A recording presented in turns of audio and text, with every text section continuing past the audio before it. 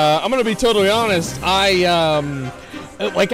feel like the Dragonflight Alpha, I feel like there's either gonna be like two extremes. It's either gonna be like you log on and it's a bunch of like untextured files with like stick figures drawn on walls, and it has like an arrow on the stick figure and it says like, you know, Alex Straza, and there's another stick figure that says Rathian, and it says coming soon, right? It's got those little fucking, you know, like safety rails with the lights on them. It's either gonna be that or the game's gonna be pretty much done already. I feel like there's no way it's gonna be either anywhere in between. It's gonna be either completely fucking finished or completely fucking unfinished, and I'm actually curious to see which one it's gonna be. I'm gonna be totally honest, boys. Say it. Sup, y'all? It's me. It's your boy Asmongold, and today, I'm not sure if the Dragonflight Alpha is gonna come out. And I will say that no matter what I am doing at the time that it does come out, I will stop what I am doing unless it's jerking off, and I will log on and play the game. That's what's going to happen. I'm very excited, honestly. I'm very happy because I feel like the game is going in a direction that I finally kind of agree with like not making content for, I don't know, like fucking people that just like to grind the game all day, you know, multitasking. Exactly, yeah, there it is. They're waiting for you to log in. Like, there's a part of me that hopes that the Dragonflight Alpha comes out whenever I'm playing the Final Fantasy MSQ, because like that will be a clip for the ages. If I stop playing Final Fantasy to play WoW and get excited about that, like this will just live. Like, it doesn't matter like if I beat Endwalker and I cry during Shadowbringers, this will never be able to ever be erased from the internet. Yeah, it would be really funny. Yeah, I actually hope that happens. Now, obviously today, I forgot about this, but they're increasing, they're like shortening the lockouts for Lost Ark. So Lost Ark lockouts are going to be a little bit faster than they are, which means tomorrow is the reset, which means there's something that I forgot to do this week. And by forgot to do, I mean, oh my god, I think today could be Vicus. Yes, I'm actually kind of nervous about this. I watched some 3-minute guides last night, so I think we're pretty much good to go, right? I mean, we just go in there, we beat the boss is done, that's it, yeah. So I'm excited. Now, obviously yesterday, not yesterday, the day before, I played Cuphead. I'm gonna be honest with you guys. I was so mad about about Cuphead that I was mad about that for like 2 days. Like, this morning I woke up and now I'm finally like not quite as mad as I was. Like, I was like residually mad. It was like a debuff on me for a long fucking time for how fucking pissed off I was about this game, man. Did you actually bust the controller? Why is anybody surprised that I broke a controller?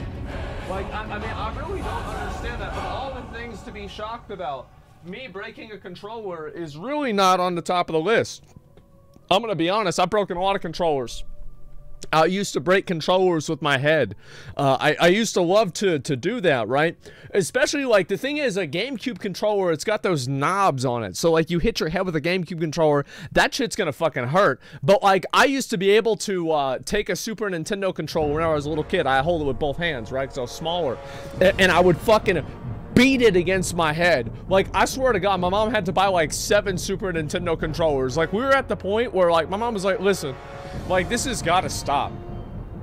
Like, this has got to stop. Like, these things are like 30 bucks a pop. Like, I'm not gonna buy these anymore. Like, you need to stop breaking them, man. Like, and that's what it was. It explains so much. Yeah, exactly. Like, the Nintendo 64 controllers for the reason for my hairline. No, I never did that.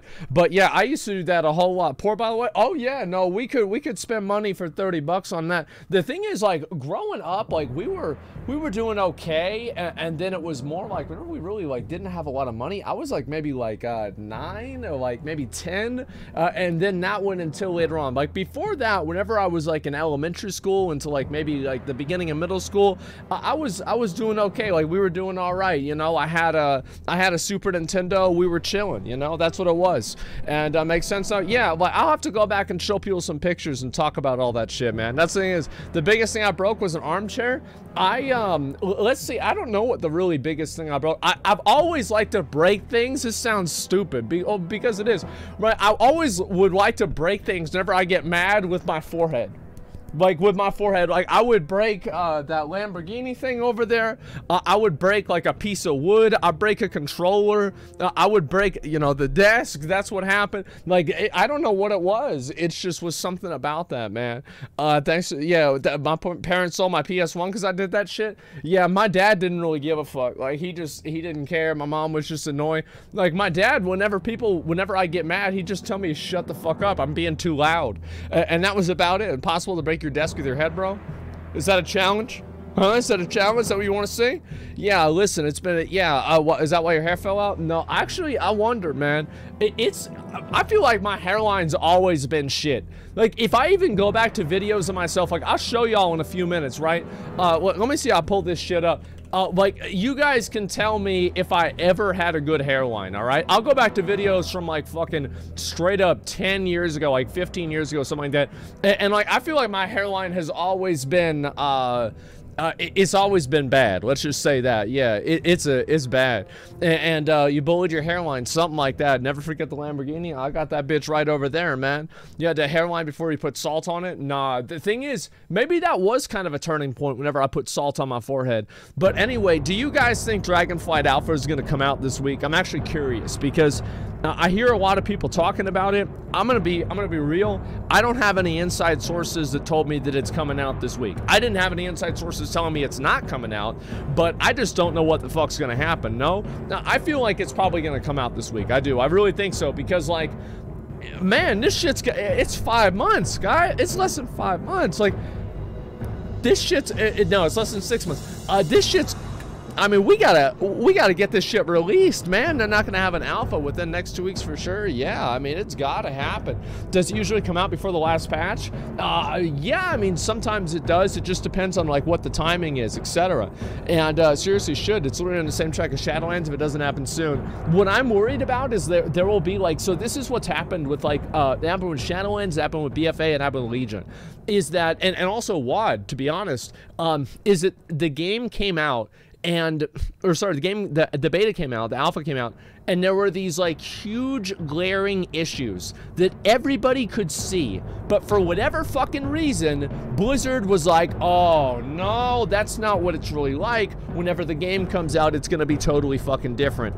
And I'm gonna be honest, that's what I'm worried about. Like, I'm worried about something coming out with, like, with Dragonflight, and then Blizzard having the fucking unwarranted confidence to think, wait, they'll enjoy it whenever it goes live. That's what I am so fucking worried about, man. So yeah, you guys see kind of what I'm saying is, like, that's what I'm more stressed out about. What are you most excited about, Dragonflight or Wrath? Bruh, I played Wrath. I know what that is. That's a known entity. I am way more excited for Dragonflight. I'm gonna be totally fucking honest. Like, I'm excited for Wrath. I am. It's gonna be fun. I'll enjoy it. And it's gonna be great. But the fact is, like, dude, like, I already fucking played that shit. Like, I did everything that there was to do in Wrath. Like, now I'm gonna come back again. I'm gonna play it again. It's gonna be great. But it's not gonna be, like, the same as it was. I feel like there's a lot of times people try to have that, you know, they try to recreate it, and it's just not gonna be the same way, man. I started playing during Wrath. Like, Wrath of the Lich King was, like, I would say, like, I kind of, like, in terms of, like, my WoW degeneracy, I feel like I was going up in Wrath of the Lich King.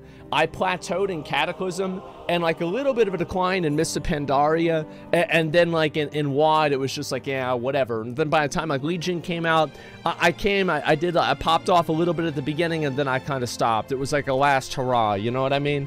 But before that, I just didn't really, I used to play the game. Honestly, I used to play WoW like 15 hours a day, 12 hours a day minimum, right? I would, like, chill with the boys. Everybody would be over at the house. We'd all be playing WoW. Mom would be making us cupcakes at, like, 2 in the morning. And like, we were just having fun doing that shit all the time. And like, I don't really know exactly, like, it's like, that's what I really miss about Wrath of the Lich King, right? I mean, like, whenever I think about Wrath, what do I really miss during Wrath? I miss, you know, like, those times. I don't really miss the game.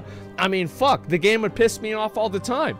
And I think that's really what I feel. That's the way that it's like that for me. Use a CRT monitor? Yeah, maybe. You heard about the shooting yesterday. So yes, I did hear about the shooting yesterday. God damn, I wish they made it a law to where you couldn't fucking publish a picture of the person that did the shooting. I really wish they did that. Because, like, you know what I fucking hate about America?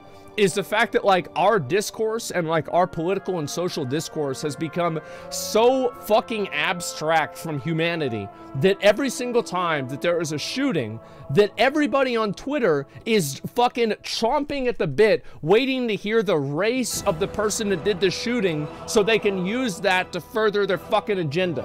I am so fucking tired of this. Am I the only one? I don't think I am. I'm like 99% sure I'm not.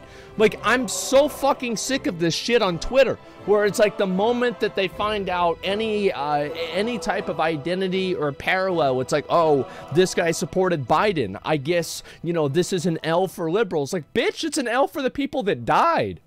Shut the fuck up. Like, what are you talking about? It's an L for, like, it's just so, it's so annoying, man. I hate this shit. And I see it all the time. Like, it's like, I don't know which shooting was it. Was it like maybe like the Trayvon Martin shooting? Like, I'm trying to remember, like, the one where this really started with, like, fucking George Zimmerman and shit. And it's just gotten worse and worse and worse and worse. And we're at the point now where, like, everybody is talking about, like, theoreticals even of, like, what the ideology of this person is to try to use it to further their own fucking opinions. It's awful, man. And yeah, social media trash, time to dump the smoke. Nah, bro, it's not social media, it's people. People are fucking trash. It's got nothing to do with social media. These are people, these are real people on Twitter. It's not like, you know, the Twitter homepage made them type this shit. They did it themselves. I don't want people blaming social media for this shit. It's because people are fucking stupid, man. That's what it is. I tried so hard to label him as left. I don't know what he is. I'll tell you what he is. He's a piece of shit. That's what he fucking is. And I'm disgusted at the fact that I ever even had to see his goddamn face, man. It's plastered all over the media now. You can see him, and it just pisses me off, man. Social media gave a platform to be stupid on. The thing is, like, there's reasons happening because Democrats favoring soft on crime and defunding the police. Yeah, and then you have a Democrat that's going to say the reason it's happening is because Republicans are against gun reform. Like, just fucking stop. Just fucking stop it. Just stop this shit. It makes me so mad because I have to see this shit every day. And like, I live in America, so like, that's probably not even that much of an exaggeration, right? It just fucking stop. Yeah, what's the solution then? The solution is work together. Try to see why things happen. Don't try to look at it from your point of view and then fucking reverse engineer it into a way that it makes sense to reinforce what you already thought. Like, look at it objectively. Stop trying to make a bunch of fucking money off of these people every single time that a shooting happens. Stop publishing their manifestos. Like, that's what I'd want to see happen. That's what I want to see. Stop. Yeah, I don't want to hear their name. I don't want to see their picture. I don't want to ever know what their face looks like, man. That's it, man. No face, no name, and no motive. Yeah, exactly. There should just be, like, literally no details provided. I feel like every single time that details are provided and this stuff happens, it just makes everything worse, man. I don't know. I just, like, it just sucks, man. It just fucking sucks. Like, I see this because it happened on 4th of July, right? And like, that's, I guess, I mean, the odds are probably some person like that, it's like, they probably think like, oh, I want to do it then because it'll have like max impact. And it's like, why do you think, what do you mean like by max impact? Like, what do you mean by that? You mean by the media talking about it all the time? Yeah, that's right. So think about how that happens. Like, what's the ecosystem there of how these things occur? Did you see the speed fireworks clip? Yeah, I saw that shit. That shit was fucking funny, bro. Like, oh my God, I was so fucking funny. Like, he almost set his goddamn house on fire. It's nuts. But yeah, it's like people people try to, it's like you got 5 dumbasses around, right? and like they're throwing the potato, and like one dumbass is named gun control, another dumbass is named like mental health support, another dumbass is named you know, like more proactive action from like enforcement agencies, and like, you know, you've got a few other things too, and it's like they're just tossing a hot potato at each other, like, oh, it's not me, it's not me, it's not me, it's not me. Right? It's just so annoying. It's a little bit of everything, I would say. And because people are so divided, they can never actually approach or look to try to solve the situation, because they're not looking to try to solve the situation, they're looking to win. They want to win. They want their position to win. And I think that's really what it comes down to more than anything. And reluctant to accept U.S. gun laws main cause of shootings, because the U.S. gun laws have predated the mass shootings. There used to not be mass shootings like this all the time in like the fucking 70s and the 60s. This shit didn't used to happen, and people still had guns back then. So it's clearly not just the guns. I'm not saying that guns aren't a problem. I'm saying that is not the only problem. That's all there is to it. Probably, yeah, it's very simple. There's a lot of things that it goes into. And talk about one thing, call the shooters losers and dumbasses. Yeah, I absolutely think so. It's the culture. It's everything. Guys, it's not one thing. It's not like, oh man, this one thing changed and everybody went crazy. No, it's like 5 things. And that's what happens, is like everybody looks at it and they try to just isolate it down to one thing, and that's it, man. It's nuts. So all I'm really trying to say is that really pissed me off yesterday seeing that. I hate to see it. Was it 6 people died? Is that right? I'm trying to remember. It probably could be more than that, because I know a number of them were injured. Is that it? And 7. Yeah, the number, it always goes up. 6 or 7. And you've got these people trying to figure out what side this gunman is on, so they can know if they can use it. It's like they don't give a fuck about the shooting. They don't care. Like that's what you have to understand. Is like these people don't care about the shootings. They don't care about solving the problem. They don't care about working towards something to at least reduce the problem.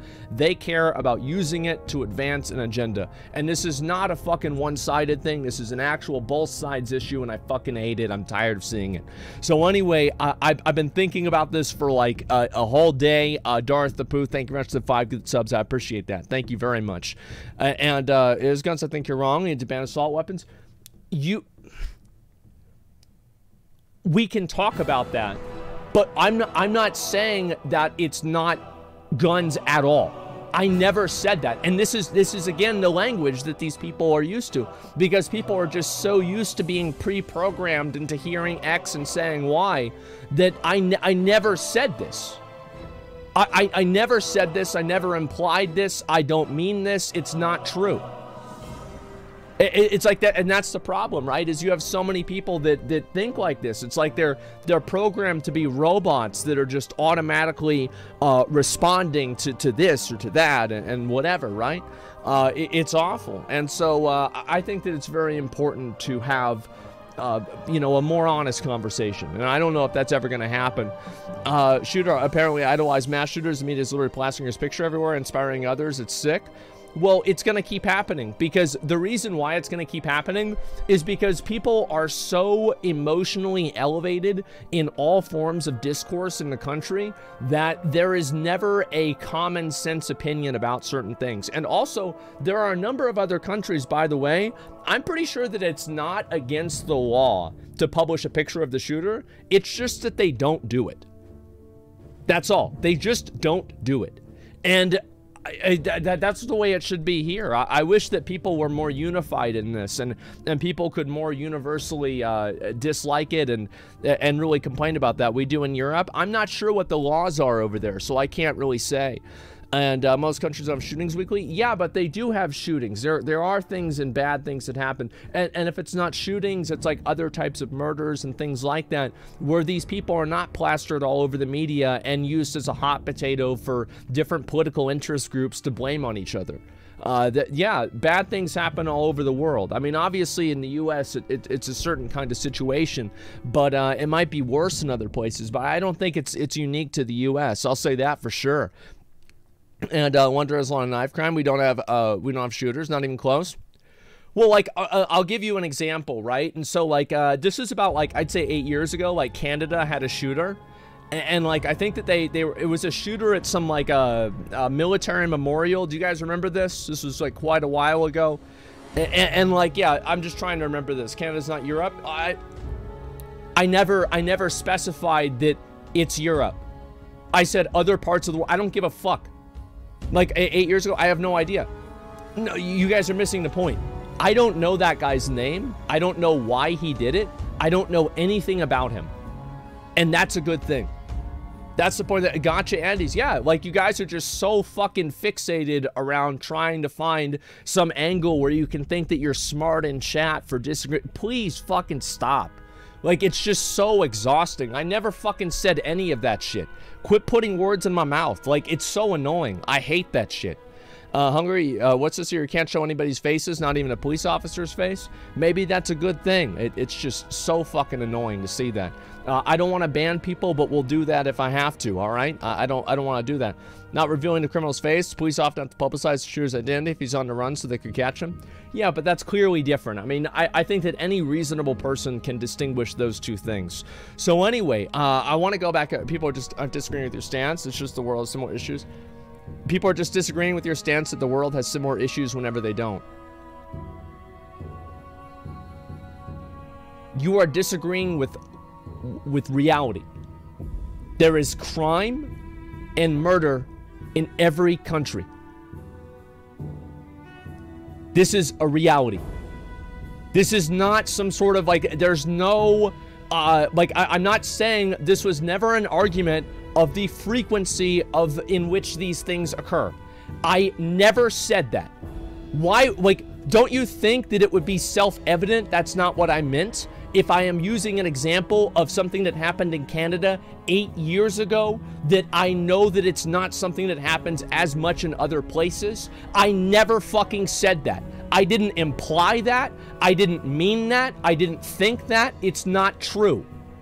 So stop it. I never, and this is the problem, is that people that have these fucking fights about this, they're so fixated upon being right, they don't even want to talk about it. There's literally no conversation that can occur. It's just, yeah, why say it then? Because the reason why to say it is because of how they approach a situation. You see what I'm saying? Calm down, man. It just pisses me off. It really does. I really, really, really don't like it. Yeah, I really fucking, yeah, contrarian clowns are annoying. I really don't fucking like that shit. It's so annoying. And, yeah, you shouldn't have to come to work and expect to get mad, so ban them. Yeah, I think you're right. Example case of immediate, yeah, I'm just giving an example. Like, holy fuck, man. Like, and, yeah, what's this here? U.S.'s most mass shootings, it's just a fact. I mean, I'm just gonna ban you for that. I'm literally gonna ban you because that has nothing to do with it. Like, I never said anything otherwise. I never... Like, I never said that. I literally fucking never said that. Enough time to shooters forgotten too. What was the name of the VTech shooter? I mean, I don't know. Like, there's plenty of other shooters. What's the name of Charles Manson? What's the name of Ted Bundy? There's like the Adam Lanza, the Columbine shooters. Like, you know, I think that there are plenty of cases in both ways. Yeah, definitely. You said this happens everywhere? Yes, there are shootings and murders that happen all over the place. There are times that people get killed with guns in other places in the world. This does happen. Like, that's another ban. That's clearly not what I said. It's nuts, man. Like, I just don't understand at all. Yeah, it's crazy. That's true, we don't hear about it. It happens way more than people think. Yeah, it's just like, I'm literally never saying anything like this. And people think murder doesn't happen in their countries. Yeah, exactly. And Denmark just had a shooting. Chat's stupid. Well, I mean, I'm sure that things like that happen. Like, again, it's like we can't even have this conversation without people being programmed to try to win. Do you see what I'm saying about this? Like, I literally can't even talk about this without somebody trying to win the conversation. That, like, I can't even express a point of view because people are so fixated around winning this conversation. And you know what? I think the mass shootings are just going to keep happening. They're gonna keep fucking happening because people are too busy fighting about these stupid fucking imaginary battle lines that don't even exist. It's annoying, man. It's like racing on the freeway. Yeah, they're just gonna keep happening. Nobody said, like, I'm trying to have a conversation about something. People keep focusing on what happened. What's wrong with someone saying it happens more in the US? It's just a point. Because there's nobody, I'm banning you for that too. You're banned. Like, I never said, because that's not the point. That's why. It's literally not the point. It had nothing to do with what we were saying. Nobody was disagreeing with that or saying that was wrong at all. Nobody said that. Yeah, it's crazy. And don't let the, yeah, changing a subject for no reason. Exactly. And can you go over it now? I have no idea. As I'm going on a killing spree, the thing is, to me, like, I used to be much more open about listening to other people's points of view, but I'm not anymore. I'm genuinely not. I don't want to hear some fucking stupid-ass opinion about something. I don't want to listen to somebody who's trying to debate something I didn't say. I just immediately ban them, and that's it. I find that to be much more, what's the word for it? Much more fulfilling for me as a person. It's much more relaxing, and I don't, yeah. I don't want to deal with that. They're a Captain Titanic. They'd miss the iceberg for sure with how off point this is going. Yeah, exactly. And so, yeah, I think it's a lot of different problems, and I just wish that they spent less time talking about the individual person's identity and motives, because I think the more they do that, the more attention they draw to that person, and I think that does inspire more people to do the shootings. And it's just really disappointing that people treat, you know, these mass shootings like a game. It's like, okay, well, our side won the game, or that side won the game, or, you know, oh, well, we had a mass shooter, or they had a mass shooter. It's like, there's no we or they. Like, I'm telling you, if there's a mass shooter near you, they're not thinking about which side are you on. They're just gonna shoot you. That's it. So it's fucking crazy, man. And yeah, it's what's this, people just hyper fixated? What's this, you're hyper fixated on hearing what they want to hear from people they look up to? It's pathetic. Absolutely fucking pathetic. I hate seeing it. The people, like, as I said, the discourse around this nowadays and just around politics is just so absolutely fucking disgusting. I can't believe it. It's astonishing to see how stupid people are nowadays, and how completely beside the point they think about things. It's exhausting. It is. It's exhausting.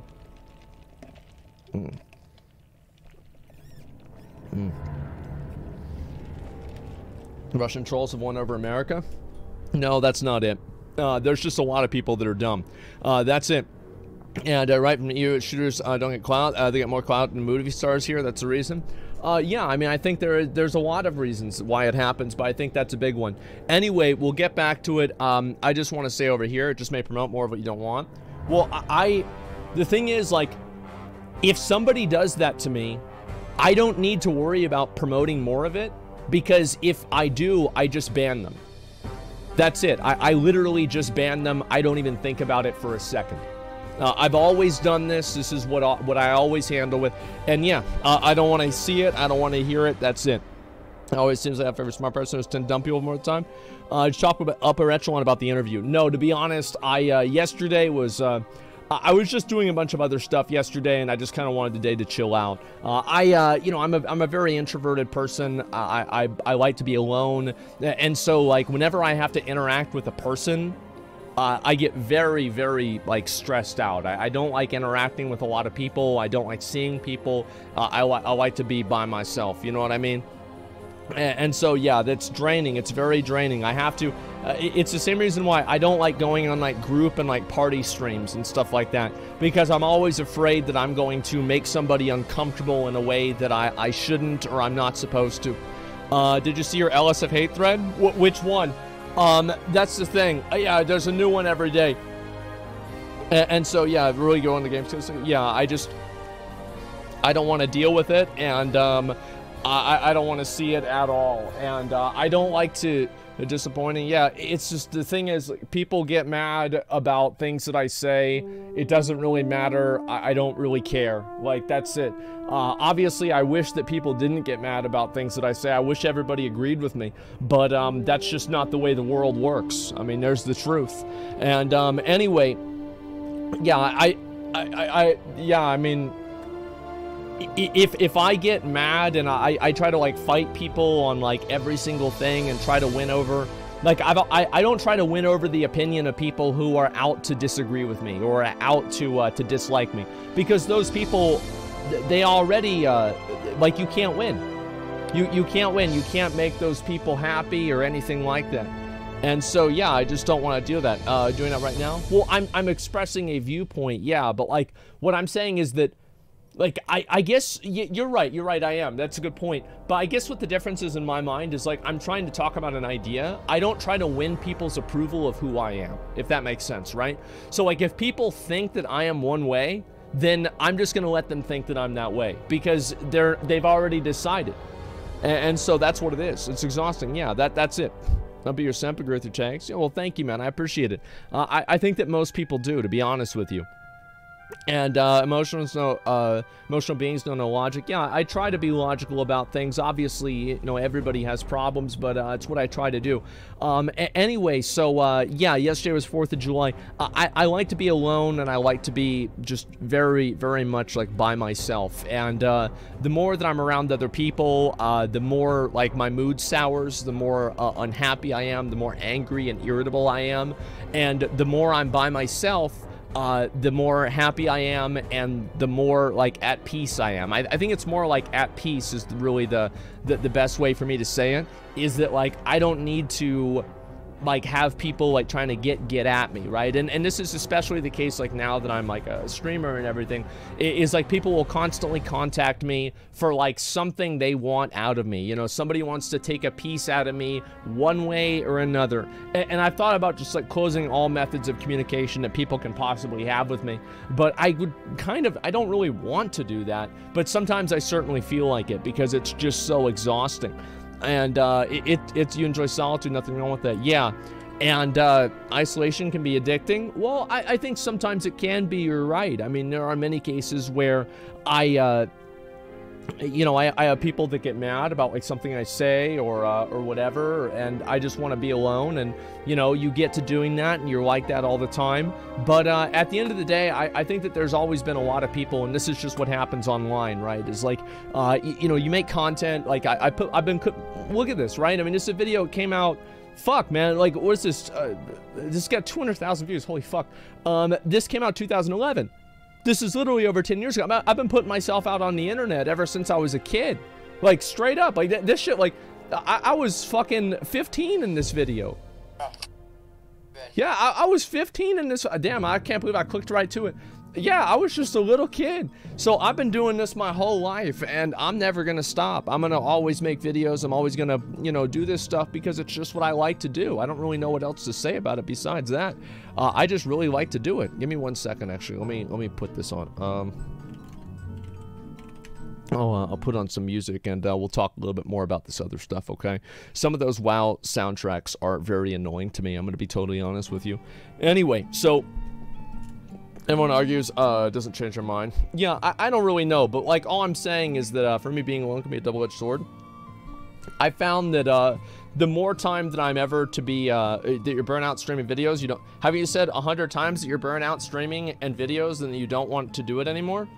Haven't I said 100 times that I'm burnt out on streaming and videos and that I don't want to do it anymore? Have I? Like, I don't think I've said that. No. Yeah, no, I mean, like, there have been times where I've taken breaks. Sure, yeah, because, like, it's like, I had my mom's situation, right? You know, that's why I took a break last time. And, yes, sure, I've taken breaks in other cases, and I've been burned out before. Yeah, of course that happens. But, like, all the time? No, this is not something that I want to quit or something like that. No, I've never said that. I've never implied that. I've never meant that at all. That's it. Only when you take breaks, not often though. Yeah, exactly. And like usually whenever I take breaks, I remember the first time that I took a break, I wore the same shirt the entire time. The only time that I changed my shirt was the day of the stream. I was like, you know, I'll wear a new shirt today, right? New stream, new me, new shirt. But besides that, I just did whatever I wanted to do the whole fucking week. It was great, man. And it's all because of PoE. I mean, It might not always be because of PoE. Oh my god, no, McConnell linked me some fucking bullshit. I don't want to see that. Oh my god. You gotta take breaks, even 9 to 5 jobs is paid overtime. Oh yeah, or sorry, paid time off. Yeah, I think, yeah, I think that's true. Yeah. I mean, every once in a while, I do like to relax and just kind of be by myself and everything. And it can be nice to be off camera, but it can also be nice to be on camera too. I think that it just depends on like kind of what my mood is and what I feel like doing. It's almost like a yin and a yang situation where sometimes I like to kind of have time to myself where I'm just sitting there, and other times I like to just be, you know, doing my normal like internet stuff, right? But I say myself to the point I hardly talk to anyone to my family anymore. It's unhealthy. I think there's a lot of people out there, and this is what happens, right? Is that they have like their own. I think it's important to keep in mind that like every bit of advice that you give somebody else online is done in the context of you've never met this person. Like, you've never met me, you don't know really anything about me, I don't really know a lot about you. Well, you do know a lot of stuff about me, but like, you know, it's hard to really know what I really feel like, you know? And I think it's important to keep that in mind whenever people give advice or try to say like, oh, like this person should do that thing. Like, well, I mean, like, is that what you think that they should do? Or is that what you think you should do if you were in that situation, right? It's important to keep that in mind. And what's this here? And what's this? Whoa, fuck. Is there something that you do from getting a good mood to calm down except for video games or something? I'm not sure. I mean, like, usually what I do at the end of my stream, so this is my daily routine, okay? You guys want to know what my daily routine is. So I wake up at, trying to think, like, usually 8 in the morning. Sometimes I'll wake up at 6 in the morning and it'll be hard for me to go to bed. On days that I don't stream, I will wake up at usually like 10 or 11.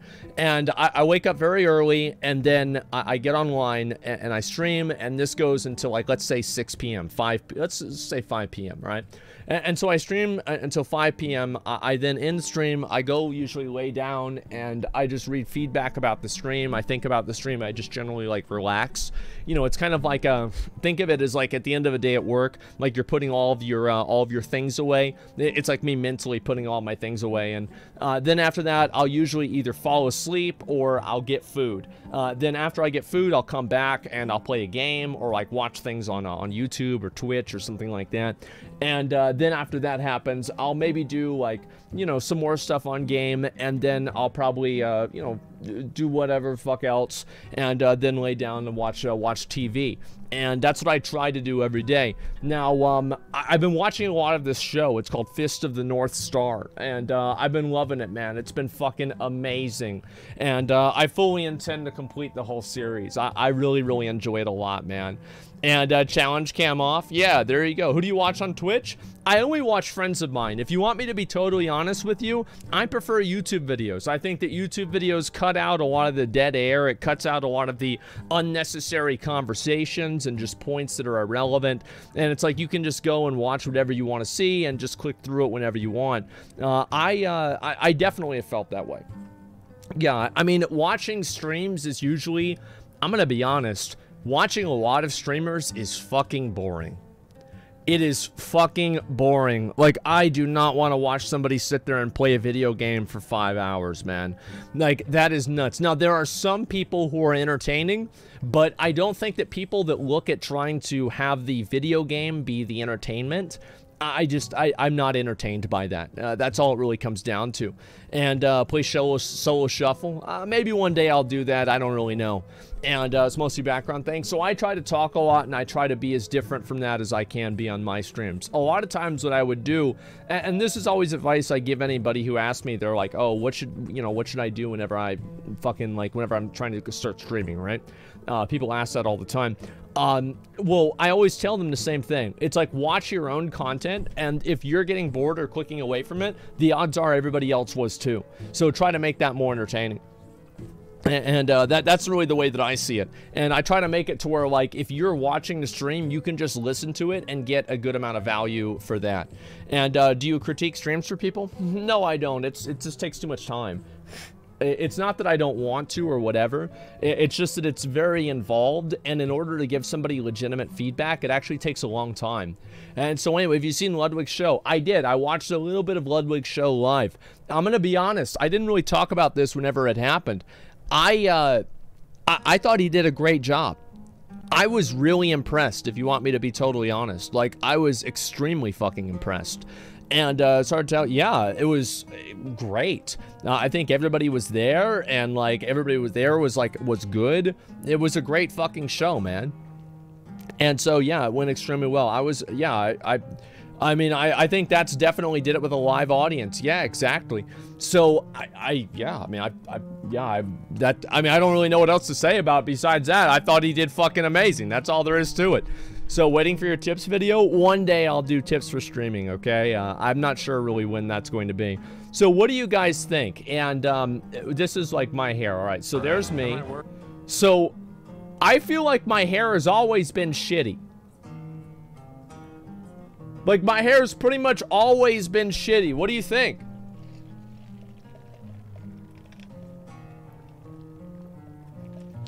Yeah, it was always garbage. You look good there in your 30s? I mean, okay. February, I was 20 years old in this video. Yes, I was 20 years old. Cataclysm had just come out, and I remember I was wearing this shirt because there were literally no other shirts that I had that I could wear that were clean. That was it. Did you read any of the comments under your Diablo Immortal Genshin video? No, I didn't. And you look good with you look good in this video though? I don't really think so personally. I've always felt like I look like a I mean, look at that. I mean, I look like a fucking weirdo, man. Oh my god. Yeah, what are you talking about? Cataclysm came out that long ago? Yeah, I look like a fucking goblin. I've always looked like that. It's just, it is what it is, man. Like, I mean, it's bad RNG. That's the way it goes. Aspect ratio off? Yeah, it is. Just give me actually 1 second, okay?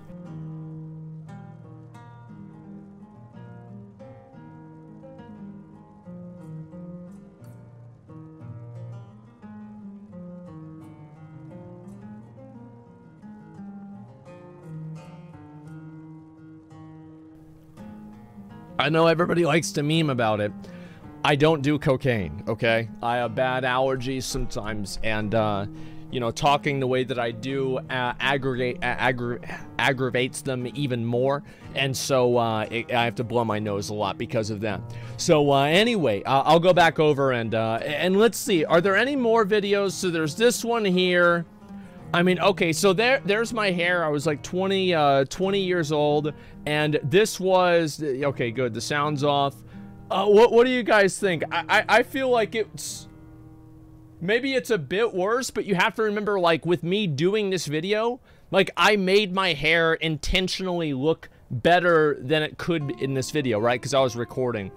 And so, yeah, there's this one, okay, little Nintendo controller. Yeah, wait, where? Not in this video, I don't think so, no. And, is this the same room? Yeah, it's the same room. Same exact fucking room. Look, I'll move. Yep, there it is. Same room, same fucking, looking at the same thing the whole time, man. I've got a different desk now. That desk is like downstairs, and then that desk I was on right there was over on that one. And let me see if I actually get to show my desk at all. I think I show my desk a little bit here. Let me see if I can double check. Where is it? Do I show this at all? Damn, I guess I don't. Dude, I thought for sure I did. Oh my god. Yeah, Asmon's Evolution, same cup? No, I've had the same, I've used the same stuff for a long time. And damn the hair, yeah, sure. Why is it so clean? Conspiracy? It was not clean. Like, it was absolutely fucking not clean. So then, yeah, you've got this one right here, right? And like, again, I guess, yeah, this was the moment of,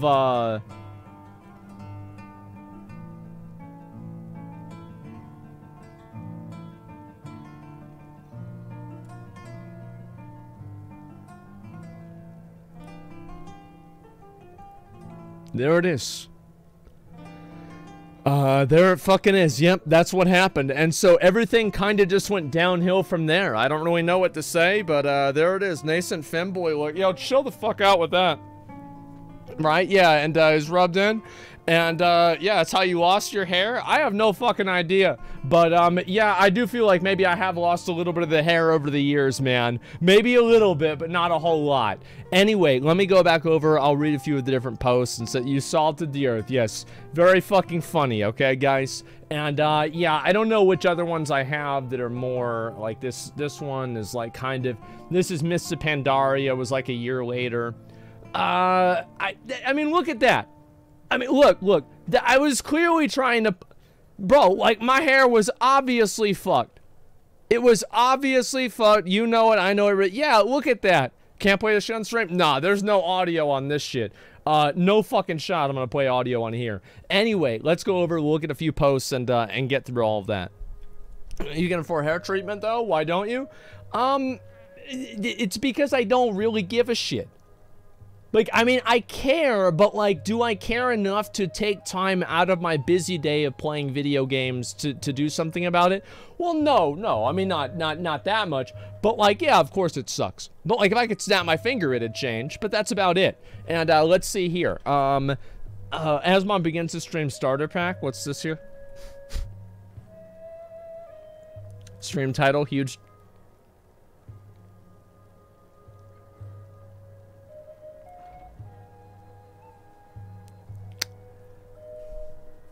Ah, man. Ain't that something, isn't it? Ain't that just a little bit of something? Wow. Oh my god. Sup, y'all? It's me, your boy Asmongold, and today we're gonna have a little bit of fun. Fucking excited, man. I am. Yeah, that's actually pretty much what I said. Talks about one topic for an hour, having the same Reddit post open. That's basically what I already did today. Yep. Heavy breathing, bait, and a drinks. Wow, so we already did all of these. Damn, so we're an hour into the show, less than an hour into the show, and we already did all of these. Holy fuck, that dude's living in your walls? Yeah. It's like he posted this shit from the future. Yeah, it's a bingo, bro. This is a blackout. Like, this is a whole thing. I did every single one. Check Steam charts, dead game. Single player games are not good. So I actually saw this. This happened, like, I don't know, maybe a few days ago, and EA made this tweet. Oh, yo, I saw this shit. Watch this. Watch this shit.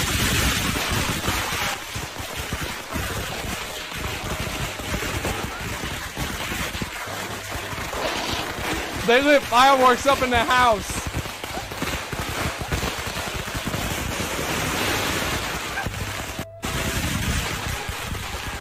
Bro, I fucking, dude, that shit was so fucking funny, man. Idiots. No, bro, it's normal. This is normal. They have a speed. Yeah, that shit was so funny to me. We actually used to light up fireworks in the house too. Like, that's what was so good. We never did anything like that though. Like, that shit was wild. Oh my fucking god. Watch speed. I'll have to see that in a few minutes, man. And I did see it though. Seen the video of the Sydney, California set up all the fireworks at once on accident. I did see that video. Yeah, that was a while ago. And let's see here. At least his house isn't on fire. Yeah, sure. And let's see. Oh wait, what was I even looking at that for? Oh right. Let me scroll all the way down. And where was it? Fuck, I even forgot where it was. Now anyway, EA goes out and they make this tweet about how she's a 10 but only plays single player games or some bullshit like this. I thought that was just like so weird. I don't know where the fuck it is. There's just so many things that I've liked, etc. I forgot what it was. You passed it? Who gives a shit? And anyway, so I feel like a lot of single player games are, like, for example, like multiplayer games go in and out of favor completely. So whenever multiplayer games are popular, everybody is playing them, but whenever they're not popular, nobody is playing them. So with single player games, I feel like they have much more like lasting value. Like a single player game that's good now will be good in 10 years. It will be good in 20 years, etc. Like you can go back and play a single player game from like 10 years ago, 20 years ago, and it's probably going to hold up better than a multiplayer game. And also that's going to have like you don't need to rely on an active player base in order for the game to be played in the way that it's supposed to. So I think that's probably one of the biggest differences. Now, what do I enjoy? What kind of games do I enjoy? I liked shared open world or shared world games, not open world necessarily, but I like shared world games that are online that you can play mostly single player if you choose to. Things like Lost Ark, World of Warcraft, etc. that have the option for group content, the option for activities with other people, but you can also just go off and do your own thing. That's what I really like the most in games. And yeah, New World, Genshin Impact. I don't know if you see other players in Genshin Impact or not. I actually have no idea. But I'm not really too much into single player games. There are some of them that I've tried out and played, but again, I feel like the novelty and the experience of being online, etc. That's what I really enjoy a lot. Souls games strike the perfect balance in that category. Yeah, they can if you have invasions. Yeah, this is a real person. What's this here? It boggles my mind how we lost gamers to the right.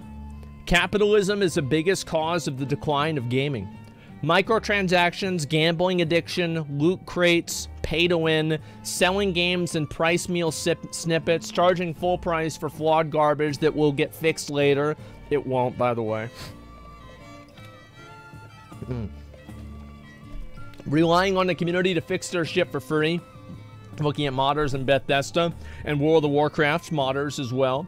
Monopolistic growth, removing competition and thus reducing quality and innovation. Like gaming as a microcosm of the absolute failures of capitalism. Everything wrong with capitalism shows up in the gaming world. And all gamers think, look how feminism and diversity is ruining my video games. So, like, would this person consider China capitalist? That's what I wonder. Because wasn't Genshin Impact developed in China? I'm pretty sure it was. Yeah, it was made in China. I think that there are a lot of people that try to scapegoat, capitalism or something with America as like being the real problem. But the reality is that everywhere in the world has these bad problems and has... The fundamental problem here is not capitalism, it's greed. And greed can happen in any culture, in any society. Back in the day, there were monarchies that greed was the reason why they had the fucking French Revolution. I think that a lot of times that people use this, like, what do these people, a lot of times whenever these people are talking about like something that's like capitalistic or not, many times they don't really define what they mean by that. Because I am not a, I would say I am a capitalism enjoyer. I think that this is generally a good thing. It's provided more positives than negatives, but of course everything has some negatives. I think so too. Where did he say America? I mean, are we going to be disingenuous and assume that that's not what he meant? I mean, of course this is what he meant. He's clearly talking about this in the context of America, right? I mean, let's be honest. And greed is good. Well, I think that people are just going to be greedy in general because that's what people do. People are trained, they've evolved for millions of years to be greedy. I don't think so. You think that I'm not? Okay, China's Omega capitalist. Well, like, what do you think this person wants to see happen? Now, I think that's really what the question is in my mind. That this person wants to see something happen that is, like, not really realistic regulations. Regulations on what? Like, making video games that are, like, not, like, full price, or, like, making something that's boring, like, it's against the law to make a remake of a video game or something like that. Like, what are you really trying to get at here? Yeah, he's just mad, he has no ideas. Yeah, I mean, I think everybody can identify microtransaction, loot crates, pay to win, selling games, you know, like, partially, selling full price later and then saying they'll fix it later. Like, everybody can agree on this paragraph. All of these things are bad things. Every single thing that he says here is totally something that people don't like. But there are a lot of cases in just the world where the solution to every problem is not government intervention. Sometimes it is just make a better product and the market will choose the better product.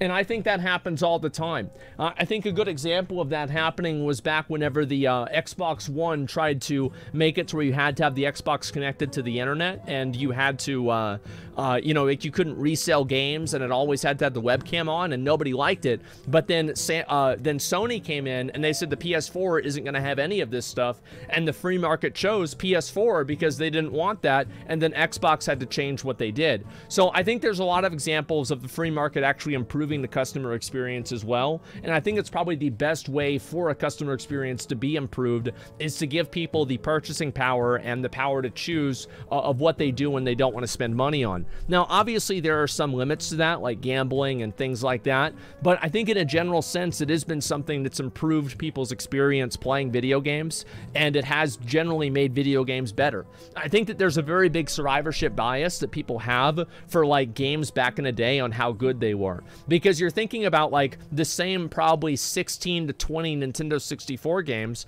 but there were probably over 200 Nintendo 64 games that came out. Nobody's ever thinking about the rest of those because they were garbage. There's always been most of the games being garbage. They've always been awful. And I don't think this is something that's really because of capitalism or anything like that. And I think in a big way, capitalism might be a big reason why people are able to go out and make their own game and make money on themselves. So I think it's very similar. It's very silly. I think having a free market where the individual can choose what they buy and sell, and people can put what they want on a marketplace is a positive thing, and I think that it's been a very big positive for gaming in general. And that's the way that I see it. Arcade games pay to win, you never know because you were kids back then. Well, it's not pay to win, it's just that you lose and you can pay to keep playing. So it's a little bit different, but sure. And is everything free in a monopolize? I have no idea, but like all I'm saying is I think people just don't want to have this stuff either. But there are a lot of things, like as I said, gambling in video games and the loot boxes stuff. Yes, I think it should be regulated. All the other stuff, a lot of the other stuff, this is not something that can be regulated. You don't want to have the government try to get in there and try to make rules for every single little type of video game that you can make. It's too much, man. It's way too much. And what's this here? Nitpicking bias, you're wrong. I'm right, bye-bye. Video game donkey. Yeah, true. There you go. And W with not brainstorming about politics, fuck, man. All I'm saying is that I feel like greed is just a natural human outcome. Greed can manifest itself in communism, socialism, a theocracy, a meritocracy, a fucking... I'm trying to think, like a monarchy. It can manifest itself anywhere, and so like these problems are not really because of capitalism. I think in a big way, capitalism is one of the only places where you're able to actually choose, because in a lot of those other places, you don't have the choice to just say, hey, I don't like this product, I don't like what I'm getting, I'm gonna choose to do something else. The freedom of choice and to be able to choose what you do with your own money and your time is something that's an incredible thing that people don't realize how privileged they are to have it. And it's just sad for me to see people make comparisons like this, because I think they're just so disconnected from reality. Yeah, that's the way that I see it. And capitalism is not a political system like monarchy. I think that, like, really, whenever you look at an economic system, I think you can't really look at an economic system without looking at a political system. Do you see what I'm saying? Like, these are one and the same. Yeah, it's like an entire circle, and like, you know, one half of the circle is that, the other half is the other thing. Yeah, these influence each other in a tremendous amount.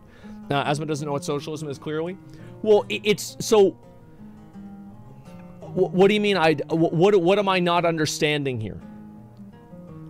Like, is this the no true socialism or no true communism argument? Let's not hear that. Like, yeah, what am I not understanding? It's just silly. I understand what I'm talking about clearly. I've played these games for years. I've seen how these things happen. And I think there's a lot of people who don't. They don't know what they're talking about. Most people complain about capitalism and socialism, don't even understand the words themselves. Well, I don't think so either. I think that there are some things that socialism is good for. Like, we have Social Security. You don't see me advocating to get rid of that, do you? No, it's common sense. I think there are just some people that... again, it's just like political brain rot, that like people are just like so fixated around, you know, defending their buzzwords from other buzzwords that they don't even think about what they're talking about. Yeah, that's all there is to it. And wants to know enough to say ignorant from the rest of the cash enjoy life. No, I think that there's nothing here that I'm not understanding at all. Like, if there's anything here that I'm not understanding, what is it? Yeah, what am I not understanding here? Isn't socialism just a nicer and more person-oriented thing than communism being more geared for the government? These words immediately lose their value and their definition because they are ideas. Ideas are not real. People are real. Actions are real. I'm talking about actions that happen and what is realistic. It is you can create a utopia with almost any type of theoretical government or theoretical system. But this is not something that is realistic, and this is not something that can actually happen. Yeah, eyes are cheap. Yeah, they're just mad you don't agree with them. No, I don't think so either. Games today made me realize that we really did grow up in the golden age of gaming, back when you could pay $50 for Halo 3 and just jam out with your bros for the next 3 years. Yeah, I mean, it was great. It absolutely was. But all I'm saying is that, do you get what I'm saying about how you remember Halo 3 because it was one of the best games ever made, but you don't remember all of the other L games from Xbox 360 that were bad? That's the point that I'm making. Is that there were so many other games that came out then that were literal fucking garbage that nobody thought about. And all society's probably on some vices of people. Yeah, I think so. You're just working the problems of capitalism, not bursting out about greed and shit. I think there's a lot of things that are problems, and I feel like this is my honest opinion about things, is that I think that a mix of capitalism and socialism is the best idea.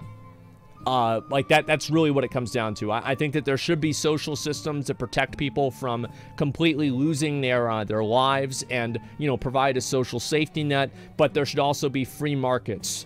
That's generally the way that I think about things, is that it should be a mix of these two things. And I feel like if you don't have one of them, the absence of one of them will make the society worse. I can't imagine not having a free market. Imagine how horrible that would be. You can't choose what kind of stuff you want. That's horrible. Yeah, you like social democracy, basically. I mean, I don't really think about I don't like to think about labels a whole lot. Free market isn't the same as capitalism, bro. Well, what do you... I feel like people always redefine capitalism whenever they're criticizing it into something that's bad. But really, whenever they turn it into something that's bad, what they're really saying is that, oh, well, this thing is bad, but this thing is actually just a manifestation of the way that people behave. You see kind of what I'm saying? And free marketplace of ideas, it's definitely flawed. Scandinavian countries are that. They aren't socialist countries, many say, but many toe the line between capitalism and socialism. Yeah, I think America does to a lesser extent, right? We have, like, you know, government programs, and we have things where the government helps people out, but there's also a free market, and there's also a lot of elements of capitalism in it as well. I think that's a good thing, and it's provided, you know, a lot of wealth and positive things for people over the years. Anyway, let's go back over here. I'll read a few of these comments. This seems totally point. Do you think they're wrong? And you can debate them whether the appropriate to equate capitalism with greed. Point's still valid. People can whine about wokeness all they want, but it wasn't Me Too or BLM that invented loot boxes, battle passes, season passes, or cash shops. I feel like most people just want to play a video game and not have to think about real life. So if you introduce something into a video game that reminds them of the fact that the video game is an outcome or some sort of product of real life, that's why people push back on it so much. I think that's what happens a whole lot.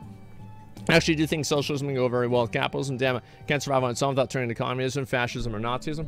I feel like talking about ideas is cheap. It's better to talk about, like, what system can you do, and, like, how can you change an existing system to make it more better or more equitable, right? I think that's something that's much more realistic to look at it instead. And video games can be real life. I mean, shit. I wish, but, like, that's all I'm really saying, is that that's what people don't want to see, obviously. OP aren't agreeing with the person in the image. It makes total sense. We're right, though. Unfortunately, I mean, people think greed and capitalism are the same thing. They literally are. Capitalism is owning rights to something and making money without doing work. Capitalists are landlords and factory owners, CEOs, and stockholders. If you aren't one of those people, you aren't a capitalist. You're just a simp. Yeah, I think that this is the way that people see things, but, like, what I find to be very funny about this is that a lot of people think that this isn't going to happen in another society. There are always going to be people that are in the upper echelons of society that do nothing, and then people at the bottom have to do all the work. This is it's always been like this. It's been like this in every fucking culture in all of history. These people are living in a fantasy world. It's crazy, man. If you have savings and you're a capitalist, yeah, it's just crazy. Yeah, I don't understand that at all. I feel like these people look at it in a very one-dimensional way without actually thinking about, like, what does it mean by, like, owning capital or owning anything, right? It's just silly. And people don't bother learning history. No, they don't.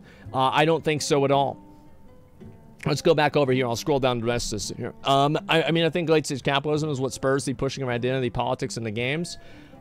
Guys, here's my opinion, is that I don't really care what somebody does with the game, but if the game is used to push a political viewpoint, don't be surprised whenever people don't want to be used as a tool to present your political viewpoint. That's all there is to it. It's crazy to me that people even believe that. Like, yeah, nobody wants to be, like, in general, this is the same thing that happened during COVID and a bunch of other stuff. Nobody wants to be patronized by some game developer. And it's the same thing with, like, Twitch, right? Nobody wants to be patronized by some person that sits here and plays video games for a living or talks to a camera for a living. And really, they don't want to be patronized by anybody.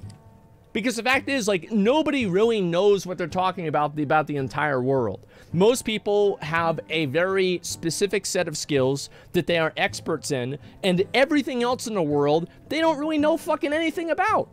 They don't know that, and that's why every single time, like, you elect the president has a cabinet. Why is that? It's because the president doesn't fucking know everything. It's just one person. And so, okay, Liam Neeson. Well, all I'm saying is that there's a, I think that people get into the mindset that somebody who's very good at something has general broad knowledge or understanding of, like, they have a general broad understanding of the way that the world works. I don't think that's true. I think that there are a lot of people who are just really, really good at one thing, and people view expertise and skill at something as general competency, and I think that's wrong.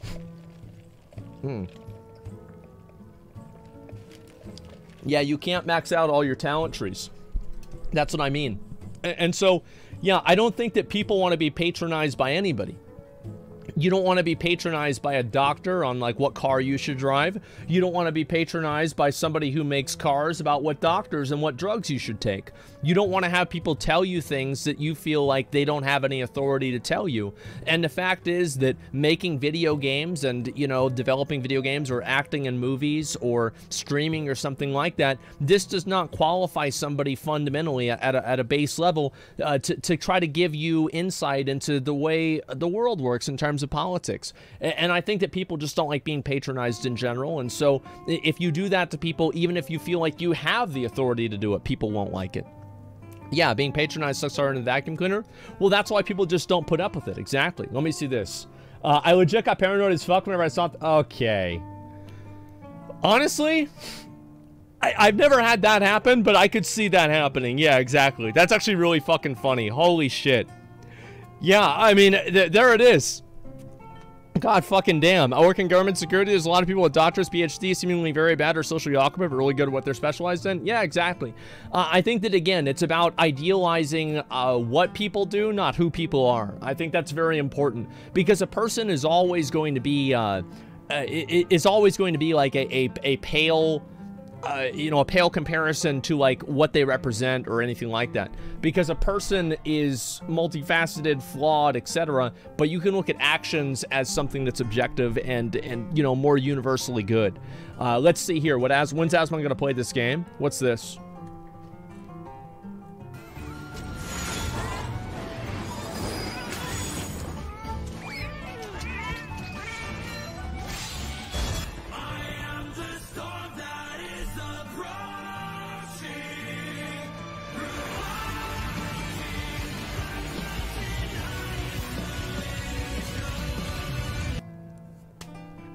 Okay, guys, listen. I'll play it. It's the third time. Yeah, it is. That was pretty fucking good, man. I'll be honest. I was not expecting that one at all. It's pretty fucking funny. I liked it. Let's see if I can find some more of these this week. Don't Make Cry 5 this week. I want to finish Stormblood first, and then maybe I'll play a couple of games, okay? We'll see what's going to happen. Guys, donors, mostly semi-experts in several programming languages and paradigms who switch specializations every few years. Yeah, sure, but all I'm saying is that being an expert programmer doesn't mean you're an expert on politics or an expert on, you know, like economics. And so that's all I'm saying is like, you know, try to treat people like they're experts in what they are and not just some kind of like universal intelligent person that you should listen to for everything. It's just common sense, but a lot of people don't see that. Let's see here. I'm replaying Elden Ring. I remember this gem. It's supposed to be a fucking RPG. What role am I playing? The fucking victim? Jesus fucking Christ! Okay. It's supposed to be a fucking RPG. What role am I playing? The fucking victim? Jesus fucking He's the Christ. target dummy.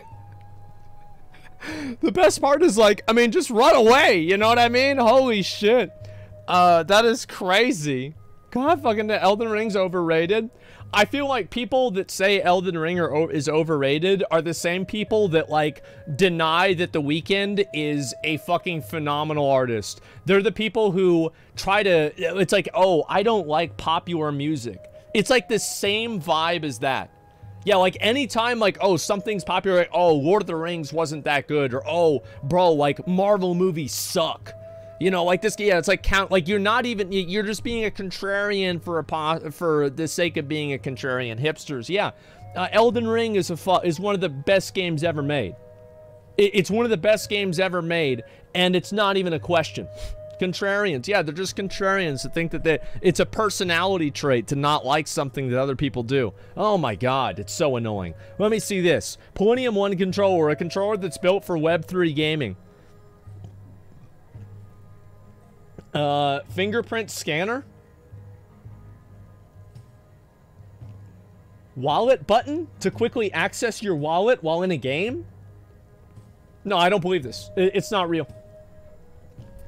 Yeah, yeah, I don't believe it. Palladium 1 controller. Yeah, this is bullshit. Yeah, nope, I don't believe it. Okay, I'm not seeing it. Yeah, it's not on here. Give me one sec.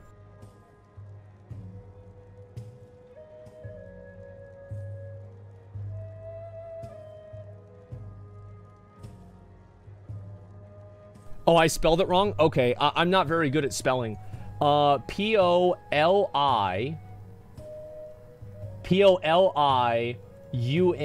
Oh, there's no M. Okay, that's my bad. The first NFT games console has been... Wait, what? Wait, what? This is the announcement trailer? Wait, is this it, or is this just some bullshit? That's Ubisoft? I'm not sure what this is. Palladium? It's both?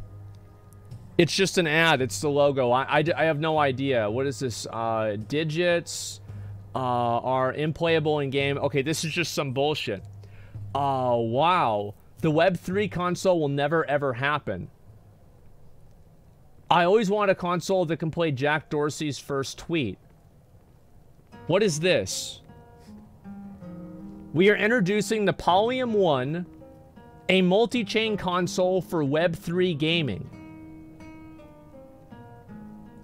But I don't see... No, this... Like... No, I'm not seeing this. Where's their website? Controller.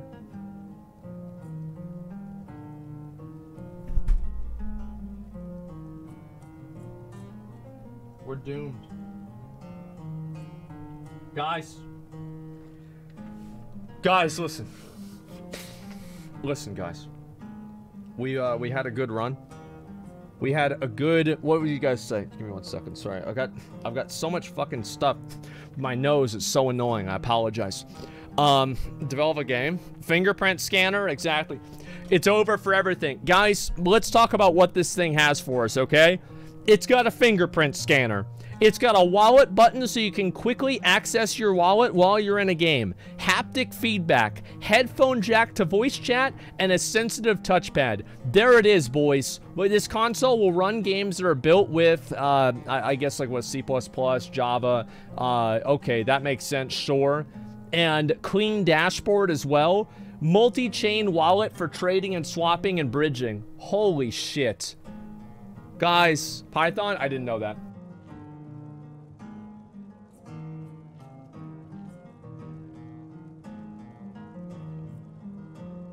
Okay, I should be good now. Again, an air filter. I have one. I need to change the air filter in my house. I just forget about it. And, but yeah, guys, I'm allergic to bullshit, obviously. This is the beginning of the end. There's a young, yeah. Oh, wait. Oh, there's a video about this? I've got to see this. Give me a second. Oh, God. Oh, boy. Here we go. Here we fucking go. Give me a minute. Let me actually look at the website myself, okay? And actually, you know what? I'll look at the video first and I'll go from there. And we'll see if there's any comments about this. Linking this video, it's probably integrated in Diablo Immortal. Yeah, dude, I thought this was fucking fake, man. Like, straight up, this is so crazy. I thought this shit was fake. But it's not. Someone pointed out the console's logo also appears to be an upside-down GameCube logo. Is that true? Wait a second.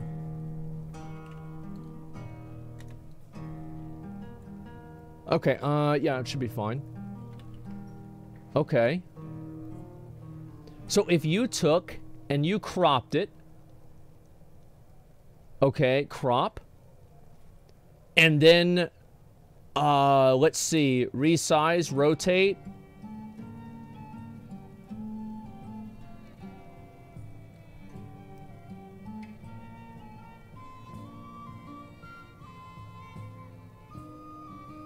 Oh, wait, I gotta rotate it again.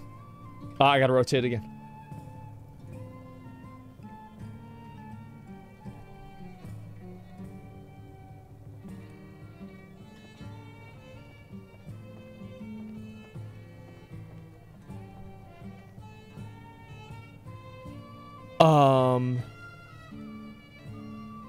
Wow. Jesus. Rotate it again? I mean, what do you guys want me to do again? Mirror, flip it? Okay, flip horizontally. Okay, I don't know if that worked. Flip vertically? Maybe flip vertically again? I don't know. Rotate 90 degrees. Anyway, alright. Bro, what the fuck? I don't, nope, I'm done. Alright, so, it's very obvious this is very, very, very close to the GameCube logo. It is extremely close to the GameCube logo. I don't know really what else to say. I mean, let's go back. Yep, there we go. To be fair, guys, it's actually not really the GameCube logo because this little circle here isn't, is connected on the GameCube logo, and it's not connected on this one. Man, what a fucking surprise. It's literally the GameCube logo rotated. I don't think it is. And it's very close to that, but it's not quite. Okay, no, yeah, it's completely different, guys. Totally fucking different. Flip it and then rotate it. Why do you guys keep telling me to do this? What's going on? So, alright, which button do you want me to click? Which button do you want me to click?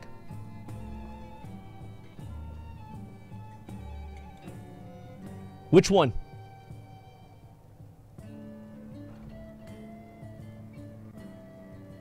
Just give up, it doesn't matter. Yeah, there's, alright, so just stop. Just stop it. Anyway, so, and this is not really a surprise at all. Buying the product's infrastructure for Web3 Gaming Discord. We're introducing Volume 1. The new logo is underway. That's probably a smart thing. Wait, is this the new logo or is that the new logo? Oh, I guess I get it. Yeah, there we go. And yeah, what's this here? Watch the Young Yeah video? I will. Give me 1 second. And anyway, sorry, math nerds. I don't want to hear it. I don't want to deal with it. Let me go ahead and watch this. Where the fuck is it? Okay, let's see it. CERN collision just happened. A black hole is formed. Oh, thank God. Thank God. I was so worried about having to figure out content for this stream, but soon we're not going to exist anymore. So, problem solved. Okay, great. Yeah, finally. I mean, finally. Like, Jeez, it's been taking them long enough, huh? It's about time. Let's go ahead and watch this. Here we go. Successor to Ouya is here, ladies and gentlemen, except this console focuses on the stuff that gamers really want: Web 3.0, metaverse, blockchain, NFTs. Where do I sign up? Yeah, here we go. Okay, what so is this? This is a new console, an upcoming console, going by the name Polium. You can see right here already we're off to a great start, given that they couldn't even get their own proper Twitter handle. They had to type in Polium and then 2 underscores to get... That's actually a very good point. Yeah, just to go with like how authentic is this, how legit is this? They can't even get their own name. Wow. Their own Twitter account, so that already shows the pedigree of legitimacy that they have in the gaming landscape. But beyond that, we have this tweet right here that reads, "We are building the world's first multi-chain gaming console for Web 3. Discord and website will launch soon," and here we have a Medium post that goes through the details on what we can expect from this console. The world's first multi-chain gaming console, Polium 1 console, it's called. Polium is building the world's first multi-chain gaming console. The console will be built by the community. First of all, what the hell does that even mean? And B... What if the community makes a bad console, though? Like, I feel like the people that get into this kind of stuff are just so painfully delusional that I'm gonna be honest, it's always funny to watch them fail. It is always funny. Like, there is nothing that I enjoy more than watching people that are obsessed with the idea of Web 3 slowly realize that nobody cares about it. It's hilarious. What this goes to highlight is that there is no console here at all. They haven't even really started to build it. It's all just concepts and ideas and renders thrown out there to get people hyped for an endeavor that will most likely fall flat on its face. It'll be capable of running games that are built on different blockchains, all of this stuff. I'm not even going to bother to list these out. And then the blog post claims that the console will be powerful enough to run high-performance games and will be easy to use for a traditional gamer who doesn't understand Web 3. Ah, yes, the classic traditional gamers just don't get it. They don't understand the value that NFTs and metaverse and blockchain will and this is what every single person that gets invested in this kind of stuff believes. They think that anybody who disagrees with them or anybody who doesn't like it just doesn't know enough about it. That's it. It's not that it's a bad idea. They never even confront the concept that maybe it's just people that don't like what you're trying to do. Oh, no. No, it's just people that have no idea. Offer if you just dive in with both feet. Not only will this solve a problem, but it will also bring mass adoption into the Web3 space. Yeah, wouldn't you like that? Now, they claim high-performance games will run on this thing, but you can see right here the console is not much bigger in terms of surface area. Well, what's so funny about this is the fact that you can run high-performance games on a console. You know that consoles are sold at a loss, right? Like, they don't make money whenever they sell an Xbox, or they don't make money whenever they sell a PS4. Like, yeah, these get sold at a loss. I feel like these people, like, how are you going to do that and make the money and have it be competitive? You don't have the capital to sell these things at a loss that Microsoft or Sony does. It's so delusional and naive. It's sad. Volume, then this controller, they claim this little thing right here will be capable of running high-performance AAA games, essentially. Oh, boy. We then have a concept image showing what the Polium dashboard, or whatever it ends up being called, will allegedly look like. And you can see, zooming in, the kind of things we can expect. You've got My Metaverses, Other Side, Decentraland, oh my god, Star Atlas, oh yeah, Axie, which, by the way, recently had hundreds of millions of dollars worth of cryptocurrency stolen from it after a hack, after a heist. So I feel like people, it's almost like people are trying to take a time machine back to like the 18 or the 1700s, before there were a lot of rules and regulations with financial things, and they're slowly realizing why there's rules and regulations to a lot of financial things. They're like, yeah, they're slowly realizing it's like, oh, So, yeah, I guess it would be bad if it was decentralized because then everybody, okay, yeah, I see. As if it's, yeah, okay. The snake oil, yeah, they have no idea.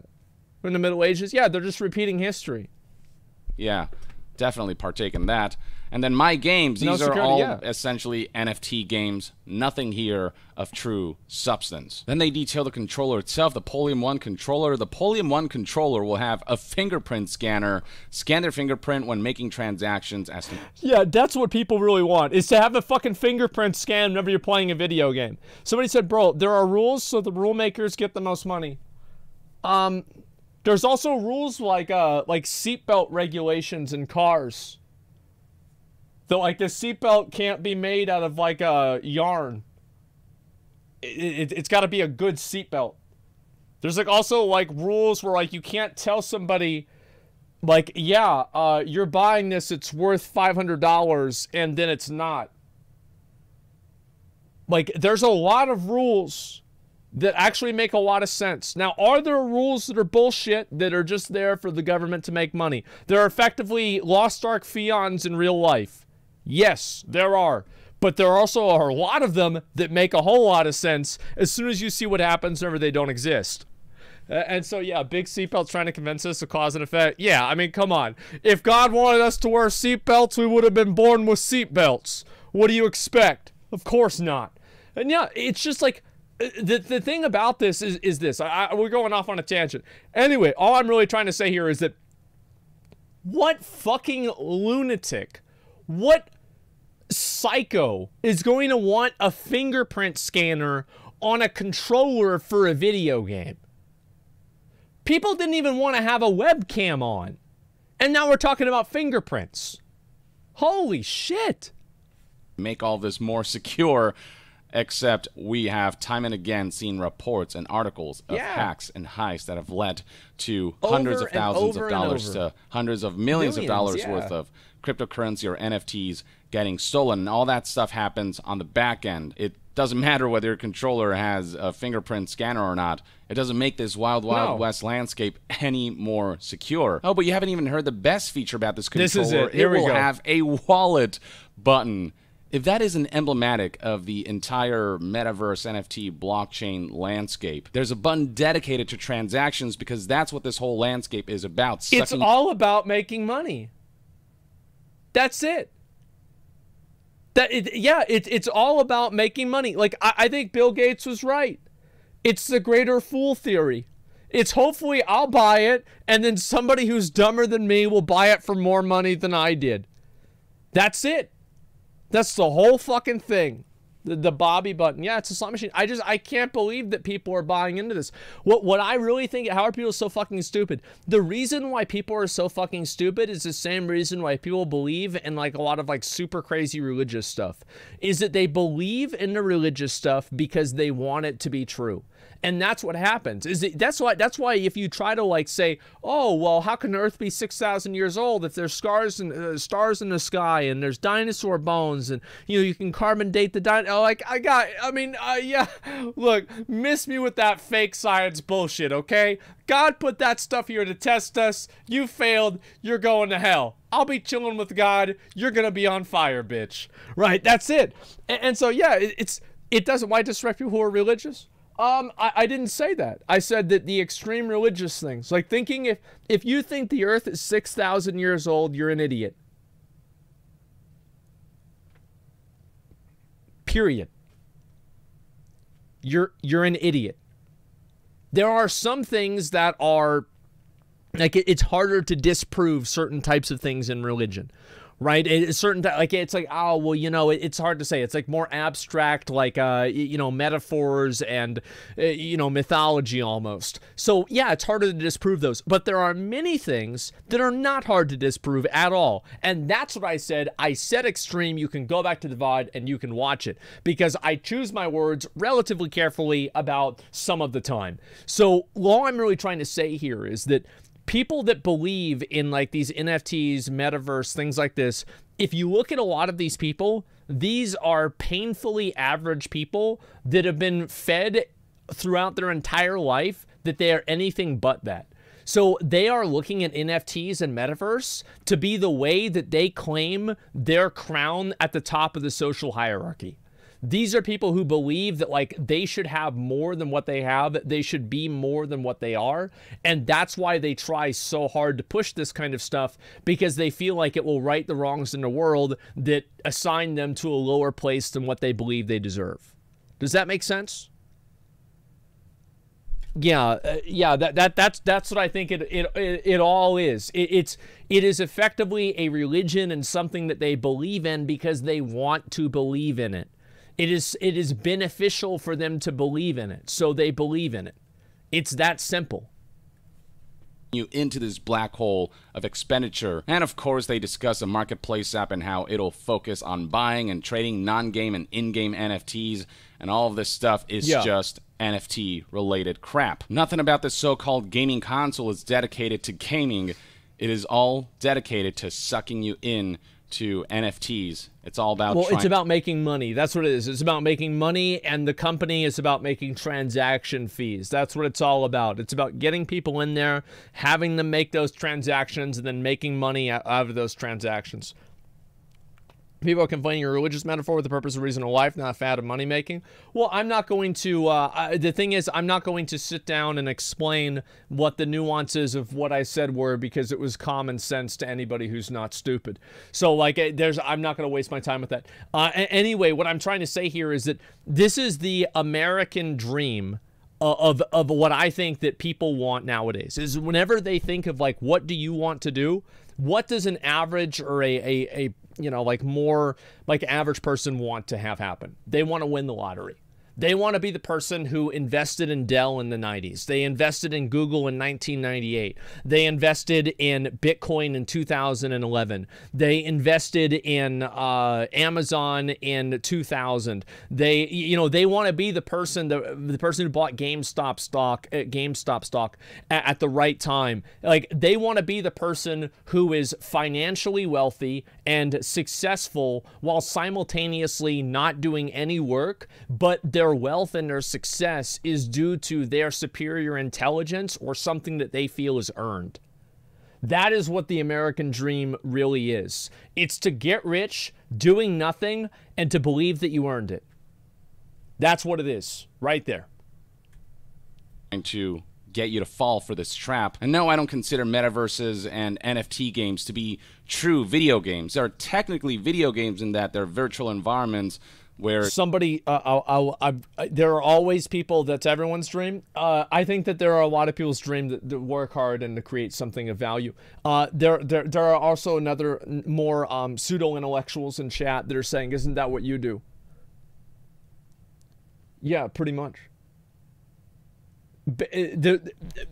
Why would people continue, and why what is the most this is I think I've used this before. What is the most wanted and most coveted job that kids want to grow up and do in America and in many places in Europe? What is it, guys?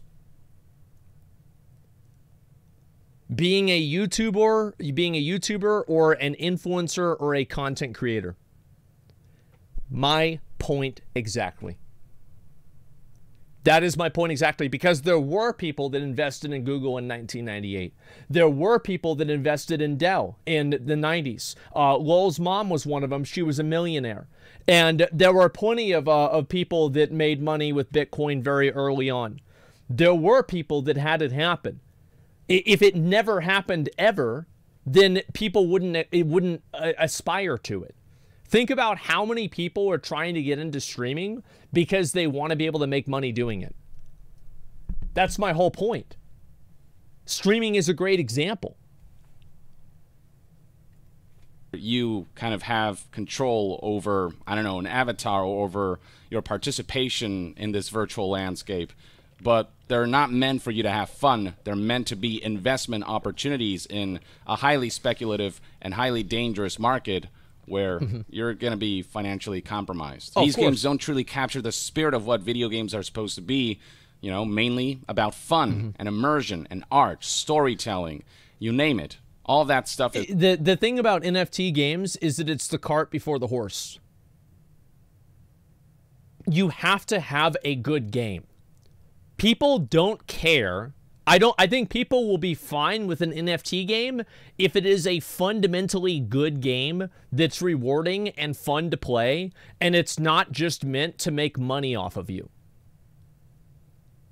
I won't. I feel like you have things that bridge the gap to a degree. Things like CSGO loot boxes and stuff like that, and skins in CSGO. I feel like people don't mind that. They don't really care about that at all. So I understand this is not technically an NFT, but what I'm saying is that there is a use case for people that trade and buy and sell commodities in video games. And the reason why it's a good game is not because of that. It's not built around trading skins. It's built around playing CSGO. Is lost here. Moving on, more emphasis how with this console you can discover and play games, metaverses, and apps that are published on the Polium store. Something about a leaderboard that combines all compatible games leaderboards into one, whatever the hell that means. Estimated launch date. Well, you have to have leaderboards because leaderboards are what encourages people, the whales, to spend a lot of money. For this console is Q3 of 2024. Hardware will be custom, and the CPU, GPU will be provided by NVIDIA. We will provide more information on the specifications later this year. I wonder if NVIDIA knows that. Because if you're trying to mass produce any sort of like product like this, you need to have a custom contract with these people. Like, yeah, it's like a whole thing. Yeah, I wonder if NVIDIA knows this. I've got a feeling that they don't. We will build the software on top of Linux. This kind of gives me Atari VCS vibes, where it just sounds like a PC with a console shell. And they just throw the term console out there just for the hype of it. The Polium 1 also mirrors the Atari VCS in that they're taking pre-orders for a console that doesn't actually exist, that hasn't actually been tangibly built or defined. Like they literally say right here, we will take pre-orders before the console's hardware is completely built. And then it gets shadier when you look at... I think that it's totally fine to take pre-orders if you are Sony and you're buying a PlayStation 5, right? Because that is, to be fair, before people say, oh no, pre-orders are bad, I hate pre-orders. That's literally why we had them, is so they could have a head count of how many they should produce. So yeah, pre-orders are fine for consoles because it's a physical, tangible product that has scarcity. I think that's all there is. So yeah, it's a completely different thing. Anyway, pre-ordering, like again, I want people to like, whenever you look through this whole thing, think about how many parts of this are just about making money. At the way they're taking pre-orders, you'll be able to pre-order the console by minting or purchasing a Polium Pass. So you can't just pre-order this console through traditional transactions. You have to engage in the blockchain environment. Release plans are further detailed as follows. Polium Pass will be a collection on the Ethereum network. 10,000 Polium 1 consoles will be released to the holders and partners. And then in Q3 2025, we will manufacture more units for the public. We aim to sell over 1 million units. Well, that's great. You know, I had a BB gun and I aimed at the moon. I didn't get there, but I was aiming at the moon. I was going to shoot the moon with my BB gun. Yeah. Yeah, I mean, I did miss. But it was close. Yeah, okay. Good luck with that one. It is then once again emphasized that the community will help build the console's hardware and software. Again, there's just nothing. What does that really mean? That means we have no idea how to build this. We're going to need some help. Here, nothing tangible or definitive. No. There's no product, and there's still right. Exactly. You have to have that for every single Web3 project. A fundamental of a Web3 project is selling something that's not real. So it wouldn't be a real Web3 project if they were selling something that was tangible. For people's money. And then finally, the future of Web3 gaming, insisting that the metaverse Web3 is the future. Web3 gaming market size will continue to increase. Game companies are trying to force this to happen because they see a lucrative venture there if this thing becomes normalized. But of course, the gaming realm and just the masses are really pushing back against this stuff. anytime. Well, the reason why people push back against it is because people don't want to have games that are fundamentally pay to win. People want to have video games that are an escape from reality. Escape from the fact that, you know, this guy has like fucking 1,000 times more money than you, so he wins every time. It's ruining games, yeah. And also another big reason is because the games are bad. Genshin Impact is a great example of this. People hate pay-to-win gacha games in America, but Genshin Impact came out and everybody started playing it because it was a good game. The problem fundamentally with a lot of the Web3 games is that they're bad. It's not that they're Web3 games, it's that they're bad games. If you brought out a good game that was a Web3 game, people would play it. Engages like this, they get nothing but negative PR, backlash, and a hit to their reputation, and hopefully this can continue enough that eventually all of these companies will give up, seeing that this is all too much of a PR liability. The blog post finally concludes by saying that most Web3 games are not fun to play like traditional games. We are building for the future, not for tomorrow. Polium wants to bridge the gap between Web3 and traditional gaming. That is literally the worst nightmare. It's an appeal to somebody's intelligence is what that is. So one thing that's very effective to do is whenever you're trying to, you know, finesse somebody out of their money, is to make them think that they're smart and they're in the know. So as soon as you do that, like this is a very powerful messaging tool that's used with a lot of conspiracy theories and cults, is that you are part of the know, you're part of the in crowd, you're part of the chosen elite that is privy to this sacred knowledge. And I think this is what they're doing again, is that it's the illusion of intelligence. There are a lot of dumb people out there that will give you all of their money if you can somehow convince them that they're not dumb. That's all there is to it.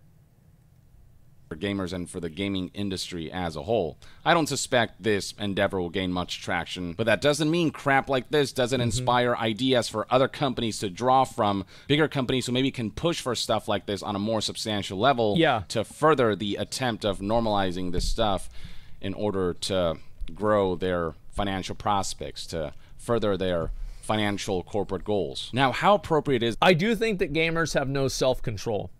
I think that if a game comes out that's very good, that was made with NFTs and inside of a metaverse, people would play it instantly. I don't rely... I think consumer boycotts are just simply not effective. Or I think that they have temporary effectiveness, but things eventually happen whether people complain about them or not. They are temporary, they go away. People are really mad about something for a while, and then after, you know, it's been like 6 months. Like, oh, what are you still talking about that for, man? Come on, move on, man. Is it that Polium is already in a situation where they're being accused of theft, which is what a surprise. Such a rampant aspect of NFTs, of blockchain, of metaverse. Check out this logo. If this seems familiar to you, that's because this was clearly directly ripped off of the GameCube logo. You can see right here, Ben Shimbrook tweeted, "Man, logo seems kind of familiar." Now, Polium, of course, denies that they ripped off the logo. It looks familiar, but GameCube has a G, and the cube represents their name. Our cube represents blockchain.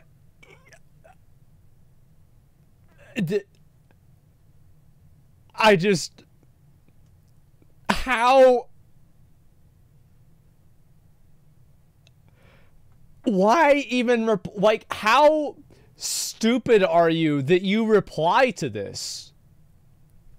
That's kind of like, because they could just never acknowledge it or ignore it, but now they're replying to it. Are these guys professional? No, of course not. And the P stands for Polium. That's like a student who copied homework going, well, I know the two homeworks look similar, but mine has a different name on it. Yeah, mine has my name on it. That's literally what they're saying. They're like, yeah, they look similar and all the words are the same, but mine has my name on it. it's my name, and also you can see some of the wording is different. It's wholly unique. Ben Appley responds with, yeah, no, I get that you changed the G to a P. Oh my God. It doesn't make this not at best a shameless ripoff, or at worst, actual trademark infringement. Polium continued to be stubbornly defensive about this, starting with a lot of criticism and mixed reviews. Web3 gaming will be the future. We'll have... Jesus Christ. Oh my God. The rocket ship. You're going to the moon? Oh man, take me to the moon. How can so many people be so stupid? This is the thing, right? It's a fucking they want so hard to believe it. They want it was to be true. But it's just not, is it? Have a functional prototype ready before we take any pre-orders or funding. Not a single legitimate console manufacturer starts taking pre-orders during the prototype stages of a console's development. By the time they're taking pre-orders, they'll show you what the final console looks like, what the final specs are, and what the final product will be. Polium then begins by addressing accusations that they straight up ripped off the GameCube logo, stating, what are you trying to, like, it's obvious we did not copy the Nintendo's GameCube logo. There's many companies using a similar logo, but we will illustrate a new logo that is original. They're so defensive. Yeah, like, what is this? Oh my God. We did not copy the Nintendo's GameCube logo. So it is or isn't original? But you have to keep in mind, these people are stupid, okay? So whenever you're dealing with a stupid person, you have to understand that the language and the words that they use are not usually intentional. You're not dealing with Blizzard. It's been written by an attorney. You're not dealing with fucking a lawyer here. You're dealing with an NFT Andy. They're not good at communicating. Because if they were, they'd be out in the real world being successful instead of trying to pump up some fake project to rationalize why they're not successful. Multiple companies are using a similar logo, but we will illustrate a new logo that is original. In the same sentence, they insist that they didn't copy Nintendo's GameCube logo, but also admit that their logo isn't original by saying we will illustrate a new logo that is original. And also, people have already figured out exactly how they came up with that logo. So here's Mechagoblin, who took the original GameCube logo, rotated it so that this bit right here is actually down here, and then you take this piece, erase it, you take this piece right here and attach it to this side instead of this side, like so. And so you get right here, the remove bit here, and then this part attached to this side. And then you flip it horizontally, and you get a P-shaped version of the GameCube logo. And putting them side by side right here, you can see that it's shaped. Oh, my God. 3 steps. Yeah, that took 2 minutes. It's just... Nintendo's lawyers can't wait. Bro, I bet Nintendo's lawyers don't even know about this. They're never going to hear about this.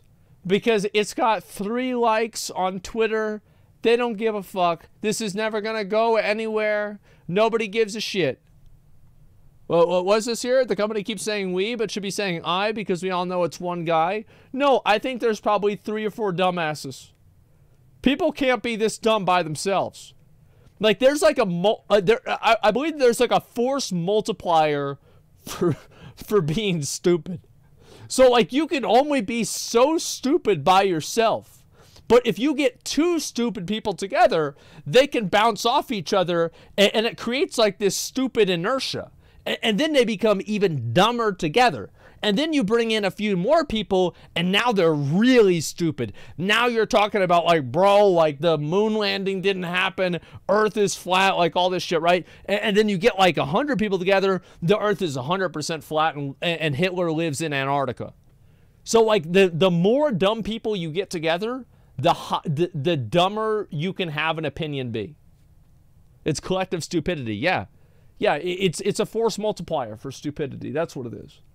This is version of the GameCube logo. And putting them side by side right here, you can see that it's not a subtle similarity, it's very much just a direct ripoff, except for some minor differences like the color being changed, the corners being rounded off, and the shape being more of a P than a G. And you can already see people poking fun at Polium's attempt to pass off their logo as original with posts like this. So you're looking for a new original logo that doesn't look like the GameCube logo? Say no more. I can help you with that. And here it is, Polium with the not PlayStation logo. Polium then addresses concerns that this console won't have proper games by saying the console will have games and exclusive games. We're currently in talks with different Web3 game developers. Well, that doesn't really fill me with a lot of confidence, does it? So again, just fully focused on money-milking machines disguised as games rather than proper video games. Plenty of folks have similar expectations. Here we have one Twitter user saying, can't wait for some cheap-ass Unity games where I can spend all my money during gameplay. They then talk about a roadmap that they have in store for this console. We'll take a look at that in a bit. It's quite hilarious. And then they close off by marketing their Discord in the hopes that people will join in and engage in this scam-infested bubble. Polium also emphasized in a separate tweet that a new logo is underway after backlash surrounding their completely ripping off the game. Of course, yeah. Okay, that's a good one. Of course, it's under. They're gonna look through it again. Of course, they're gonna try and do it because it makes them look bad. They could have gotten a cease and desist from Nintendo. Like, I feel like that's probably unlikely, or somebody probably told them. They're like, listen, bruh, Nintendo's pretty big. It's just probably not in your best interest. So we actually had this problem with OTK. We thought about calling OTK Prime. And we talked to a law firm about this. And they were like, so have you ever heard of Amazon Prime? Have you ever heard of Prime Gaming? And we're like, yeah. They're like, well, this is different. They're like, okay. So let me explain something to you, all right? So Amazon is really, really big. And we're like, yeah? They're like, so that means this is not a good name to use. You don't want to use this name. Like, okay. All right, that's fine. That's fine. Yep, it's not going to happen. Yeah, it's different. Yeah, that's all it was, man. You said you could, you said you couldn't do Prime as a name for OTK. Yeah, because we talked to a law firm about it, and they were like, guys, yeah, I mean, it's Amazon, man. Cube logo, and you can see just how many people are poking fun at this company nobody's taking seriously. How about this one? Just the picture of a Good clown enough. face, the Nintendo 64 logo, Tostitos PlayStation.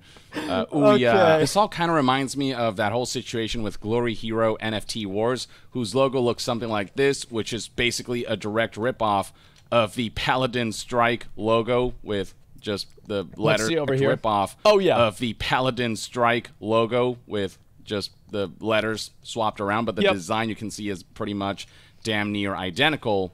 Yeah, you can't spell NFT without a lack of creativity.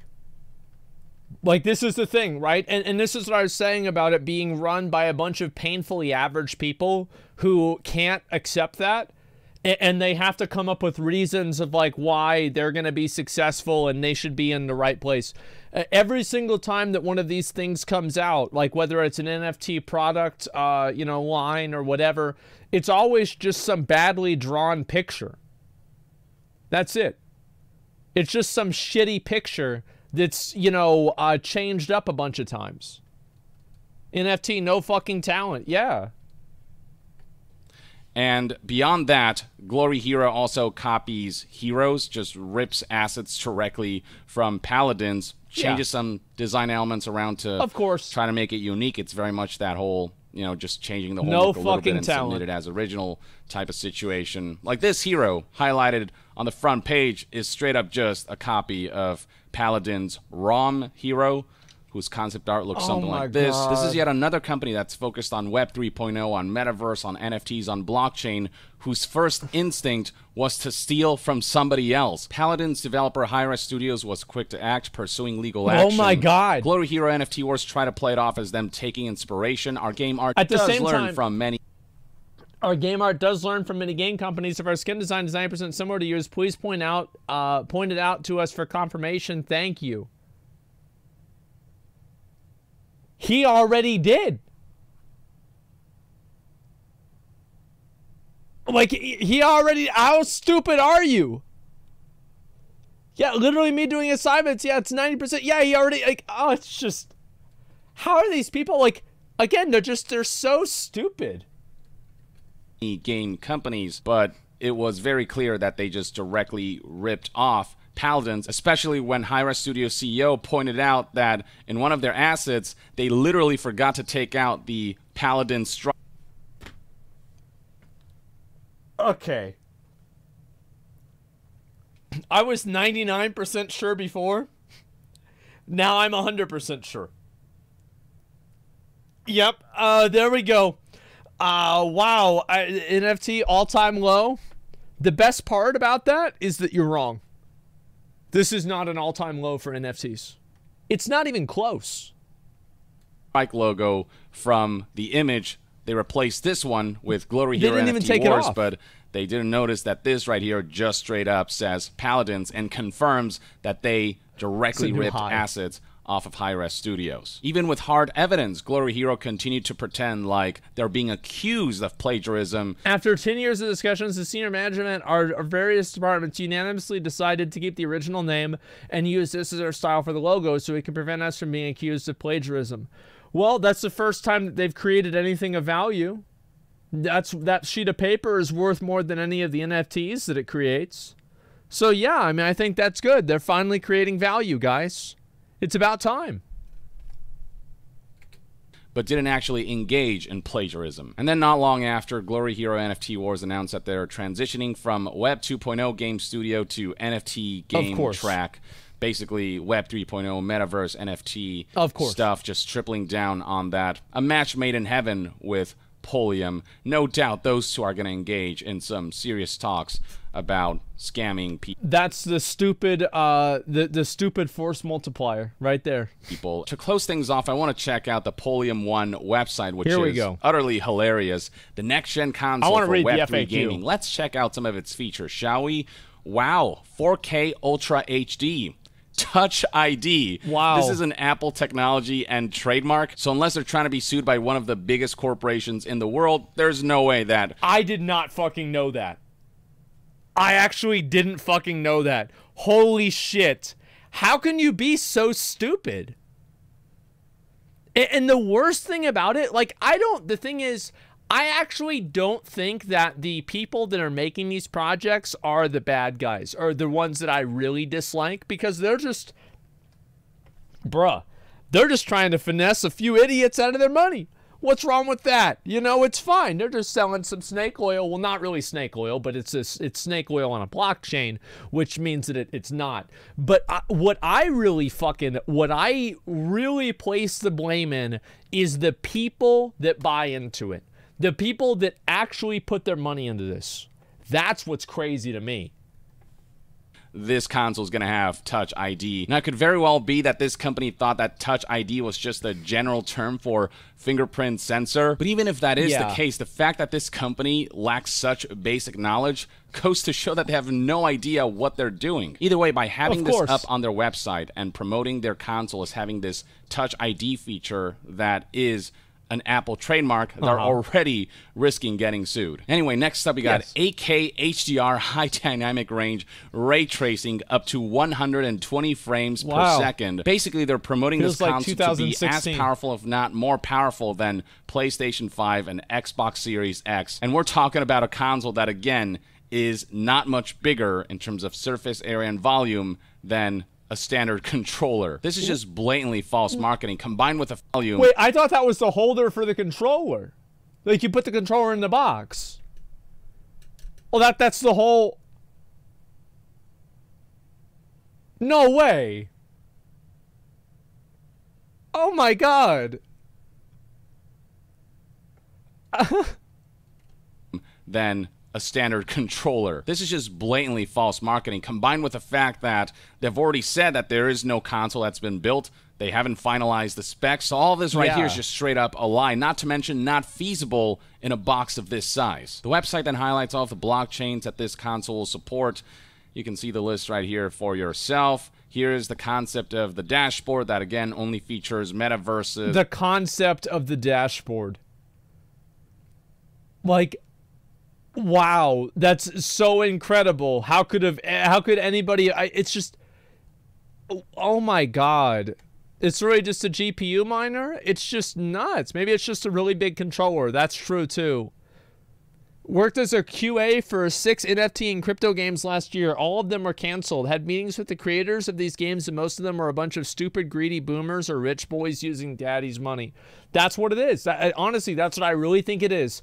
It is a bunch of mediocre, like, you know, like young adult guys that don't realize that they're mediocre losers, and they're looking for NFTs to set things right in the world. That's what it is. And NFT no creativity, games. And then the no website talent, presents no the ability skills. to use multiple programming languages to make games as some kind of unique feature. Okay, sure. Polium 1 controller that is built for Web3 gaming. Again, Touch ID, which straight up is inviting a lawsuit. A wallet button, haptic feedback, headphone jack, sensitive touchpad, etc., etc. Then here's the roadmap I was talking to you about. For the console, 2021 idea, 2021 planning, and not a specific time of the year, just later in 2021 planning. 2022 console design, and then no year or month. It's like, okay, here, let me make it. All right. So here we go. So we've got, this is it right here. So we've got, think of it. Okay, let's go ahead. We'll scroll down. We'll make this like maybe like a 28-point font. Yeah, that's good. Think of console. Make console. Sell console. Guys, this is our roadmap, okay? And as you can see here, we've explained in pretty much very high detail, and you know, now you can have a visualization of what our planning is and how we are going to make this console happen for you. Okay, guys? Yeah, it's just 3 easy steps. You've got 2022. Oh, I don't know what year it's going to be. Add a year. 2010, 2030, and selling console is... All right, so that's pretty accurate, right? What do you think? Yeah, seems good to me. Listed for the rest of these, just later on sometime hardware development, then sometime after that software development, followed by functional prototype, DFMA, manufacturing, and then more like 2024 DMCA if they keep doing ready for like launch. This. Just the most like nondescript, vague stuff, and then in the overview tab, more relatively nondescript stuff that woefully lacks clarity on. What I've got to look at it myself, man. After I finish this shit, I'm gonna look at it myself. Relatively. Look what it says: airdrop, game tag claim. Like an airdrop. Like, what the fuck are you talking about, an airdrop? Nondescript stuff that woefully lacks clarity on what the hell the schedule is. Last but not least, we have an FAQ section that hardly clearly answers any questions like, what will be the specs? We aim to build a high-performance console. I have to see this. That's all they say about that. The specs you see on the site are not confirmed until we have a functional prototype. So you straight up admit that the specs shown on the front page of this website are completely false, completely unconfirmed, and also just completely unfeasible in a box of this size. So why are you putting all these flashy buzzwords up on your website and generating... Oh, I wonder why. Like, oh, man. Like, who could have ever guessed? Why would anybody do this? For money. It's all for money. False hype? That's a rhetorical question. The NFT, metaverse, blockchain landscape thrives on dishonesty. They can't even be bothered to come up with their own original logo and then be honest when they get called out for what is a very obvious ripoff. You don't have to analyze and look closely. It's just blatantly copied and pasted. At least whenever Dr. Disrespect had that thing happen with like a picture from Cyberpunk, they just said, yeah, we fucked up. It wasn't supposed to be there, but it was. We're not going to do that, right? Even they admitted it. and then change around a little bit. If they can't even be honest about their freaking logo, do you expect that they're going to be honest about the functionalities of this console? Or sounds like Young isn't going to make it. Man, that's too bad. He just doesn't get it. There's a lot of people out there that just don't really, you know, yeah, he's not going to make it, man. He's trying, but he just can't really figure out what the real future is. He's going to get left behind, yeah.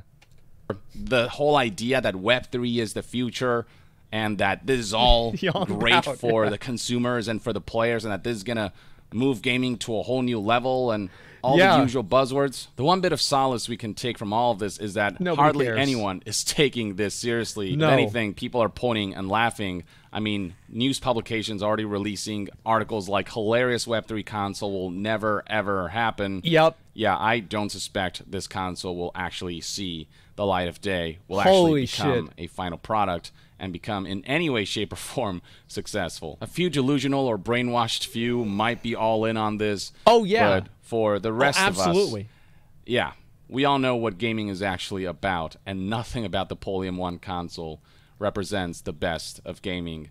It represents the worst of where corporations, gaming corporations, want gaming to be headed into. And when this whole house... Well, it's not even a lot of the gaming corporations. It's like basically just these people, again, talentless losers that want to find some way to make money. That's it. That's all it comes down to. That's all there is to it.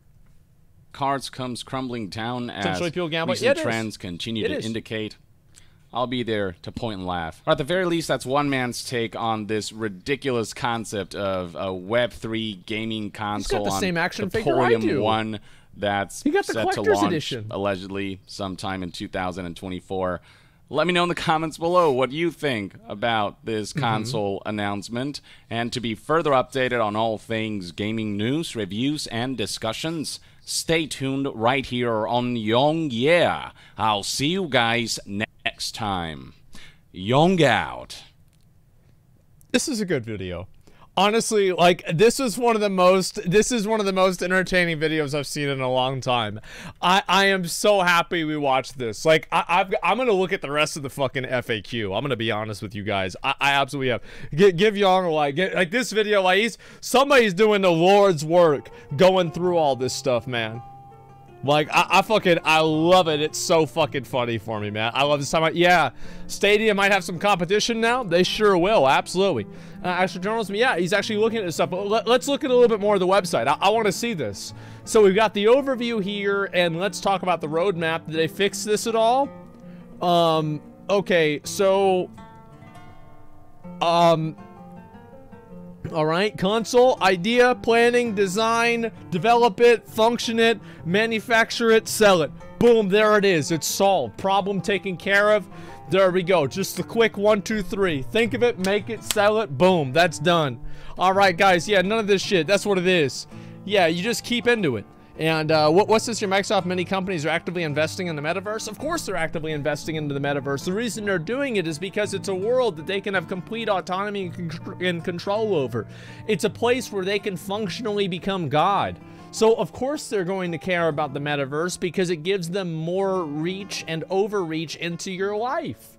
Why would they not want this? It's what makes sense. It's best for them. Always expect people to do what's best for them because that's what they're gonna do. It's what's gonna happen. And it's crazy. Corporate wet dream for metaverse to take off. Exactly. But the problem is that the average person doesn't care about this stuff. They don't want to deal with this. They just want to play a video game, and to the extent that it's mixed with real life, they don't like it.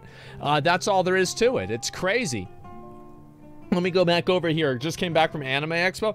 Yeah, I saw they're advertising metaverse and NFTs there also. Well, yeah, it's because, again, these people are looking to make money off of people that are stupid. That's all there is to it. They're looking to make money off of morons. It's not any more complicated than that. It's not anything more than that. It's just you're farming out idiots. And again, it is the most powerful form of sales, is to make a stupid person feel smart. That's all it is. Let me look at this. When's the release date? 2024 and 2025, what games will be available? We're currently in talks with multiple game developers. We'll put the list on Discord. List of networks that'll be compatible. Okay, a bunch of other fucking, Ethereum, Polygon, all the normal stuff you expect. We are not able to ship this console to the following countries. They can't go to Russia, and apparently they can ship to North Korea. That's great because it doesn't have it on the list there. Oh, never mind. Democratic Peoples of Korea. Sorry, I didn't see it there. Okay, let's go down narrow. Console have a warranty. We'll provide information later. Is it safe to use? They will be required to use fingerprint scanner. When you first set up your console, the software performs safety checks to make sure the console is genuine and safe to use. What are the specs? We aim to make a high-performance console. The specs you see on the site are not confirmed until we have a functional prototype. When will we have a functional prototype? We are currently building a functional prototype. We will have a functional prototype in a few months. Estimated pre-order. Oh my god. Oh my god. Oh my god. It is just... how much is to pre-order? Let me see. I don't know what this is going to pull up, so I want to make sure I have this open on the other screen, okay? Okay. Oh, I see. Oh my god. Oh my god. Look at this. Polyum Pass. The Polyum Pass will grant you access to the Polyum ecosystem, and you can make something that looks like a 3D smartphone. Benefits. Claim your Polyum 1 console on launch day. Get an airdrop. Stake your playable NFTs. Launch events. FAQ. What will the staking rewards be? What is a playables? A playables of 10,000 retro robots. A 10,000 collection of retro robots. How can people be so fucking stupid? How is it possible? Like, I don't understand this. It's just, they are, like, how can you, I mean, I just can't even fucking like, people donate to millionaires every day on Twitch? Yes, but the difference is that they don't think their money is gonna make money. Like, you know, whenever you donate to me, that money is going into a black hole of Wendy's and Chipotle. That's all it's gonna do. You have no expectation that you will ever get your money back. With this, these people are fucking doing it, and they're expecting that they're gonna make some money. It isn't directed towards us. It's directed towards millionaires to give them money, hopefully. I disagree. I think that what it's directed for are people just... Let me show you who it's directed for. Let me see if I can find a picture. Crypto and original video. Okay, this is it. It's directed for people like this. These guys right here. Generic, boring, talentless, not interesting, not good at anything, no skills, just average, boring guys. I think most of them are guys that they're selling this to. I think many of them are guys. Yep, NPCs. That's about it. And there are a lot of people out there. This is, again, this is the American dream. To do nothing, to make a lot of money, and to make the money with the feeling that you earned it.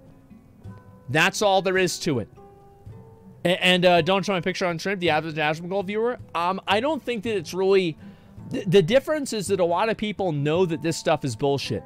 So, whenever you're 22 years old, the thing that you should be thinking about is how are you going to develop a skill that will make people give you money to perform that skill?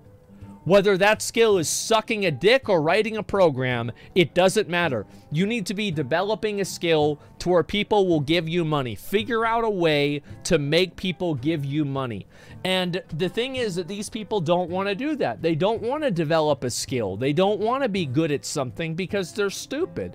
So what do they do instead? Well, it's very simple. What they do is they go through and they, just fucking think that they're gonna make a bunch of money on something silly like this. That's all there is to it. And they mooch, yeah, exactly. And you have to be asleep to believe the American dream, George Carlin. Yeah, they call it the American dream because you have to be asleep to believe it. That's what he said. Specifically. What's this here? I don't remember sucking dick being at the career fair. Yeah, it was at the back of the building. And that's like that's the after party career fair.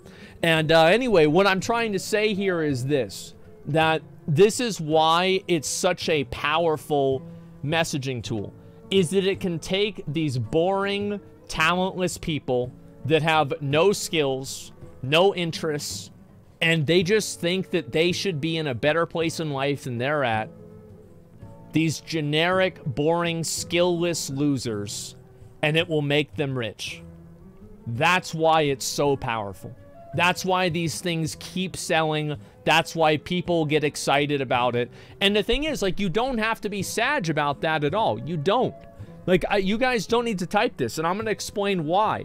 It's because the fact that you're typing it means that you're not one of them. You understand? You're not one of the people that's like this. You're one of the people that sees that it's fucking stupid. You see it's ridiculous. You know that. So that's what the difference is. Like, these people think that it's, they think that they deserve it or something like that. And I'll be honest, like, I used to be like that. There's a lot of people that were like that. Is they get fed a thing in the world. They think that this is the way the world works, and then they realize that they're not part of it. And that's it. And it sucks. People inherit a bad IQ. It's not their fault. I actually think that most of these people are just lazy. I think that they are lazy, and they don't actually want to put any effort into anything. And if you go and you look at the kind of things that they do, they're not developing any skill whatsoever. Like, I'll tell you one thing, that there's plenty of guys that, like, I know these people because, like, I've had work done on my house. Like, my dad used to be a, you know, a carpenter, and like, the guys that run these, like, these, what do you call it? Like, let's say, like, a contracting group of, like, people that, like, let's say they like, do tree removal, or they do, like, siding on houses, or they do, you know, they fix stuff or whatever, crew. Like, basically, like, you know, just like a general LLC, like a plumbing company. The guys that run these companies are making 6 digits. And I don't mean like $110,000 a year. I mean, some of them are making $200,000, $300,000, $400,000 a year if it gets big enough. These guys are tremendously fucking successful. General contractor, yeah, exactly. Like, I have a cousin, and, you know, basically, like, he got in that position, or he was kind of, like, halfway in that position as a construction manager. And like, he gets paid a lot of good money. Why is that? Because he's worked his fucking ass off. He got fired from, like, 20 different jobs, but there were 20 different jobs, and in the process of that, he learned what to do in all of them. That's what it was.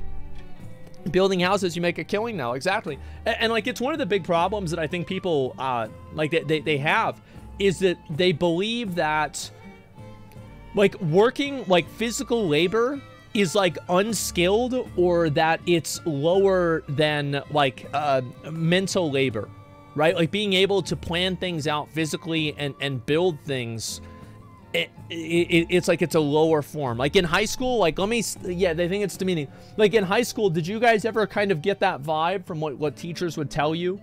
Because I did. Like, I certainly did. I don't know if it's like that everywhere else, but yes, I did, exactly. And so, meanwhile, the fucking people that are giving you that vibe are these school teachers making $40,000 a year. Meanwhile, a plumber makes 90 grand, over twice as much fucking money as they do. They get to pretty much pick however much time they want to work, too. Because these guys get a million fucking jobs. Like, I've tried to talk to people to get shit fixed, and they're like, I can't do this for you. I don't have time. I'm taking some time off. Like, that's it. It's just so absolutely fucking silly to me that that people think like that. An electrician makes, what's this here, double what I make? I'm a software engineer? Yeah.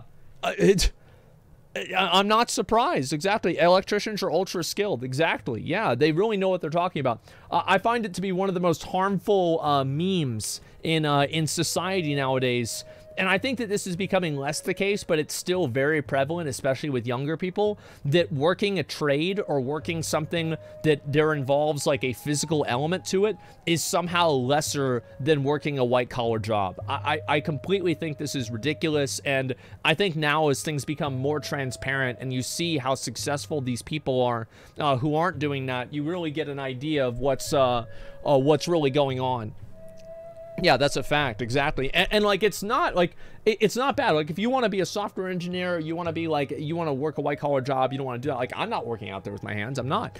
Right? It doesn't mean that you should have to. Like, I'm not saying this is better or worse. What I'm saying is that this is not inferior. It is not fundamentally inferior. And I think that the messaging of telling people that is so fucking disingenuous. I hate it, man. No, I work behind a desk in crypto. I want more respect here, but damn, I miss working with my hands.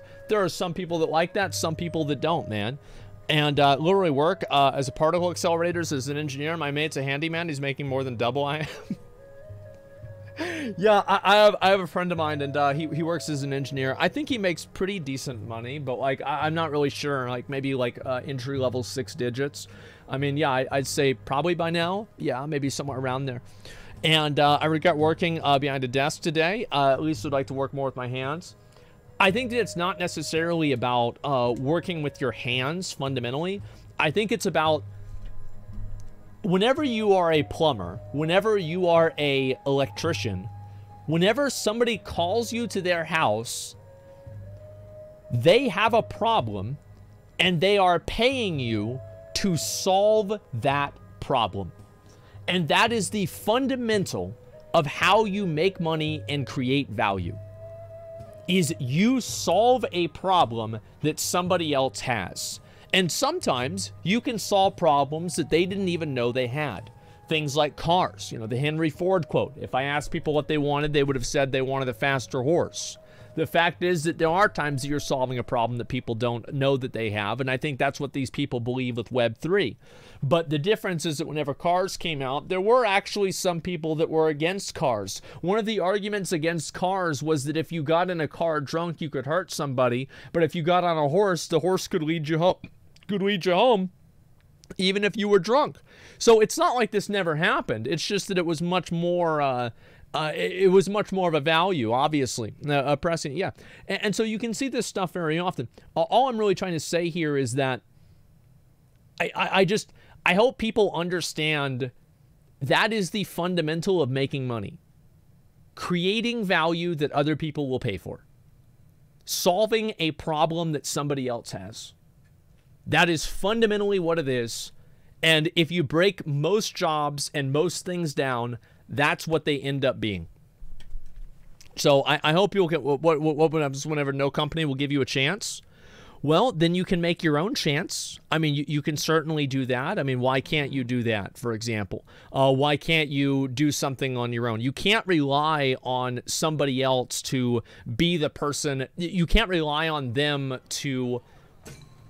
You can't put your fate in somebody else's hands and expect them not to drop it.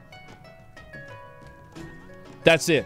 Do you see kind of what I'm saying? The NFT companies are creating a problem so they can make a position to come in and solve it. Exactly. Yeah, I think so too. Oh, my damn builders, I'll build elevators and escalators that make 6 figures because they have to know all the trades to do their job. Yeah, exactly. It's a very big factor. Yeah, you can't rely on somebody else to have your best interests in mind. Sometimes you get lucky, but most of the time you don't. Let's read a few more of these and I'll watch a couple of videos, okay?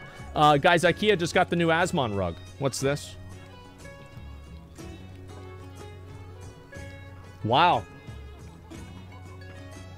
Wow, guys. Damn. Look at that. What a fucking surprise. Yep, there we go. I'll take 10. Yeah, how about not? Baldo, the Guardian Owl. This game looks interesting. Yeah, I'm sure that's why you posted it there. Top 5 on Hot Look reaction. I don't know what this is. I might look at this at some point. I don't know. When the One True King invades Hollywood. Invasion Planet Earth. Oh. Just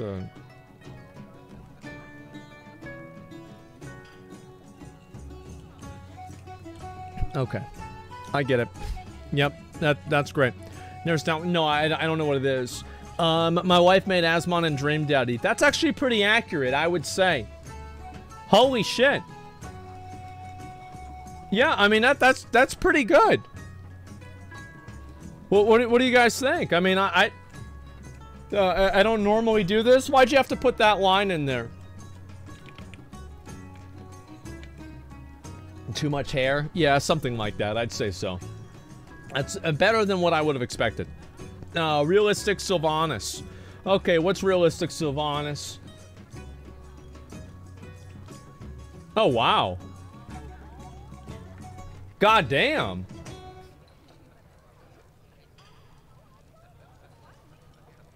Holy shit.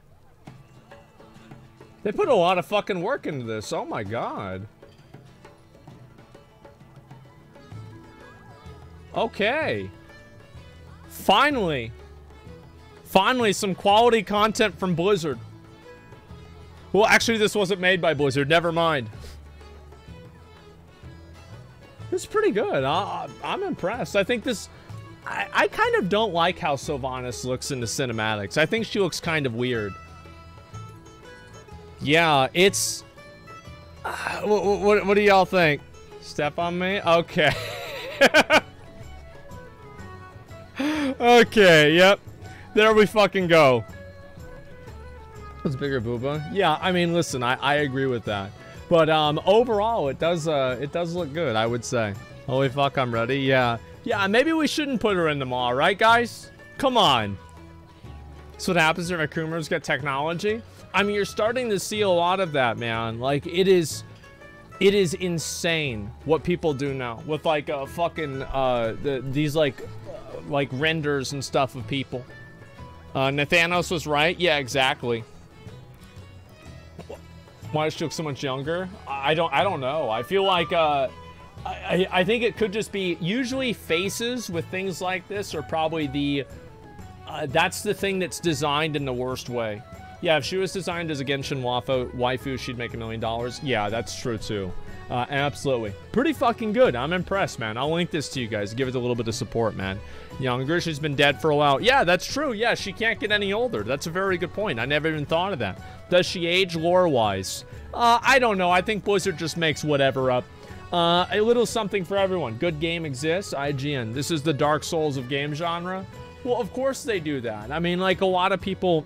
Like, I think there are some games that are kind of like the Dark Souls of whatever it is. Maybe she decays. I think she does, but, like, the truth is that, like, that doesn't look as hot. The fact is, like, as I said, if Blizzard wants players to forgive Sylvanas, all they have to do is give her bigger boobs. Like, that's it. Yeah, they do that, and people will be totally fine with her. Yeah, a Skyrim of RPGs. There we go. Sneak peek of Shadowbringers. Oh, that's wait, that's Shadowbringers. It's not just Shadowland. Asmon reaction affected him. Asmon React content bad. Listen, this is gonna be a debate for people forever about the React content. I've made it pretty clear what my stance is on it. Generally, if people don't want me to react to their content, I won't. You know, we try to compensate people if they feel like they were wronged or treated badly. It's just, it's all common sense. You know what I mean? Like, yeah, it's just all common sense. And I think that's probably the best way to handle it. And I was bored at work, sketching Asmongold, watching one of his streams. Just imagine what other people do, sketching Asmongold. It's scary. Okay. Yeah, that's true. Yeah, Quasi's for it. I know he is. Doesn't he work as like a data analyst? I think he does. It was something like that. I remember he talked about it before in like one video or something like that. I forgot what it was. And he agrees with you? Yeah, sure. He's a banker? He's an investment banker. Yeah, I'm sure he doesn't understand numbers at all. Yeah, I'm sure he probably has no idea what he's talking about. Yeah, there's no way for him, like, yeah, what do you expect? An investment banker to understand trends? Come on. It's just, why sketch that? I feel like the little hair in the middle is great, man. Phil's Dankman numbers. We love numbers, boys. Oh, shit. Fucking piece of shit. I've got to get a new fucking desk, man. I have these pliers here, and I have to push my desk in because the shit comes off the rails. I need Razer to make a desk. Did they do that? Let me get them to send me one. All right, there we go. I need to fix it. They did? Maybe I should fucking buy one of those. That'd be a good idea. Man, but before we fucking buy it, we sponsored. They send me that shit for free. Yeah, right. I gotta look and see it for myself. Yeah, that's what they should do. I actually think that, like, as a meme or something, they should make, like, a Razer bed. Where it's like a bed that has a bunch of USB attachments to it. And you can just lay in bed, and there's like a thing that can flip up, and there's a computer screen with like a tray that you can sit on. You know, that'd be a good idea. A gamer bed? Yeah, it's a gaming bed, and it'll have RGB lights, etc. Yeah, it'd be amazing. There already is one? Well, listen, I mean, it's a good idea. Wrath the Lich King pre-patch, be like... Yep, that's your average Ramparts group right there. And bad at video games. Chat, what's this?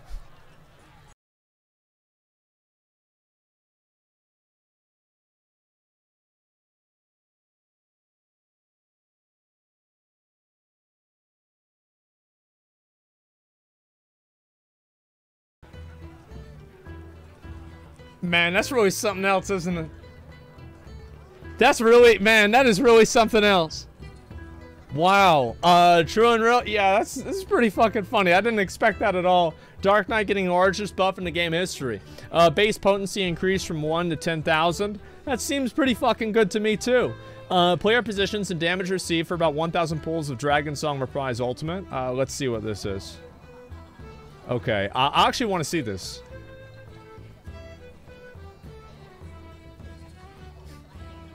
Oh. Holy shit. Oh, they're learning. Holy fuck. This fight's gonna be hard, huh? Damn. Yeah. Synchronized? Yeah, I think this is so cool. Looks like an EDM concert? Yeah, somebody just pressed play. Holy fuck, man. Yeah, I love seeing things like this. These are amazing. My dandruff can do better. Yeah, true. Let's see. Did you hear about CERN powering up again? Yeah, I can't wait for them to blow up the world. And One True King. Yeah, very fucking funny. Hard to swallow pills. Asmon is bald. You know it. I know it. How does this still get upvoted? Like, it really... this joke still keeps happening? Like... I mean, like, who upvotes this? I don't understand. Because it's facts. PC open world game RPG. Okay, is this a waifu booba simulator? I'll look at this in a couple of minutes, okay? Regarding grinding requirements, gatekeep casuals, here's an old Preach video calling out the bullshit. WoW accessibility and apathy. Demonstrate problems faced by new players, why they don't have incentive to advance in the game. This might be interesting to watch, like a really, really old video like this to see what's happened. And, okay, we already watched that. How Asmo was talking about theories in video. Be harder to fake a moon landing than actually doing it at the time. So it would be harder to fake a moon landing than it would be to actually land on the moon. So if I remember this right, it's because of the video technology and the frames per second that they were able to use. Was that right? That's how they proved it? Yes. Yeah, at the time, yes. 1969 even harder. Yeah, I've seen this before. I know what this is. Yeah, short. Let's see. A 1 minute speedrun for Elden Ring. I'll look at that in a second. New changes coming to Final Fantasy. Baldman.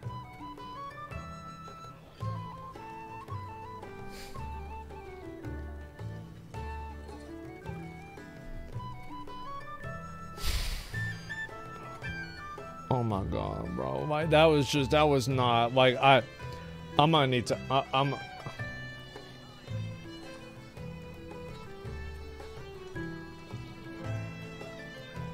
where's this part? Yeah, here we go. All right, we're gonna watch it. We're gonna watch it. Here we go.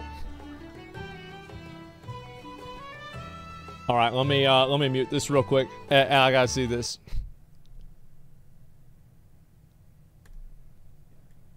I don't think it's gonna be that loud, y'all. Damn, where the hell my lighter go? Where's my lighter? Where's my lighter at? No. Everybody's spamming like, go outside, go outside, go outside. Alright. Yo, fuck that shit. Oh my god. Oh my goodness. He's got a whole box of them. No, no, no, no, no, no. Oh my god, it's in a fire. No, it's not, it's not. Yes, it is. It's not, it's not. What the fuck is you doing? I didn't know, I didn't know, I didn't know. I thought oh my god. Stop, stop. Turn that stream off. I didn't. Oh god, this is turn that shit off. I didn't know, I thought it was the popping ones, man. Oh my fucking god. Bro, he 100% knew. He 100% knew what he was doing. 100% he did that shit on purpose. He said, this is gonna be fucking funny, I'm gonna do it. He 100% knew. He did that shit for content. Yeah, absolutely. Now, I bet he didn't think it'd go like this. Cause like, I lit fireworks in the house before too, right? That shit never, I did not expect it to pop off the way it did. What? Wait, she called the police? She called the fire department? Wait, his own mom called the fire department on him. Oh my god. Go to the end? Okay. Huh?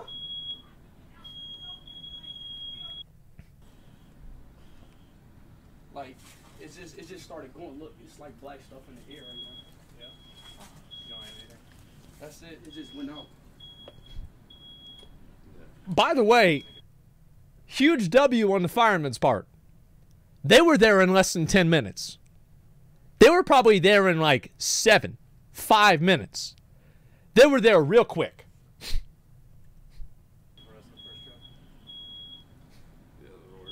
Yep, this is our tax dollars. Bro, this shit's fucking funny.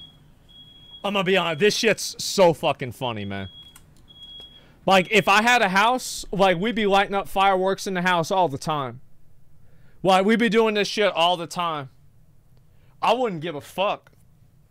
Like, it's sad. Like, that's the thing. No, I wouldn't give a fuck. Like, you do? Why, though? Why the fuck not? I mean, who gives a shit?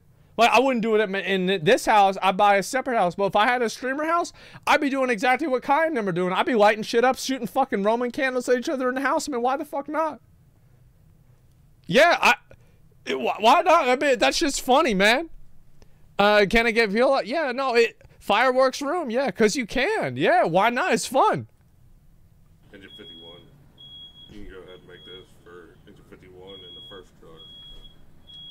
God damn. I love this, dude. Where did I put it? Oh, here Look we go. at his face. Look at his face. Big. Whoa, wait. Where did I put it? Oh, here we go, right here. Alright. Moments before disaster. Moments before shit is about to go down. He's so happy. Pikachu! Like, I love how just immediately... Mom! Oh my goodness! It's fake? Oh, man. Here's what I think probably happened. I think that he probably... Like, this is... If I want to be a mind reader, this is what I think probably happened. Is he probably, to some degree or another, knew that, like, it was going to be some crazy shit.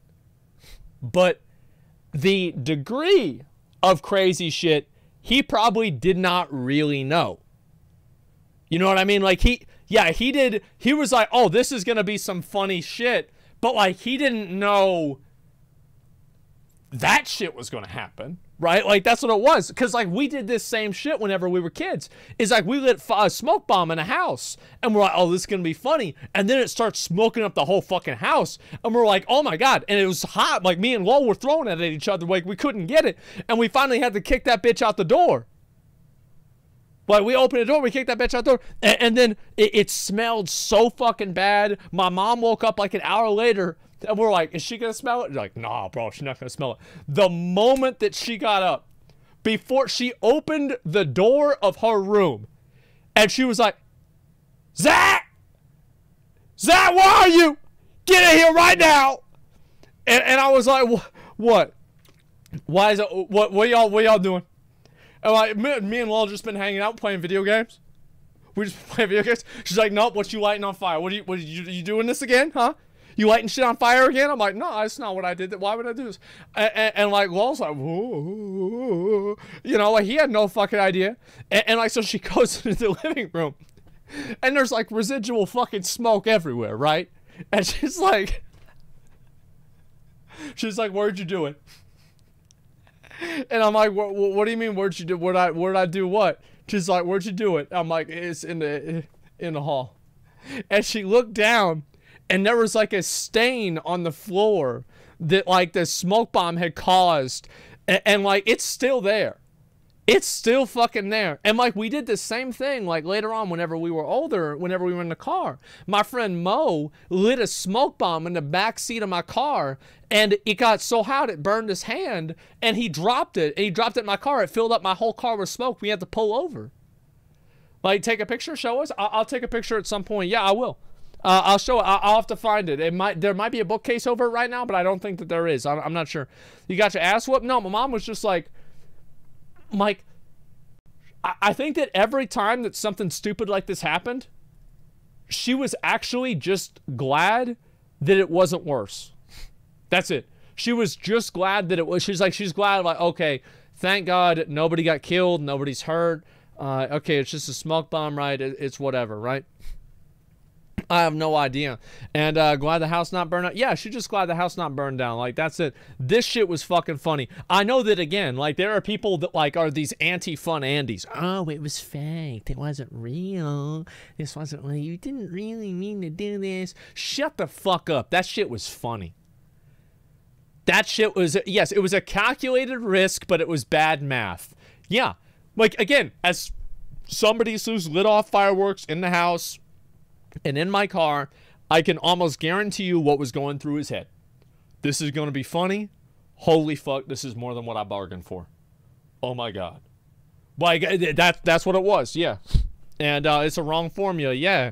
Yeah, exactly. I was 4 minutes earlier. Yeah, the fire department came in 5 minutes. Bro, that's what I said. Like, W fire department. Like, no fucking, no cap on a stack.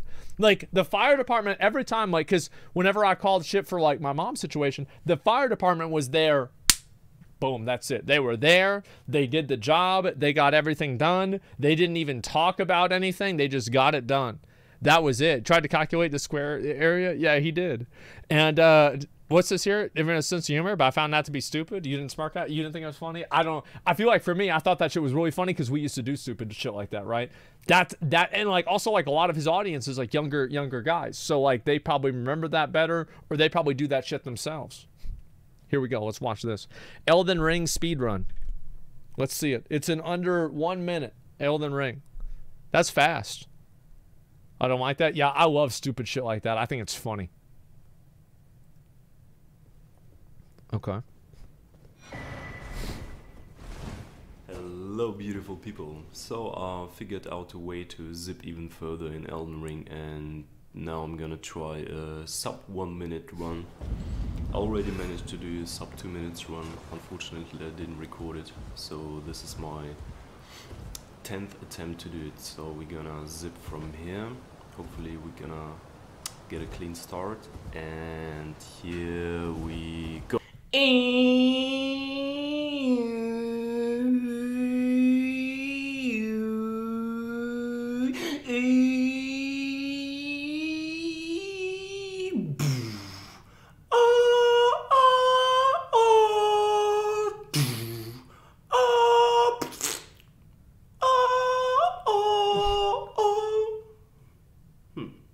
Yeah, and now this is the end of the game. Yo, From Software credits are rolling, and we did a sub 1 minute run. This is a world record. What up? Peace! Wow. These speedrunners are really getting out of control, guys. He's too good, yeah? He's just simply too fucking good. Yeah. All right. This is actually pretty fucking funny. Yeah, there's some 2000 internet stuff there. That's why I liked it. I liked it because it was so stupid. It was funny. I love it whenever things are dumb enough to where it's funny, right? That's all it is. And people modeling quantum TV, that was so fake. How do you know it's fake? But how do you really know if it's fake or not? You see what I'm saying? Yeah, it's not fake. Souls predicts the release timeline of what's this is an 18-minute. I'm not gonna do an 18-minute one about the release of Dragonflight. I'll look at this game real quick, and we're gonna say I think it was real. The thing is, like, it could be real. It just depends on like what the graphic, what because we didn't see his graphic settings. Here we go. We're not gonna watch 30 minutes of this. I just want to see what the game looks like. It's another probably a waifu booba simulator, but it's okay.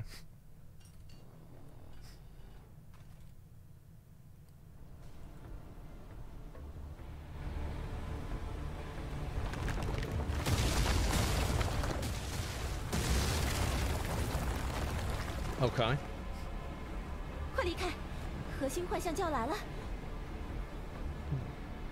Do they have boob physics?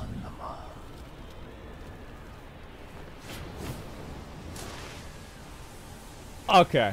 All right, here we go. What's the gameplay?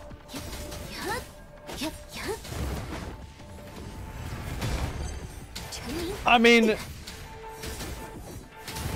it seems like there's like a million other games like this nowadays. I don't know if it's good. Yeah, it's like, yeah, Genshin Impact 2.0. What do you guys think?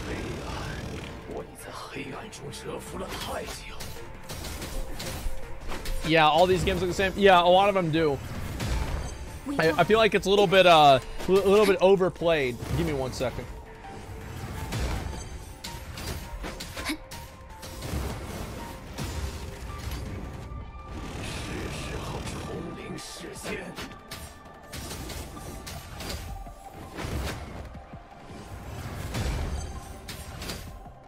Okay, I'm good.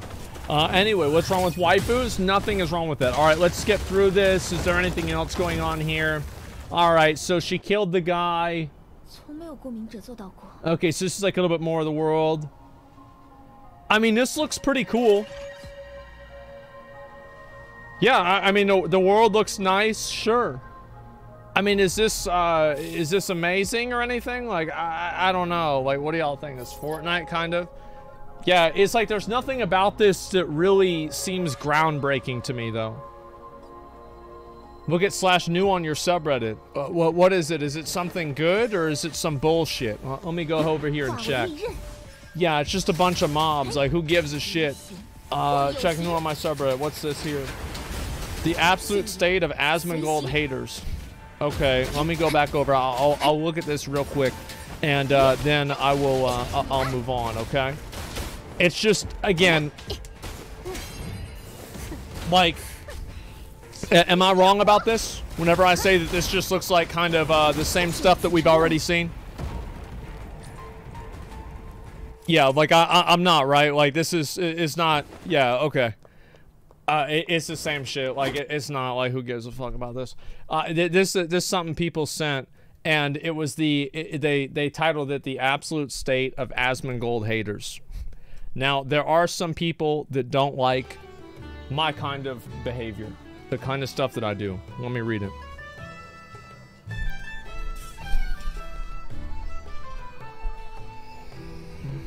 I'm gonna be honest with you. I'm a Final Fantasy player who has never played WoW before. I don't browse any of the generals, and honestly, I've only been in WoW G since the start of this year because of all the drama with Liquid Max. But I've been spamming Asmongold's chat with play Final Fantasy XIV or win Final Fantasy XIV repeatedly, knowing that he gets mad and quits the game entirely.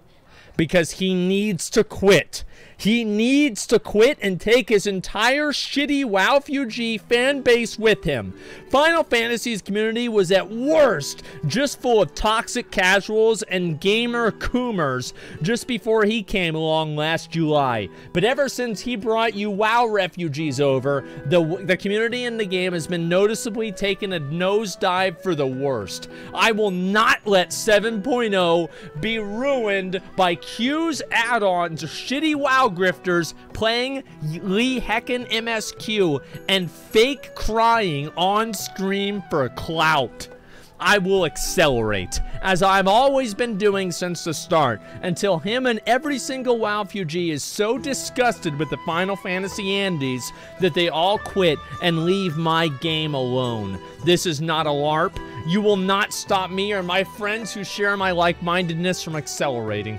Asmongold will quit the game out of disgust by the end of this year and bring his entire fan base with him. We will make sure of that, and everything will go back to normal, just like it always has been, pre-July 2021.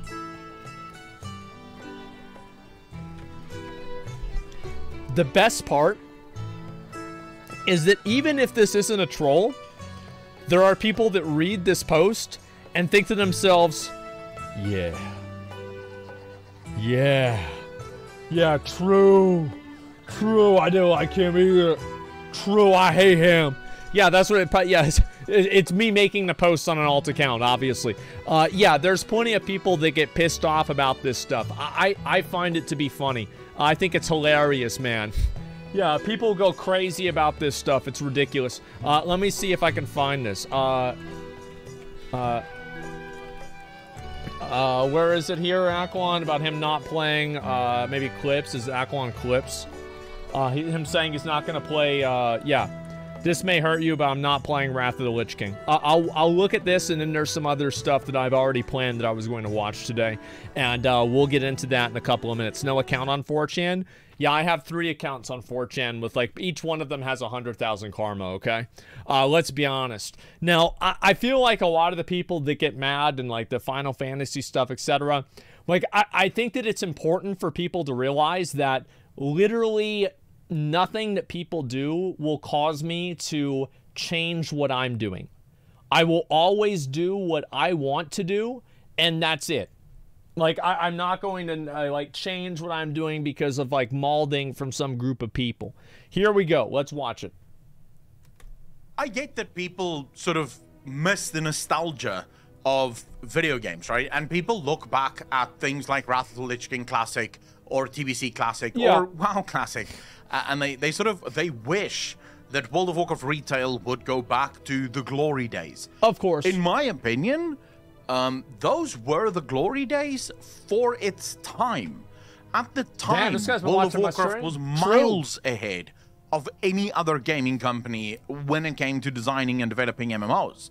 WoW was like, again, it was just so far ahead of every other game. Like, if you go back, like, look at, like, MMOs made in 2009, so many of them are just absolute horse shit. Because Spider, how you doing? King Julian, how you doing, brother? Today, by today's standards, there are many MMOs that are far better than retail World of Warcraft, and also many MMOs that crush Wrath of the Lich King, TBC, or vanilla World of Warcraft. They were good, and they remain good. But this would be like me stating that Baldur's Gate is a better RPG than any other RPG that has ever launched.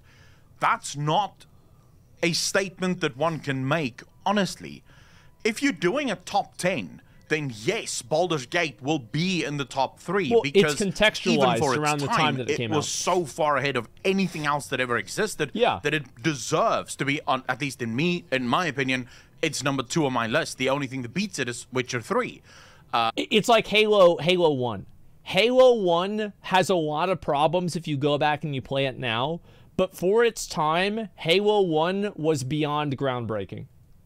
And you know, Baldur's Gate 2 is a close second or third in this instance, and then Baldur's Gate 1 is second, you know, so basically Baldur's Gate 1 and 2 occupy 2 and 3 on the list. Witcher 3 occupies number 1.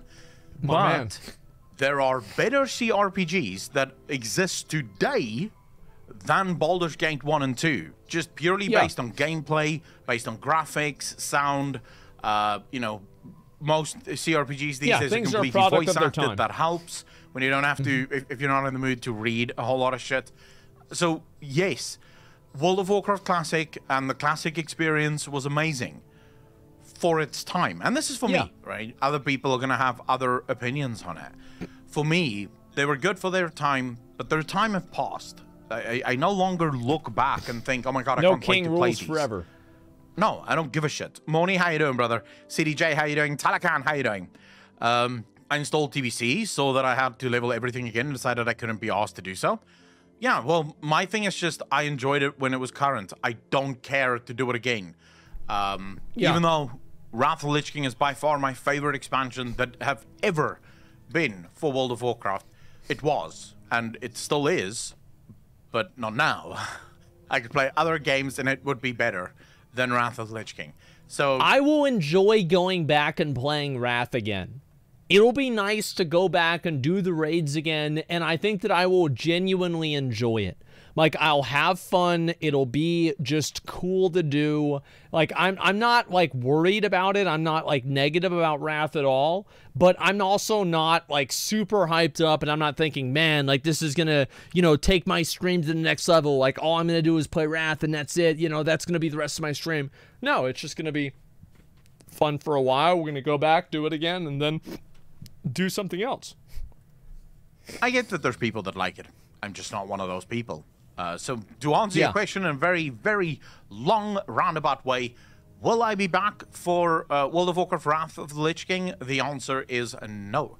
I will not be playing that. I will be playing Dragonflight because I genuinely have high hopes that Dragonflight is going to be a harken back to the days of Wrath of the Lich King. Me too. To the days of TBC. Me too. I think Blizzard have learned quite a lot from the Classic experience. You know, bringing Classic back and seeing what people love and the sort of hype that Classic World of Warcraft have that let's be frank, retail haven't had in a really long time. I think Blizzard, like retail Blizzard, have looked at that hype, looked at the success there, and said, you know what? Maybe we have forgotten what it was that made us a good company. And it's like, it kind of makes sense because Blizzard says many times, they've said many times, they design expansions like kind of 2 expansions in advance. So a lot of the insights that they probably got out of Classic WoW are first really manifesting themselves in Dragonflight, because that's the first expansion that's probably being fully developed in the context around how successful Classic WoW was. Do you guys see kind of what I'm saying? You hope so? Well, it's what they've said, right? It is what they've said. What made World of Warcraft good, and just Dragonflight really is back to the days of Wrath. Like, tell me what's the difference between Dragonflight and Wrath. Name the difference. There is none. Well, I guess the only thing that would be different is the fact that dragon riding is introduced. That's a system. That obviously, Wrath of the Lich King didn't have systems like that. Although, wait, didn't Wrath of the Lich King have Reforging? When was Reforging? Was it Wrath? No. It was Cataclysm. It was in a pre-patch of Wrath of the Lich King, so technically Wrath of the Lich King, but also technically Cataclysm. Cataclysm was Reforging. Or did Wrath have Reforging? For some reason, the timeline in my head does not make sense. It's almost the same. I think Reforging was removed in Mist of Pandaria. It was introduced in Cataclysm. So, yeah, the only difference is that Wrath didn't have any systems. And Dragonflight has literally one system extra than Wrath. For the most part, it's built on the same concept.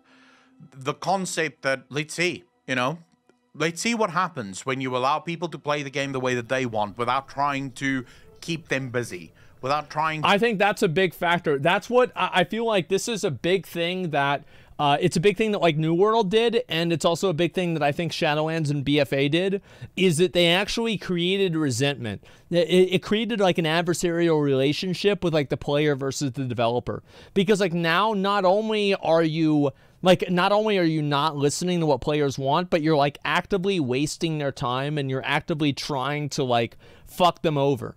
And I think that's why it's so hard to get people to be like optimistic or positive about WoW, and also optimistic and positive about New World. It's because both of those games did something that the players felt was genuinely disrespectful to their time. Pretty successful. I'll watch the Preach video after this. Let me do this one, though. To create stuff for them to do all the time in the game. And that, I think, is a good thing. And that's something that I'm really looking forward to. So yeah, I hope we keep seeing that, and I hope Dragonflight is good. I mean, too. Right now it is just hopium. Me too. It is massive amounts of hopium, because we don't know, but I'm hopeful. I feel like even whenever we see the alpha, we won't really know, because I think that one thing that's happened is like the beginning of an expansion is like generally good, and then the expansion deteriorates in quality because Blizzard is bad at managing things. I think that in general, Blizzard is good at making games. Blizzard is bad at managing games. Transmog and LFG, got that reforging voice.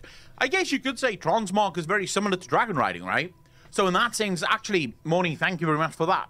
In that sense, Dragonflight and Wrath of the Lich King is basically the same thing. Because, yeah, Wrath introduced Transmog.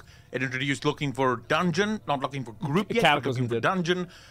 So Wrath had basically a system as well, and Dragon Riding is very similar to Transmog insofar as, well, you know, it's only cosmetic. It's not something that's required. It's not going to give you any more. Guys, it happened 10 years ago. Please, like, yeah, he didn't remember whenever a feature in World of Warcraft was added. He thought it was added in one expansion. It was actually added in another expansion. He's so dumb, guys. What a big idiot. What a big dumb idiot. Wow. He's so dumb. He doesn't remember what expansion like Transmog came out in. Shut up. Power, it is just a system that you can engage with that makes the world a little bit more fun to be in. Yeah. So let's see if it pays off. Let's see if this is actually the thing that Blizzard, if this is the thing that Blizzard was needing to do, I'm going to be so happy, because I've been saying this is what Blizzard needs to do for a really long time. They need to do a lot of things. Not just the one only thing that annoys me to fuck, like, this is peak annoyance. If Dragonflight works and everyone fucking loves Dragonflight, yeah, the WoW Andes are gonna be like, see, you guys were complaining for nothing. Look, Blizzard listened and they fixed the game. That's what's gonna happen, guys. And 100%. I'm gonna have a fucking aneurysm right. when that happens. Why? Because what I want to say is fuck you. It's because we get complaining and because we get cute. It's because people moved away from the game. What I genuinely think happened with 9.15 is that Blizzard saw that people were quitting the game. And what happened is that the developers and the people that work at Blizzard are like, oh no, we know better than the players do. You know, do we really have a RPG? I mean, is it really an RPG if we don't have covenants? Well, we have to have conduit energy or people are just going to be changing their conduits all the time. We can't have that. Right? And then so people just decided, nope, you're wrong. Stupid. We're not going to play the game. And then suddenly they're, oh, whoa, wait a minute. Wait a minute. We hear you. We knew this was, we knew it. All right, the test is over. It's done. And that's what it was. And I actually think it's because people quit the game.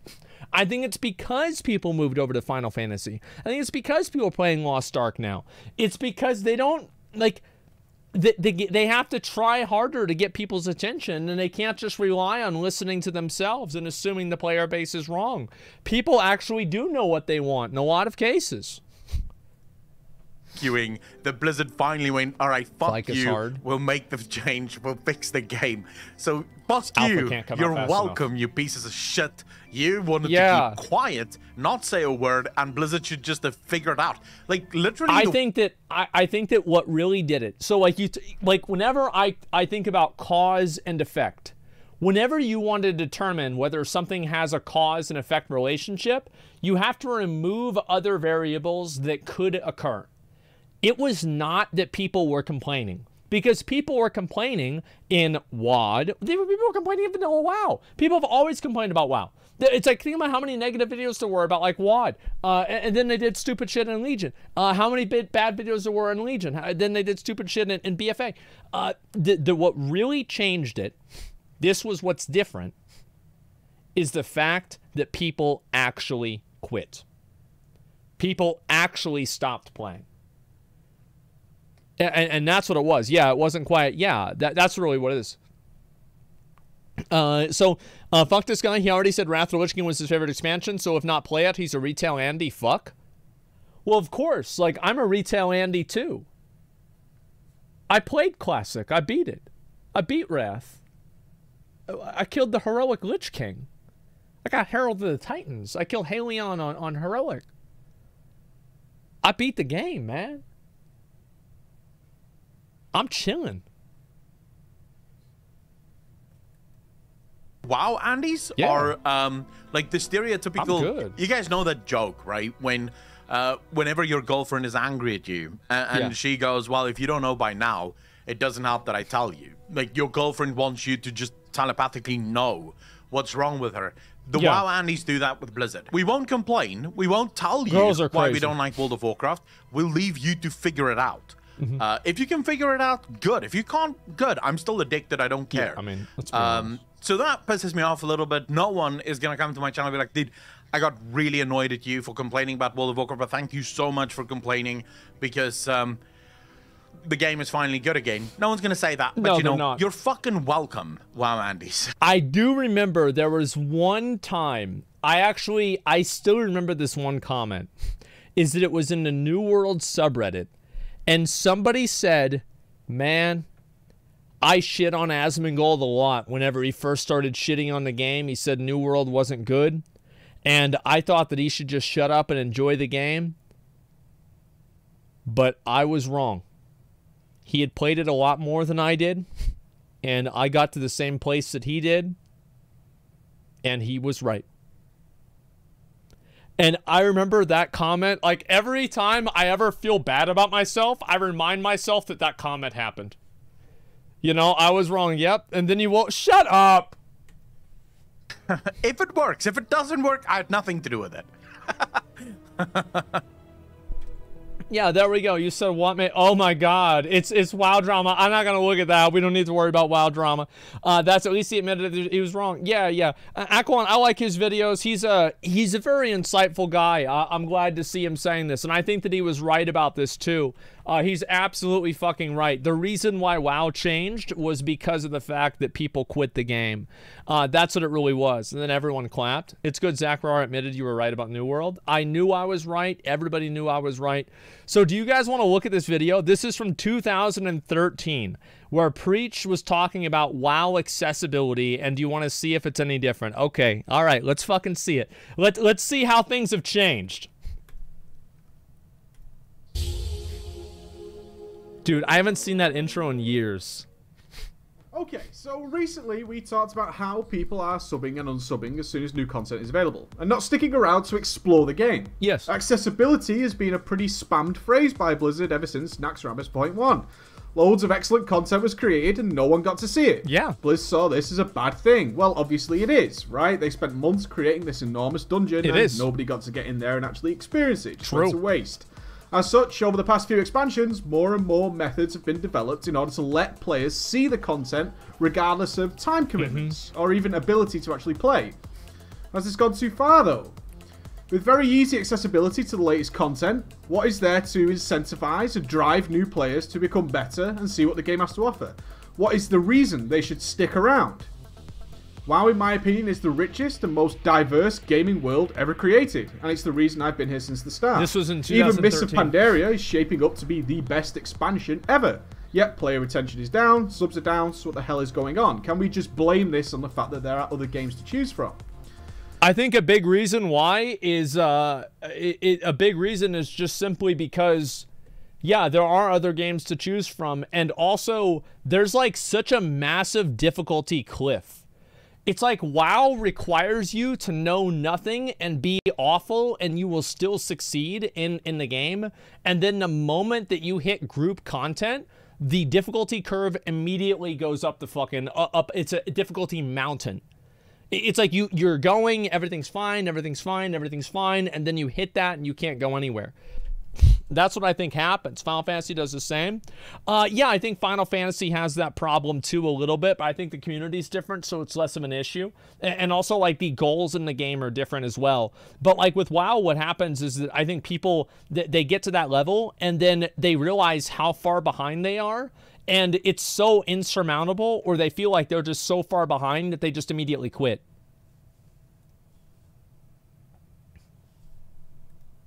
This video is going to piss people off and cause a lot of fanboyism. I'll be passed off as wine, rose-tinted goggles, the usual crap that gets thrown around after such content. It's important. The reason why Classic didn't have this problem, especially in the beginning, is that you had to group up with other people, and you had to play with other people, and you interacted with other people very early on in the game. And I think that was something that was good about Classic WoW, is that you didn't have to, but if you did, there were advantages to doing it. So whenever, you grouped up with people for Hogger, you grouped up with people for Dead Mines, you grouped up with the people for, like, Scarlet Monastery. And it's like, I think the game should be playable solo, but in my, like, in a perfect world for MMOs, things should be playable solo, but doing it in a group, in a good, coordinated, great group, should be a little bit better. Note that I love this game, I want it to thrive, and I wish to highlight a system that is causing it to bleed, nothing more. You'll be surprised to know that there are lots of new players joining WoW every single day. There are millions of people playing this game, and word of mouth spreads. In fact, it's probably the best marketing Blizzard could ever hope for. Is the fact that usually you've got a friend who plays WoW and tells you how good it is. They don't know of the depth and richness. No, I think that WoW at least has 2 to 3 million subscribers, and I wouldn't be surprised if it had 4 or 5. Really, I would not be surprised. Because you think about... The thing is, like, you're talking about, like, 3 different platforms, 3 different areas. McConnell. Wait a sec. Just a minute, I'll join. How many subs do you think it has? Huh? How many subs do you think it has? Less than 1 mil, bro. And 1 mil at most. At most 1 mil. At the absolute tippy top end of the line, most 1 mil. There's no way. There's, like, so many active players. Like, think about TBC. Think about all the people playing TBC. And then also think about China. What? Who gives a fuck about them? Their numbers. They don't count. I mean, they do count. There's a lot of them that play WoW over there. Yeah, over there. I care about who plays over here. I don't give a fuck about how many people play in China. Okay. I'm never going to play with them. Yeah, you do in the betas, but, I mean, that's about it. Yeah, you're right. I think that it would be 4 to 5 million people are playing WoW right now. You are nutso. I don't think it's that nutso. It's nutso. Okay. All right, maybe 3 to 4. I don't think that it's under 3 million. Yeah, I don't think so. You're right. Yeah, I don't think so, because, like, people forget the silent people that just play the game and that's it. Just logging on. Google says 4.8. Yeah, but there's no real number to guess. I'm like, all of us were just randomly making guesses. Of the game when they just start, of course, they just see what's placed in front of them. So what happens after hitting 90? Yeah. We live in a state of the game where they are invited to a guild bent on just collecting repair money before they even finish the opening cutscene.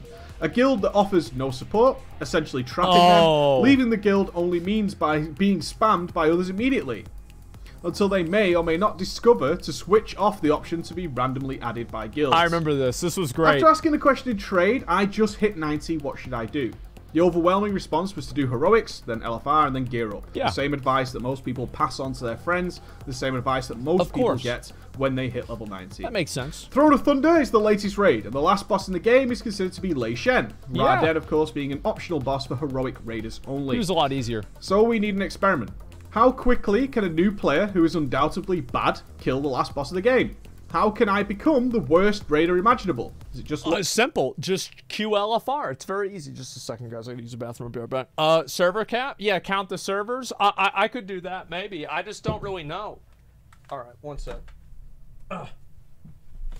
Shit. Dude, if you're a WoW player, these are dark fucking times, okay? You are stuck in the maze, okay? You hate the game, but you don't want to play anything else. You have to constantly realize the reality of your situation, which is that other games do shit better than WoW does, but you're still stuck playing WoW, okay? You need to be aware of certain things. It's horrible. It's horrible. Anyway, what a day.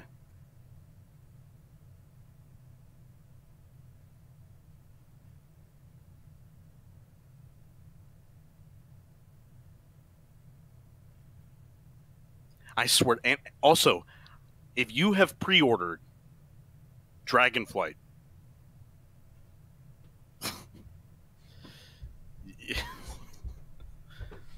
man,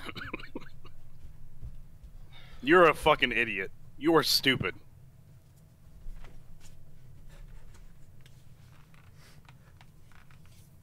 What are you talking about? Huh? You telling him not to pre-order? I mean, guys, it's going to be a good expansion. Like, we know it. This one's going to be good. Blizzard's listening. Low damage. How about 0 damage? Well, that wouldn't make me the worst. I also need to be a burden to healers. So should I die? That won't really work either. I should live, but I should take more damage than anyone else. Doing 0 damage, taking maximum amounts of damage, below the tanks of course, that would pretty much make me the worst possible player to ever have in your LFR. Yeah. Will players complain? Will they help me? Will I be unable to reach Lei Shen like this? Let's find out. Yes, you will. The character I'm going to do this on is my rogue. He's one of my bankers, and one of my few characters without some variation of preaching his name in order to prevent recognition as much as possible. When we started, he has 9 hours played, purely at the auction house, and enough gear from leveling to enter 5-man heroics. Alright, not too bad. Everyone in the groups I play with is 100% pug. No guildies or friends are joined in any phase of this. Phase 1, 5-man dungeons, aiming to get enough gear to enter the LFR. That's what I've been told by the community, so I shall do it. I will do absolutely 0 damage, and attempt to take as much damage as possible without dying. He's just griefing the shit. He's just trolling the fuck out of them. Like, yeah, nice DPS. So he's just walking around. It's like it's an Asmongold simulator. Okay, all right, stop. Section of the experiment I actually feared the most. Being useless in such a small group is indeed more noticeable. You get noticed. And I expected to get a lot of hassle. This did not happen. In fact, I was completely protected by the rules of the game. Each group had an impatient tank, so I was always in combat and could not be kicked. As the dungeon was easily clearable without me, or anyone else, or even another DPS, it took me only 4 dungeons to get a couple of items, and the points people don't really give a shit. Like, they just want to do their dungeon and not worry about it. Yeah, they're just like, fuck it, play through it, yeah. Require some PvP braces, something recommended to me by people in trade. Mm-hmm. In each dungeon, my slack was neither mentioned or cared about. More to the point, besides the usual highs in which I responded, no one ever spoke again. Phase 1 was complete very, very quickly. See, this was back then. Now we don't have usual highs anymore. Because if somebody says hi in chat, we report them. On to Phase 2, first stage of LFR, Part 1 and 2. I suspected this would be the most grueling, as I would need to be really lucky with drops to reach the next levels of LFR. I used the coins from the Isle of Thunder. I used the key to reduce my time running the experiment, although it would be diminished on second runs, as I wouldn't get double chances of loot per boss kill.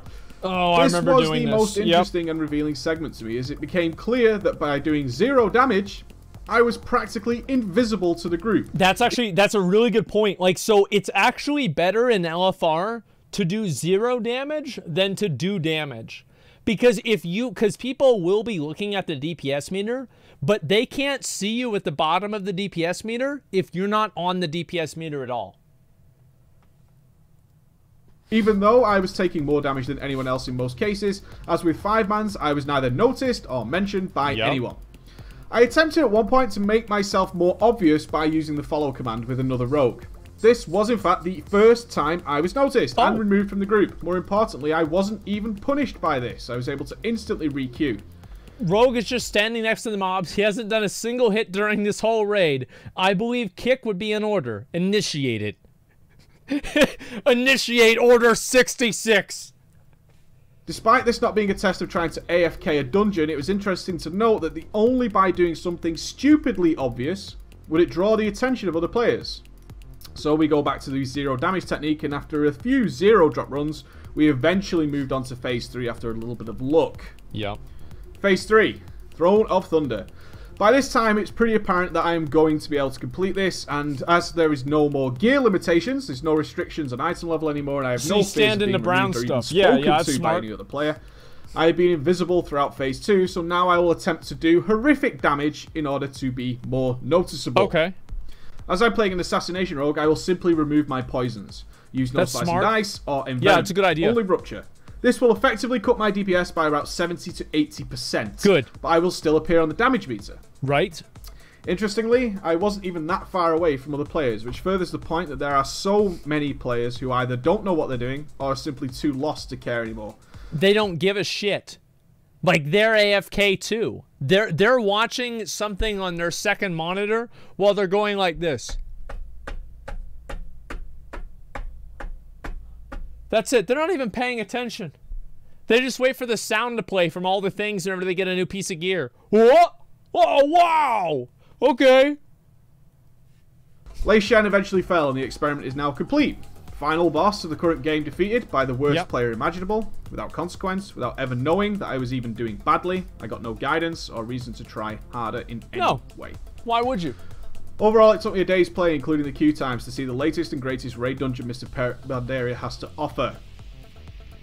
Of course, the next logical step would be to do normal and heroic modes, but now we must take into account the jump from LFR to even... That's it. There it is. There's the jump. The jump is what makes it so fucking hard. Is that you have the jump in LFR from normal, and LFR trains you to be garbage. Like, that's the issue, is like you get trained to be garbage, and then you never get expected to be anything more than garbage. Why jump if you've seen content? Exactly. That's what happens. Full normal mode. Timed raids, trial process, applications, etc. LFR is a terrible idea. I think that LFR is bad because of the gear that it drops. I don't think LFR is bad like if it was just a story mode of the raid. Like, who gives a fuck about that? But I guarantee you, like, if you took LFR out of the game, if you took loot out of LFR, nobody would do it. Nobody would do it. That's it. That's what the problem is. It's the loot. Which, in comparison to what was done initially, is an enormous leap in commitment, which only a few will take. LFR norm mechanics, yeah. I must point out that the apathy of the community is one of the big struggles here, and it's only by Blizzard's reckoning that this has happened. It's disturbing. I know some people are going to try and defend this as, well, I do this, LFR is great for me. It's not exactly pointed directly at LFR. LFR was the method that was recommended to me. If I'd been recommended solely to do PvP, I would have tried that to see how quickly we could gear up. Sure, I don't think it would have taken much longer either, as we are guaranteed to get honor points regardless of win or loss. Yep. It's a sad state of affairs, and I know some people try and defend it, but I have to ask you why. Why do you want to defend this? Why would you defend this situation? I did nothing. I was the worst player imaginable. I never got hassled. The community didn't try and help me. The community certainly didn't try and remove me. And as such, people are doing this every single day, and they are asking... Well, because as soon as he put out this video, everybody started AFKing in LFR. Like, I remember this, because it was around this... It was like right a little bit after this, they added the boost. And I think this might actually have been during the boost. I don't remember exactly. But, like, back then, everybody started AFKing in LFR. There would only be, like, 4 or 5 people playing the game. And everybody else... And the 4 or 5 people playing the game would mainly just be trolling, trying to wipe the raid. So many players falling into this trap of, I've played the game for a couple of days, and I finished it. I literally have a couple of days played on this character, and I have seen all the raid content that this game has to offer. I feel like that's what happens. Like, I think Lost Ark actually does a really good job at this. Lost Ark has content that you can work towards slowly, and you can beat that content if you're good, but it's challenging. It's very hard to do. And I did it without ever trying. I did it without ever being abused. I did it without ever having any remote incentive to possibly get better and to see something more in this game. Yeah. That is the problem. This whole system is just too accessible. We've gone too far, and it needs to be toned back. The system just isn't working. Don't look at it from the perspective of you who has played the game for ages. Yeah. I know what's out there. I've been there and I've done it, and I know that, yeah, it's LFR, it's nothing. You tell that to a new player. I got the exact 5-piece bonus. I have all the gear that I could have collected from those dungeons. I have the set. It looks exactly the same as the better raiders. I just look and feel like I've done it because I have killed the boss. I have the achievement. Yep. Whether it's LFR, normal, or heroic means nothing to a new player. Describe heroic mode to a new player. Well, you get better gear. Oh, that's cool. But it's considerably harder. There's going to be lots of wiping. Going to get lots of costs, lots of bills. You have to farm potions. You have to be there. Yeah, it's not worth it. It trains people into apathy of not trying to do it. And also, I think that what WoW does is that it never really WoW is so afraid of having any sort of social friction that it removes all elements of social activities. And that way you can never be called out for being bad. You're never bad because nobody gives a shit. You never get kicked out because, like, you can't kick people. And it just throws out all social activities. And so people, why would you try to get better if you don't have to? Certain time. There's no guarantee on loot by any means. You have to play with other players. Final Fantasy's completed version of this. Here's why Final Fantasy is different in Trials. Is that number one, you don't have damage meters, so it's harder to tell whenever people are underperforming. I think that no doubt people do the same thing in Final Fantasy. They're just doing 1, 2, 3 and spamming all their keys for their off GCDs, and they don't give a fuck about their damage, and they're just running it, right? They don't give a fuck. But also, it's an 8-player raid. So in LFR, it's like 25 people or something like that. So whenever you have 25 people in the raid, the person who's not performing is like dispersed. Like you don't even notice that. Like, oh, there's 24 people. Almost every boss is 24 manable. That's why people are able to do sales so quickly. Because like as soon as you figure out what to do, you can just have one less person and it's not a big deal. And also in Final Fantasy, there's much more definitively understandable mechanics. Like, whenever you're standing in the red bad, you're in the red bad. That's it. You can actually take damage and die on Final Fantasy. Yeah, exactly. A trial process to go through. It sounds very off-putting. Final Fantasy is only 8 people. In comparison to what you can get by logging in whenever the fuck you please. Yeah. And simply queuing up and still killing the last boss. New players don't know the difference. And this is why they're bleeding out. This is why they're not sticking around. This is why guilds aren't being formed other than paltry 10-mans with... It's not a fulfilling experience to clear a boss in LFR. Because you don't really have any, like... You're so much of just a cog in a wheel. You're a cog in a wheel of the machine that you don't really feel like you have control over the outcome of the raid. Aspirations of greatness spawning all over every server. Yeah, like you're not learning, you're not doing anything. While the big anything. guilds who are trying to do something are becoming smaller and smaller and smaller. Yeah. Because there are no new players. Everybody sees very, if you very fuck up. few who have any incentive, any drive to be more than what they are already doing. Yeah, there's no motivation to keep going. And somebody says, why do you do LFR if you hate it? Because LFR is the most effortless way towards gear that is good. The fact is that people will always choose the easiest possible path. And if you make that easy path very boring or very bad, you're not going to have people that are going to say, oh, well, I'm not going to do this now because it's just boring. No, they're going to do it and they're just going to complain the whole time. That's it. Which is so considerably easier. No punishment. Yep. Punishment isn't always a bad thing.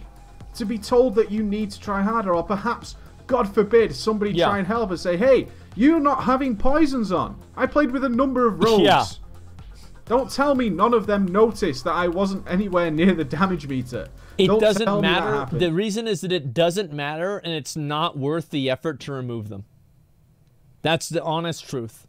It's not worth the effort to remove them, and in a 25-player raid, you just blend right in. I know some people are going to try and defend this, but I don't know why you would. This needs to change. It needs to change. It has to change. Because we'll just have no new players, and an ever-dwindling amount of the older players just disappearing eventually until the big game comes that we all move to. We don't want... Wow.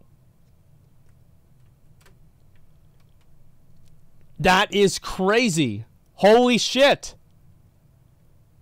This game is rich. It's made by one of the best developers in the world who pile time and time again into producing good raid content. Throne of Thunder is a wonderful raid. It is. It's diminished. It's useless. It's absolutely pointless to most players. Is it worse? Ask yourself this. Is it worse that you had a brilliant raid that not many got to see, or that you had an amazing raid that was a limp-dicked version that most people saw? That was nothing compared to what you'd actually created. There it is. The limp dick raid. And that's what they do, is they over-design these fights, they make them super complex, and then they have to nerf them 40 fucking times. Like, for example, like Vaulton and Lost Ark. Vaulton, fundamentally, is not a hard fight. Like, he is not a hard fight at all.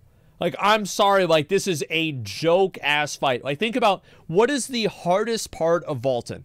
The hardest part is the transition into the ghost phase, right? What really is the transition? He does corners of the room, he pizza slices the room, and then as soon as he hits one area, you know you can stand there. Then everybody groups up, he hits his hands on the ground, they run around, you just make sure you don't run on top of somebody else, and if you do, it doesn't kill you.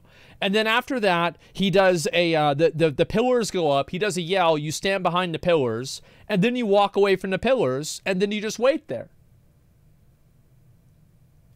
It's a fucking joke. That's the hardest part of the fight. But it's amazing. It's so good. Because if you do it wrong, you're fucking dead. You don't need to stand behind those pillars during transition. You do, actually. The only reason you think that you don't is you probably use Balthor to avoid them. Yeah, but you actually do if you don't use Balthor. And was in fact just an absolute ghost of a shell of it. Is it better for players to walk away saying, well, I didn't get to that raid, but I know it's really good, everyone tells me? Or is it better that new players come away saying, oh, I did the new raid last night, yeah, it looked pretty cool, it had some nice special effects and stuff. Yeah. Do you want that? Is that better? It's because the people have no ownership of their own success. They don't feel like they have a... Like, they don't feel like they beat the raid. They just feel like the raid's over. Is that better? I don't think so. Alright guys, you take it easy and I'll see you again. Watching that video kind of made me miss Mr. Pandaria, I'll be honest. Like, this is an old fucking video. Isn't it crazy this shit came out? Wrong thing to copy. Okay, there we go. Yeah, shut the fuck up. Alright, there you go. There's Mop the video. Was so sick. It was good. It was, the class design was crazy. Like, the raids were pretty good. I mean, it was some good times, man. It was. Here's the thing. What? All right, here's the thing. Yeah. If you played Legion, all right, you should never ever forgive Blizzard for giving you class halls and that class fantasy, and then immediately dropping all of it forever. You should never forgive Blizzard for that, ever.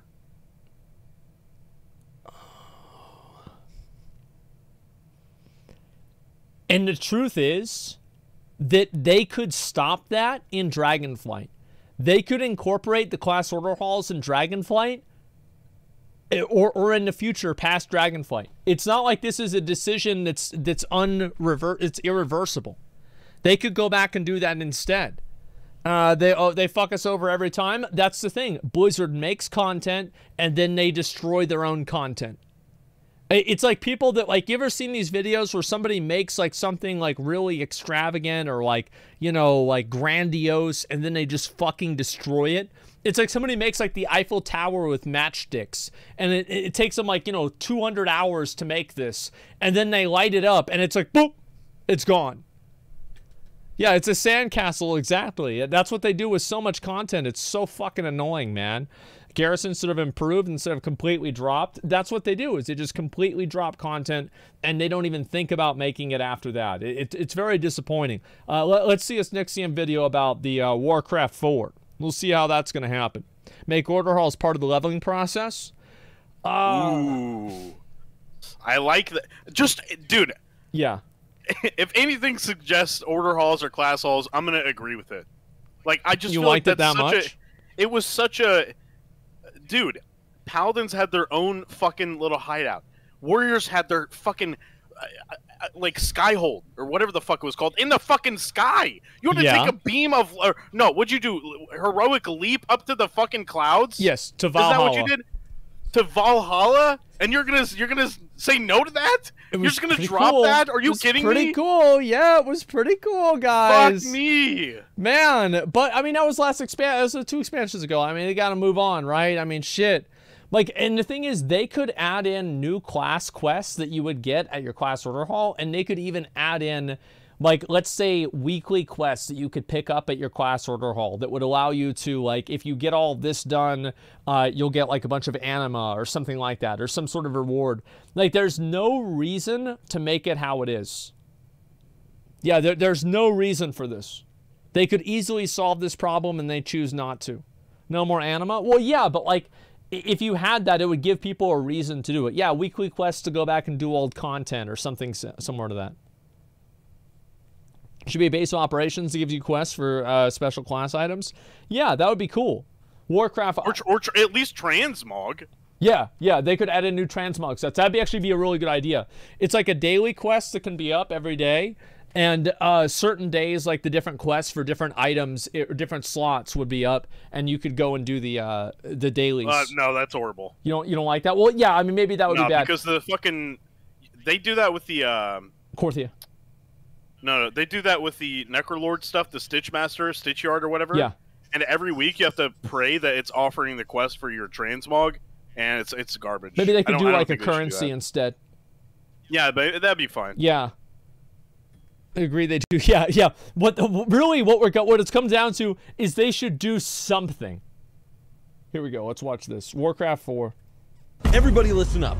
The time is finally here. The time is right for Warcraft 4, the most eagerly anticipated game in the World of Warcraft community. What if they do Warcraft 4 and it's worse than Warcraft Reforged?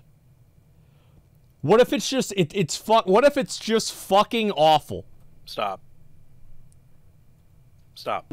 Well, the re-release of classic World of Warcraft, probably. This is a title that we have been waiting for over 20 years now. Long time. Since the release of Warcraft 3 all the way back in July of 2002. And now, with a need for Blizzard to return to their roots, with World of Warcraft currently being where it is, and with all the hype that still exists for this game, I think it's time, Blizzard. I think it's time for that Warcraft 4. The stars are aligned, the timing is perfect, and I'm going to share with you all why. But first, I feel like the timing for Warcraft 4 was best right after Shadowlands. Because you come back, like, that's what I think that they should have done. They should have had some kind of crazy shit, or like after BFA, and N'Zoth actually wins. Because he's a massive old god, and he's infinitely more powerful than anything on Azeroth, and nothing even comes remotely close to him, and he would just kill everybody, and that would be the end of it. But, like, that's not what happened. Got to hear a word from our sponsor.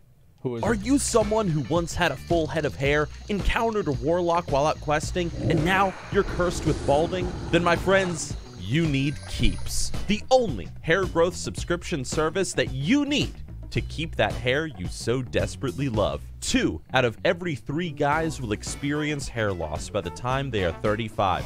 And that's where Keeps comes in, offering clinically proven, research-backed, doctor-approved treatment to stop hair loss and to even improve growth. And with 24/7 care and support backed by expert medical advisors, prescribers, and care specialists, with Keeps, your hair goals can finally become a reality. There's no way this shit works. Like, there's no way. There's no way. Like, because, like, the thing is, if it worked, then there wouldn't be any more bald people. It's not targeted. Like, it was just in the video. Like, it's try it. Dude, there's no shot this shit works. Don't do it. It gives you ED. They wouldn't do that for me. Yeah, it wouldn't do that. It maybe does that for you. It wouldn't do that for me. Yeah, how do you know? Funny. up today. That's Get funny. Keeps delivered directly to your doorstep and re-engage your hair without ever having to deal with the embarrassing situation of having to go to a doctor's office or a pharmacy. It's all homegrown fresh hair, fellas. So get some for yourself or maybe for your favorite streamer that just desperately needs some. Guys, hair loss. Oh my god. Man, it's really we really out here, boys. We really out here, damn. Bro, ain't that crazy? Is being bald really that bad? I mean, it's like, if you have a little bit of confidence, you can pull off being bald. I don't think it's that big of a fucking deal, dude. I think that the reason why, it's because it's not a choice, number one.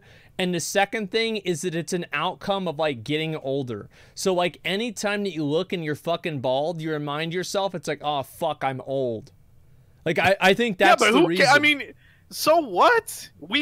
Everybody gets old. Yeah, but you don't need to remind him about it, you know, every time you look in a mirror. What do you fucking care? You're a nihilist. What the fuck do you care if you're I don't want to get, it doesn't mean you want to get older, right? I would prefer to not.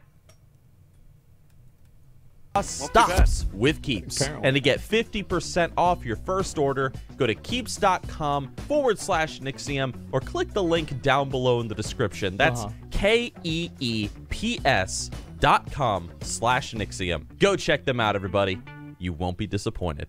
Look at this owl that I got a hold of the other day. Badass, isn't it? Yeah, and you know what else would be badass, guys? This owl. How the fuck did he get him? How do you get him? Like, there's no way. Dude, I've tried to get birds before. They always get away. Look at that owl, dude. That's a real one. Like, that's the thing. That is a real. He's actually holding an owl. Oh my, that's probably. I think that is a real one. Like, there's no way. It's got to be like a pet or something like that. Like, there's no shot you could get to. No shot. Like, I've tried. Seen an owl in real life? I have, yeah. They will fuck your shit up. They will rip. They are big. Them. Yep. Jesus. Owl that I got a hold of the other day. Badass, isn't it? Fuck. Yeah, and you know what else would be badass, guys? Returning to the roots of Blizzard Entertainment. That's what. Yeah, Remember I wish. Growing up as a snot-nosed brat, always being excited for the next real-time strategy release game from Blizzard. Yeah. You had played Warcraft 1 and 2, and now you were waiting for Warcraft 3. Oh my god, you had bro. From Blizzard, you had played. Holy shit. Damn, that is old school. Oh my god, that is old school. Wow. Warcraft 1 and 2, and now you were waiting for Warcraft 3. You had no-lifed StarCraft until your eyes were bleeding zergling goo. And then finally, Blizzard released that beautiful StarCraft 2 cinematic. StarCraft 2 was badass when it came out. Remember, guys? Of course you do. At least some of you guys do. Blizzard has its foundations in strategy games and dungeon crawlers like Diablo. It's what made them so damn popular to begin with before World of Warcraft came along. But since World of Warcraft's release and immense success, although we have seen StarCraft 2 come out, we really haven't gotten anything after that. StarCraft isn't even mentioned anymore at BlizzCon events. Warcraft 3 is entirely forgotten. Aside from, you know, that dumpster fire that we got situation. Reforged. What the heck is going on, Blizzard?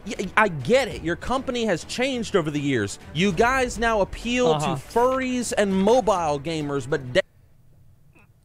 Oh my god. Oh my god. Jesus. Like, it's furries. Like, it is. It's fur. Like, he said it. Yeah, it's true. Damn it. There is still a large population of your player base that are loyal to what made you guys big in the first place. That's true, the RTS scene. And since you guys are trying to rebrand yourself as a company, win back the love of your player base after so many years of drama, why not take an initiative and go back to the roots with the game genre that so many people know and love you for? Now, that's just a thought, but I know if you did, I know what so many of us would say.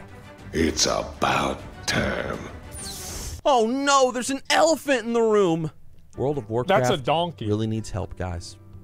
It really does. Like, damn.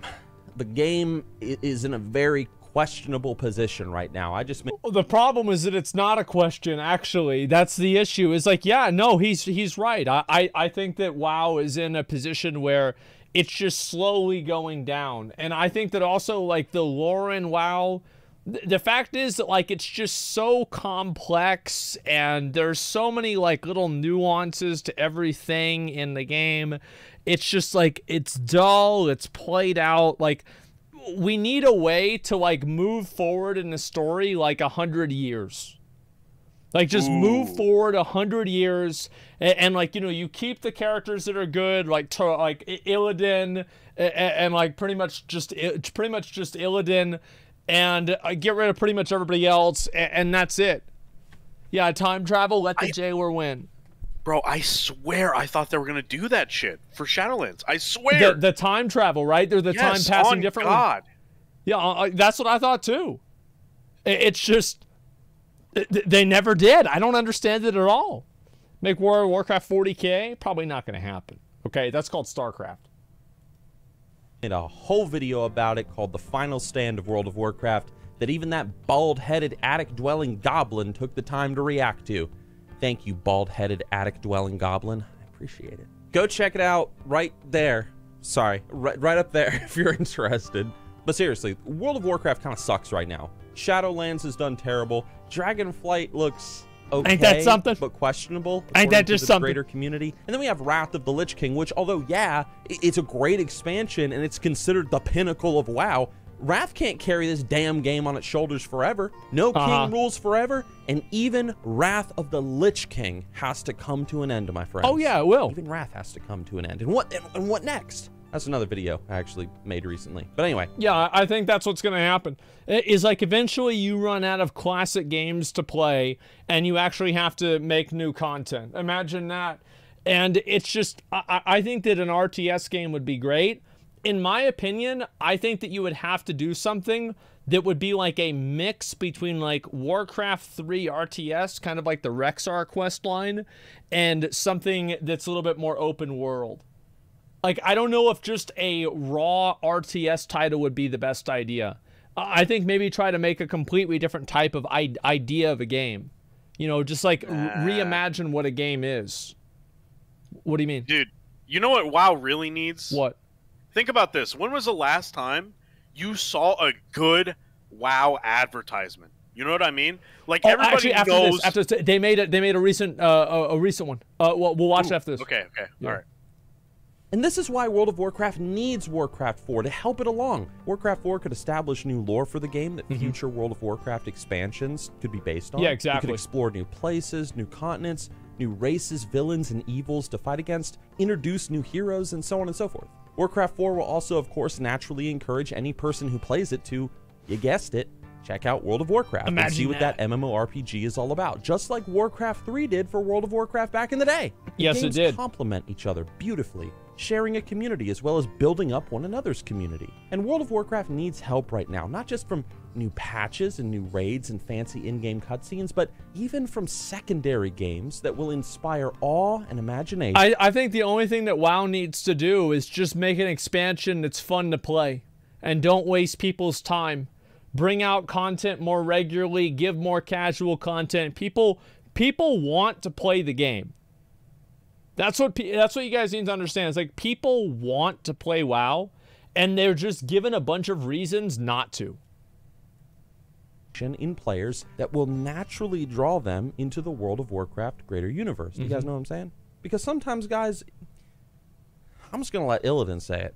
Sometimes the hand of fate must be forced. And last but not least, let's just be real about a final point, everybody. Who's the best? That is the simplest argument for Warcraft 4 of them all. But it's a powerful one, nonetheless. Let's be honest. Everybody wants to play Warcraft 4. It would not even surprise me in the slightest if you asked players, hey...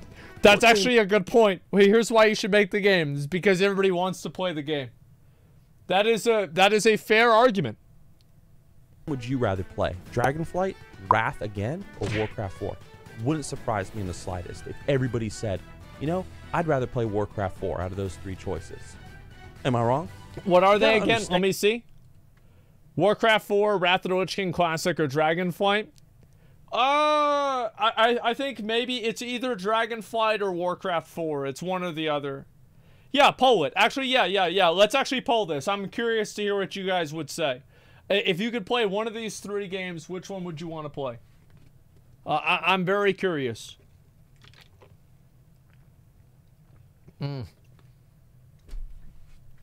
Doesn't Classic have more players than retail? It has more raiders, but retail has way more things to do besides raiding. Like in Classic WoW, like you either raid or what the fuck are you doing? I can do a poll myself. Give me 1 second here. I don't know, maybe. Oh, there we go. All right, we're good. All right, so what are people voting on here? 63%, about 60% of people are saying Warcraft 4. Yeah, I mean, I'm 58 now. Like, it's still, like, over half of people are saying Warcraft 4. The only thing that I worry about is, like, what if Warcraft 4 comes out and it's dog shit? What if it comes out and it's bad? I don't know, guys. Like, yeah, that's what I would be concerned about the most. But I think that they should, again, reimagine what it means to be an RTS game, what it means to be like a, you know, like a Warcraft game in general. Because I think that's what one of the biggest issues is that the reason why a lot of genres like RTS haven't really gone anywhere is because nobody has tried to innovate them in a way that people like. That's what the problem is. Like, yeah, people continuously just try to either make Warcraft 3 or StarCraft again, which is nice, right? I mean, it's always nice to have new games, etc. But like, you need something more. You need to stop trying to make the last good game and make the next good game. I'd rather play Warcraft 4 out of those 3 choices. Yes, I would too. You got to understand, for those of you that are not familiar with what I've been alluding to throughout this video, yeah, you got to understand the Warcraft RTS games are like a piece of World of Warcraft's soul. If you take away World of Warcraft from Warcraft, yeah, or Warcraft from World of Warcraft, both games just lose something special. Yeah. Since they both are set in the same universe, they're both immensely popular, and both help to shape a Blizzard Entertainment as a game company. They really complement each other, to the point that one really should not exist without the other. And where World of Warcraft is getting constant expansions and patches and updates, Warcraft 3 and the Warcraft RTS universe is just abandoned. And that's kind of heartbreaking for those of us who grew up with both of these games to play as kids. I think it's just because people don't care about RTS as much as they used to anymore. And I think the reason for that is because, like, RTS, like, it's kind of like the way that Fortnite is, where if you're really good at an RTS game, people that aren't good will never beat you. Like, they will never fucking beat you. There's never a chance that could ever even possibly happen. And like, I think that's what it was. Like, the skill cap for, like, StarCraft got so high, people just stopped playing the game because it was just so ridiculous. I think the same thing happened with Fortnite. All in all, I think that right now is a great time for Blizzard to really consider pushing for a Warcraft 4 RTS game. The company, if it wants to rebuild itself, it needs to look at their original foundations, go back to them, innovate, and regain the audience that they've lost. World of Warcraft also needs a boom in getting people hyped and interested in the game again, and Warcraft 4 could really help with that. That was a really cool thing. Everybody just really wants to play Warcraft 4 at this point. I mean, come on.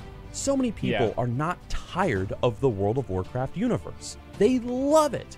They just hate what Blizzard is currently doing with it, with the recent... Yeah, I think that's a big factor, is that people really like WoW. There's a lot of, like, nostalgia for the Warcraft universe and everything like that. A lot of people grew up with it. It's like, you know, like, unironic bat-chesting about Warcraft. Like, fuck yeah, man. But it's just that things kind of changed over the years, and it just doesn't really hold people's attention as much as it used to. Still play Warcraft 3? Yeah, a lot of people do. So giving us a new story to explore, units to build, and wars to fight in a next-gen RTS, that would be awesome. Guys, are you interested in Warcraft 4? Let us know down in the comment section below. What do you think about the video? Please like it if you liked it, and I'll see you guys with my next rant. That's right. I'm going to go get that elephant out of the room now. Isn't that a horse? I don't know about that. League of Legends was inspired by Dota, which is a Warcraft 3 game. Exactly. Like, you could say that MOBAs, to a degree, were almost like an evolution of some degree of RTS. But the thing is, like, MOBAs only exist in, like, a very, very small scope of, like, what it could be. Whereas, like, you look at something like Lost Ark, for example. Like, take what Lost Ark has and add more RTS elements to it, and I think you can have a very interesting game. The problem is, like, I feel like, when was the last time that Blizzard really innovated the game? Innovated any of their games? I feel like it was probably, like, Overwatch was pretty much Team Fortress 2 in a lot of ways, like, with a few exceptions. I think Legion. there was... So, Legion, yeah, it was Legion. It was Legion. Legion. Yeah. I'm trying to think, like, besides that, though, like, I don't think that there really was anything else. Yeah, it was mainly Legion. Hearthstone was really cool, yeah. And World of Warcraft was a massive innovation. I just think that people are looking for a game, like something like Vampire Survivors, where it's like a completely new idea. Ooh. And, like, yeah, games like that had existed before, but, like, Vampire Survivors really came out, and they fucking did it, and it was really good.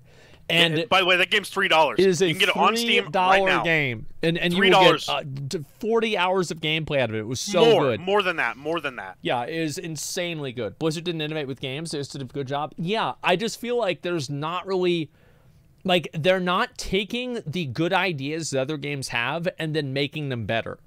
That's the big issue. Let me go over and I'll see this new WoW trailer. Okay, WoW commercial. Let's see if I can find it here. There should be recently, right? Let me see. WoW commercial 2022. This one here. All right. So I never watched this. We're going to watch it. Here we go. You guys ready? This is the new WoW commercial.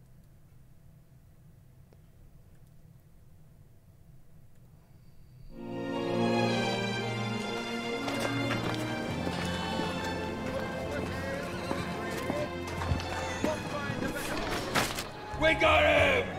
Light bless you. This is a mortal weapon. No. This is my gun. I suffer from terrible visions. A mundane world filled with humans. Mundane. They cannot cast spells like mages, or shapeshift like druids. They can't wield magic. No. Instead of becoming shamans and death knights, they choose to become project managers. Sales reps. Sales reps? They are ruled over by powerful bosses that reside atop glass towers, where no weapons are allowed. Then how are they supposed to kill the bosses? They can't. They don't even make it past middle management. No! This is my gun! Do they fly on the backs of dragons? No. Scour the world for legendary items? No. Is there any wonder in this world? Wonder? The only items of wonder in this world are tiny dark portals they carry with them everywhere. You stare at them for hours. Scroll. That's clever. What a waste of time. I know just the cure for your nightmares, friend. For Azeroth. For Azeroth.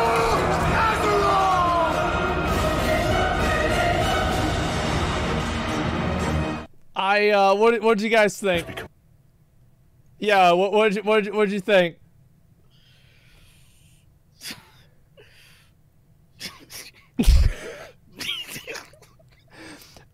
I feel like, okay. It was, part of it was, like, there were really clever parts of it. Like, I'll admit, I think that some parts of it were really clever. I would have done it a little bit different, right? Sure. But I think that it could have been, it was amusing, right? It was not as bad as it could have been, but I will be honest, this would have been a lot better if they didn't have any night elves in here. Because the night elves look awful. Like, the dwarves look fucking amazing. Like, look at the dwarves. No.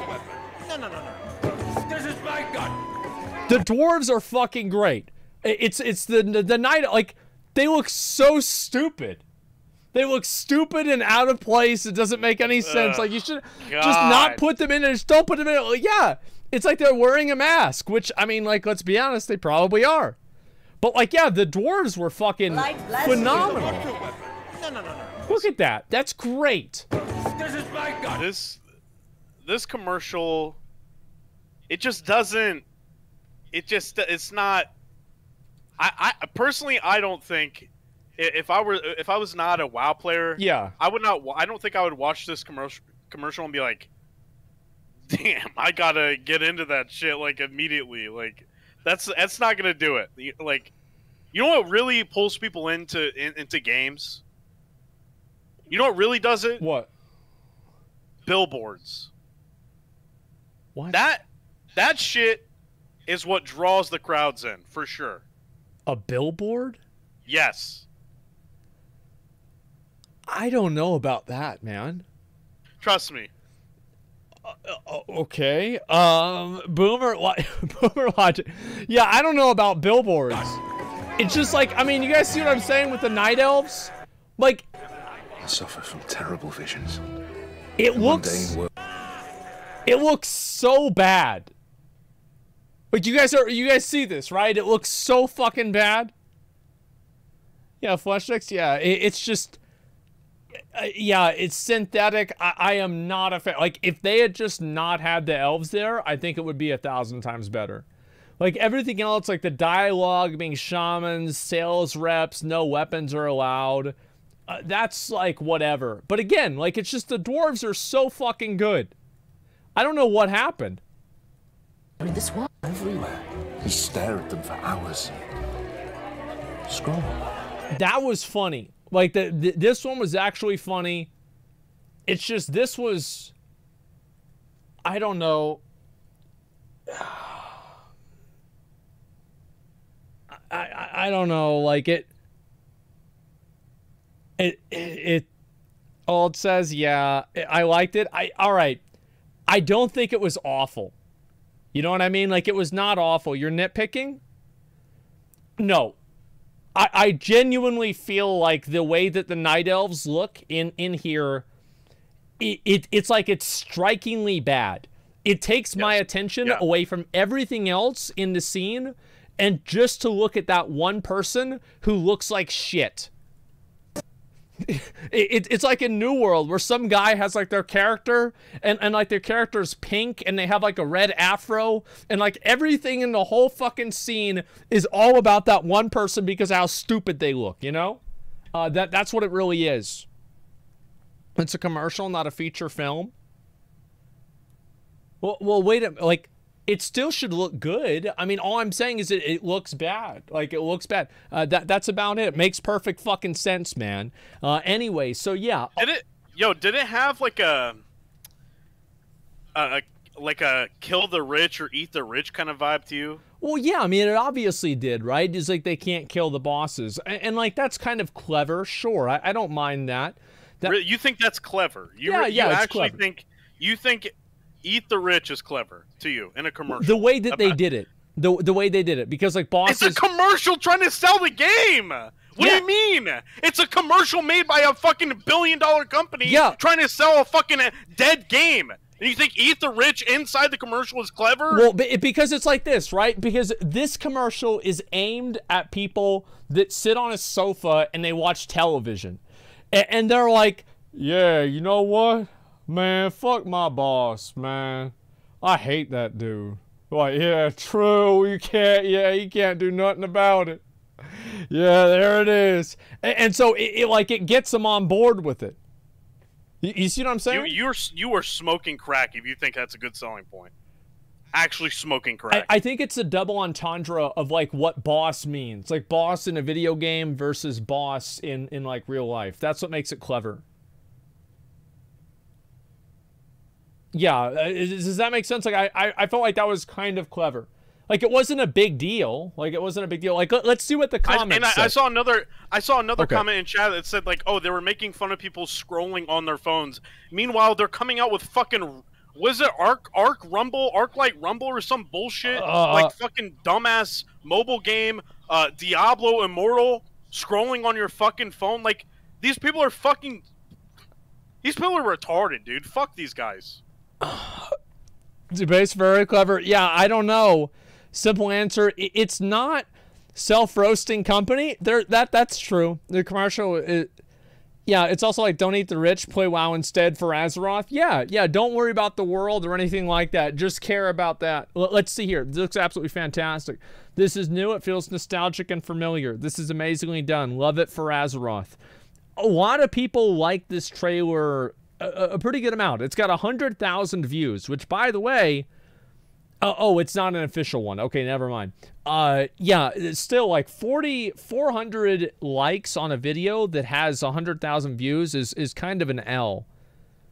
Like, yeah, I think that's a bit of an L. People like the video, already played the game. That's the issue. Negative comments get deleted. I mean, like, maybe. Like, I don't think this is like an official WoW account. It's only got 73 subscribers. But it's hard to say. Do you like it because they're the remaining player base? That's true. It has more viewers than there are subs. Okay. Okay. True. Okay. Good one, lol. Yeah, very funny. All right, let's see. Press your true buttons. Let's compare it to the best one. Okay. This was the old trailer. It came out a long time ago.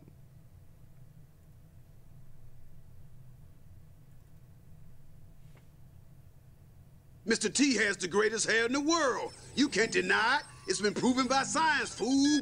Now you can have the greatest hair in the world of Warcraft with the Mohawk grenade. Oh my. Yeah, wherever I go, I'm making Warcraft look good.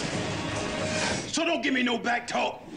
Try World of Warcraft 3. Oh my god, I remember this shit. Find a Night Elf Mohawk in-game and claim your Mohawk grenades. Rated T for teen. I'm Mr. T and I'm a Night Elf Mohawk. What's your game?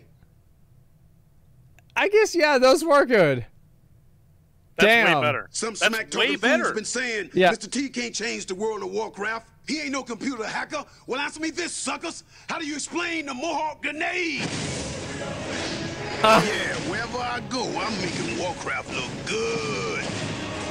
So don't give me no I remember back talk. this. Yeah, they're the vendor for that. Free at Warcraft.com. That was such a long time ago, Mohawk man. in World of Warcraft and claim your Mohawk grenades. Holy I'm shit. Mr. T and I'm a Night Elf The Ozzy, Mohawk. all right, I'll watch that game? one, sure. Give me a minute. Let me see if I find it. The Ozzy one, where is it? There it is. Here we go. I'm Ozzy Osbourne, and I'm the Prince of Darkness.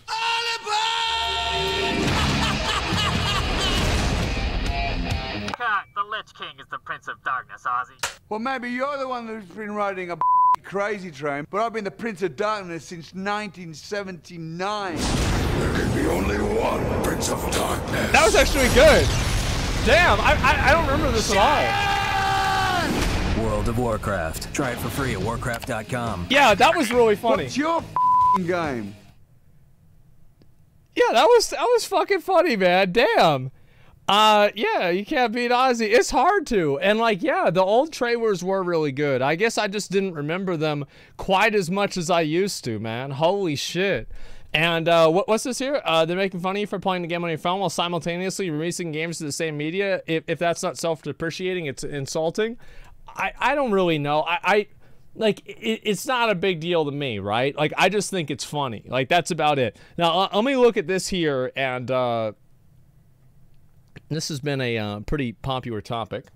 And Blizzard is actually doing something about boosting an RMT. They're actually doing something about it. Here we go. Yep. Yes, they're actually doing something.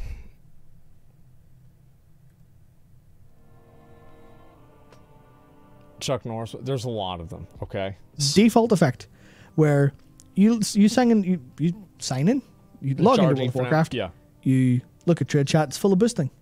Of course. Well, why that's not? how the game's played, I guess. Yeah, From why the not? perspective of a new player or someone who's kind of just, it's normalized in your head because it's a thing that's there. So what if trade services, which would be, I guess, either 4 or 5, what if that was off by default? What if a new player or you logged in and never saw a boosting advert again? That would be boosting better. would be less normalized. And hopefully over time the tide would turn. I don't think that will ever happen. I think that now that there is a WoW token in the game, Everything in the game is turned into a commodity to be sold or bought. That's the way. Yeah, it's never going to go away. Putting it in another channel won't really matter. Hopefully.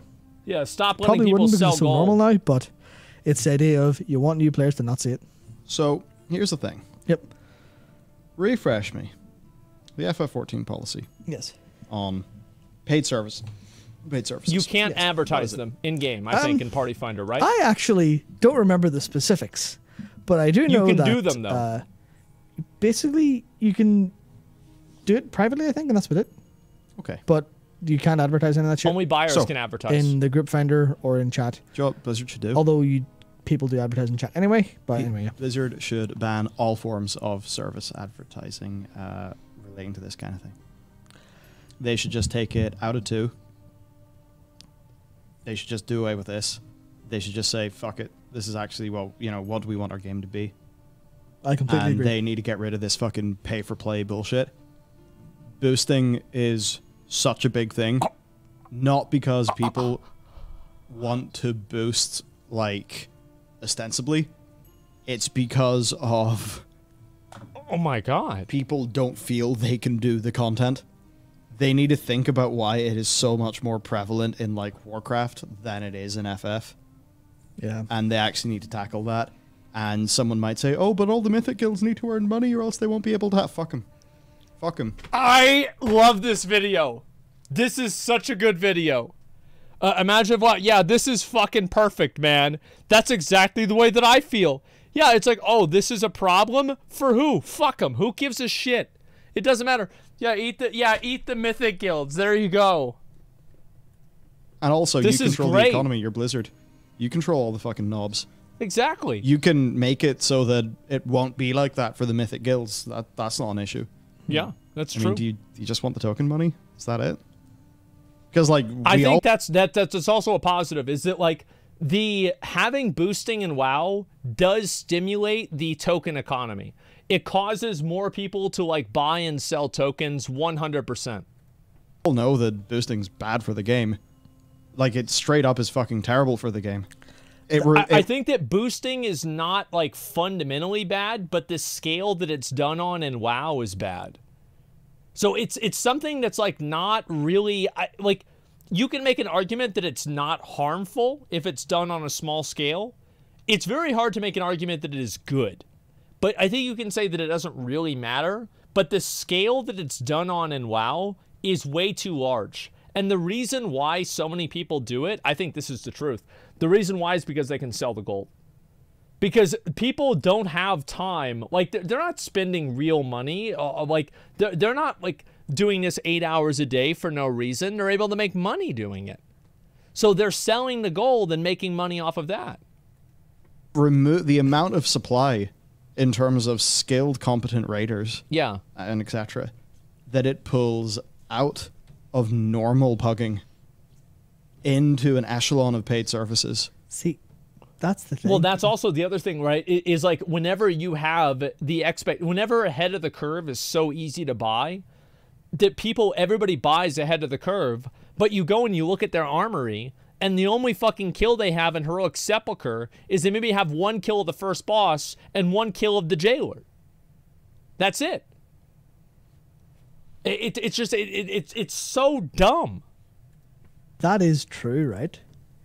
But the way, I think this is something that they think, because I mean, obviously, they know boosting happens and they are fully in support of it because it proves it that they've done this. They're fully in support of GDKP because they've said so officially. There is, in my opinion, no problem with boosting or gold GDKP. I think that the problem lies entirely on the WoW token. The fact that it is turned into a commodity that is bought and sold for real money. I don't think it is a problem that somebody who farms out a bunch of gold is able to pay a guild to boost them through a raid. I don't think that's a big deal. I think the problem happens whenever you're able to spend real money and have that happen instead. That's what the issue is. Dollar bills, even though they know that RMT is a humongous part of GDKP on classic servers. Cool. Yep, but that's like, what's the problem there? Is the problem GDKP or is it RMT? GDKP is a symptom. The disease is RMT.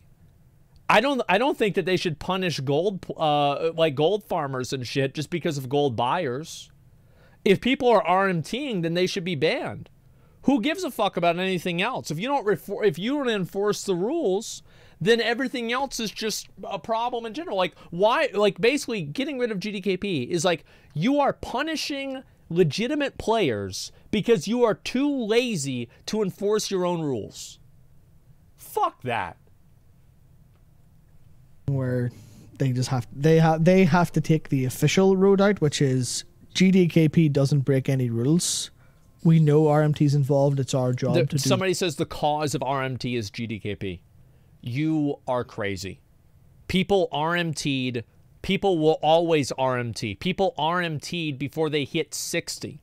The cause for RMT is not wanting to farm gold. That's the cause. GDKP is a big reason why RMT happens, but I don't think the solution, like if you remove GDKPs, if you remove them, you will still have RMT. And also, you won't really remove them. Realistically, you'll just have people that do it under the table. The art to sort through the RMT, and it's they just can't. a rot at the heart of our game. Whoops. Yeah. We'll let it stay. We'll let it get worse. We'll let it become normal. Yeah, it's already become normal. Like, it became normal in Wrath. That's whenever it started. GDKPs are whenever you spend gold. Like, you know how, like, a boss dies, the loot drops? Well, instead of actually, like, deciding, like, who rolls on the gear, you have a bidding system. So, like, each item is bid for the amount of gold. And so, like, it gets sold to the highest bidder, and then at the end, all of the gold is split between all the players. It's actually really cool. I love GDKPs. I think they're really cool. GDKP is better than boosting. GDKP is totally fine. No! We were asleep at the wheel! Stark? Yeah, pretty much. So that's the thing where I think it does take supply out, but there's the thing where they'll just go, yeah, but people don't want to play with bad players anyway, so this way there's an incentive for them to play with bad players. Gold is used as the incentive for this kind of thing. Yeah, you carry baddies. Say, gold greases the wheels of our player base, and it gets them to connect. What we would do is, like, so this is one thing that would happen. It is like back in whenever I would run GDKPs, what we did is if you were bad and, like, you were a buyer, I would make you trade me or show me in a trade window that you had a certain amount of gold. So, like, we knew if we brought you into the raid, we'd be able to make money off of you. Crazy players. And and that's exactly true with GDKP, where that's like the observed behavior is there's a whole load of BIS players who would never in a million years touch an old raid. They're completely out of the market of doing old raids. Yeah. So they want old raids to be done. So they go, well, GDKP is a way for players to earn gold by doing old raids. Yeah. In a way that's like completely player driven. We'll completely just put a blind eye to the fact that without RMT, GDKP probably wouldn't exist. Because boosting and... No, that's not true. RMT will always exist. RMT was not that bad back in Wrath. Like, it was bad. You could say it was known, it was prevalent, but it's like, it was not... It was like 5 or 10% of what it is now. And he didn't just say RMT. Well, listen to what he said. Listen again. In a way that's like completely player driven. We'll completely just put a blind eye to the fact that without RMT, GDKP probably wouldn't exist. That's not true, because we always had GDKP. Yeah, back in like in Burning Crusade, original Burning Crusade, Chinese players did GDKP, and in Wrath of the Lich King, it came to the US, and we did GDKP and ICC all the time, even sometimes in TOC. Yeah, like, because we always had RMT. Like, I know that there were a lot of people, like, because I knew a lot of the people that came to the raids. They didn't RMT. Or at least I didn't know about it. Because boosting and RMT is what makes the actual whole gold economy actually flow. Well, the economy's a bit busted in the game right now. Yeah, it's like you would not be able to afford... What was it? Oh, I'm trying to think of a number. Was it 75k for one of the glaives, I think, in TBC? And that was lower than expected. It was 40k, and that was lower than expected. But you're talking like 6 figures of gold in TBC for a best item when it's released. And that doesn't happen at RMT. And that doesn't happen at RMT. And it doesn't happen without bots generating gold through... That's true. The amount of people that probably have 6 figures of gold in TBC, if you have over 100,000 gold, I think Blizzard should probably just look into your account. Like, look into that account, see what's going on, and I almost guarantee where there's smoke, there's fire. Raw gold farms. But of course, so the thing is, Blizzard does not generate revenue from WoW token in the classic products. Yep. What they do generate revenue from is bots using the Dark Portal Pass. That is exactly for raw gold farms, and that's why when we see the Dark Portal, well, the Wrath Pass, we'll talk about later, we kind of get a bit spooked, because it's like... Sure, at least you make money from each bot. Okay, whatever. And I know a lot of players legitimately do want to use that service, and I know that they know that if they don't provide that service, it will just be a thing via RMT. Yeah. And often when given the option, people are, you know, because there's paying in pure currency, right? So maybe the power level is cheaper, but Blizzard knows that, yeah, the power level is cheaper, but the overall cost does also involve a degree of risk. Yeah, people spend more money to have no more risk. currency for the less risky boost. And also remember the impulsiveness and time orient. It's going to ruin Wrath. The gold is already there. How is it going to ruin Wrath of the Lich King? Like, how could it possibly ruin Wrath of the Lich King? What do you mean? Just don't join a GDKP guild. Just don't run GDKPs. I don't understand it. Like, I don't understand why people think like this. They need to be against the rules. It affects the economy. Everything that you do in the economy, everything that you put into the economy is the same type of economy. Whether it's 10 or 100, the number is still, like, everything else in the economy is accommodated to that number.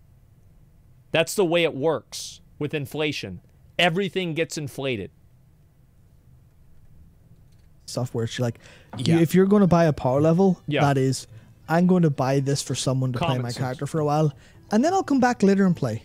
But this is, I'm trying to play TBC. Yep. I'm level, like, say you're in your mid-30s, or even say you're, like, kind of early, you're just like, I'm not doing this fucking starting zone for, like, the 3rd time, 4th time. I've done this so many times, I know it like the back of my hand.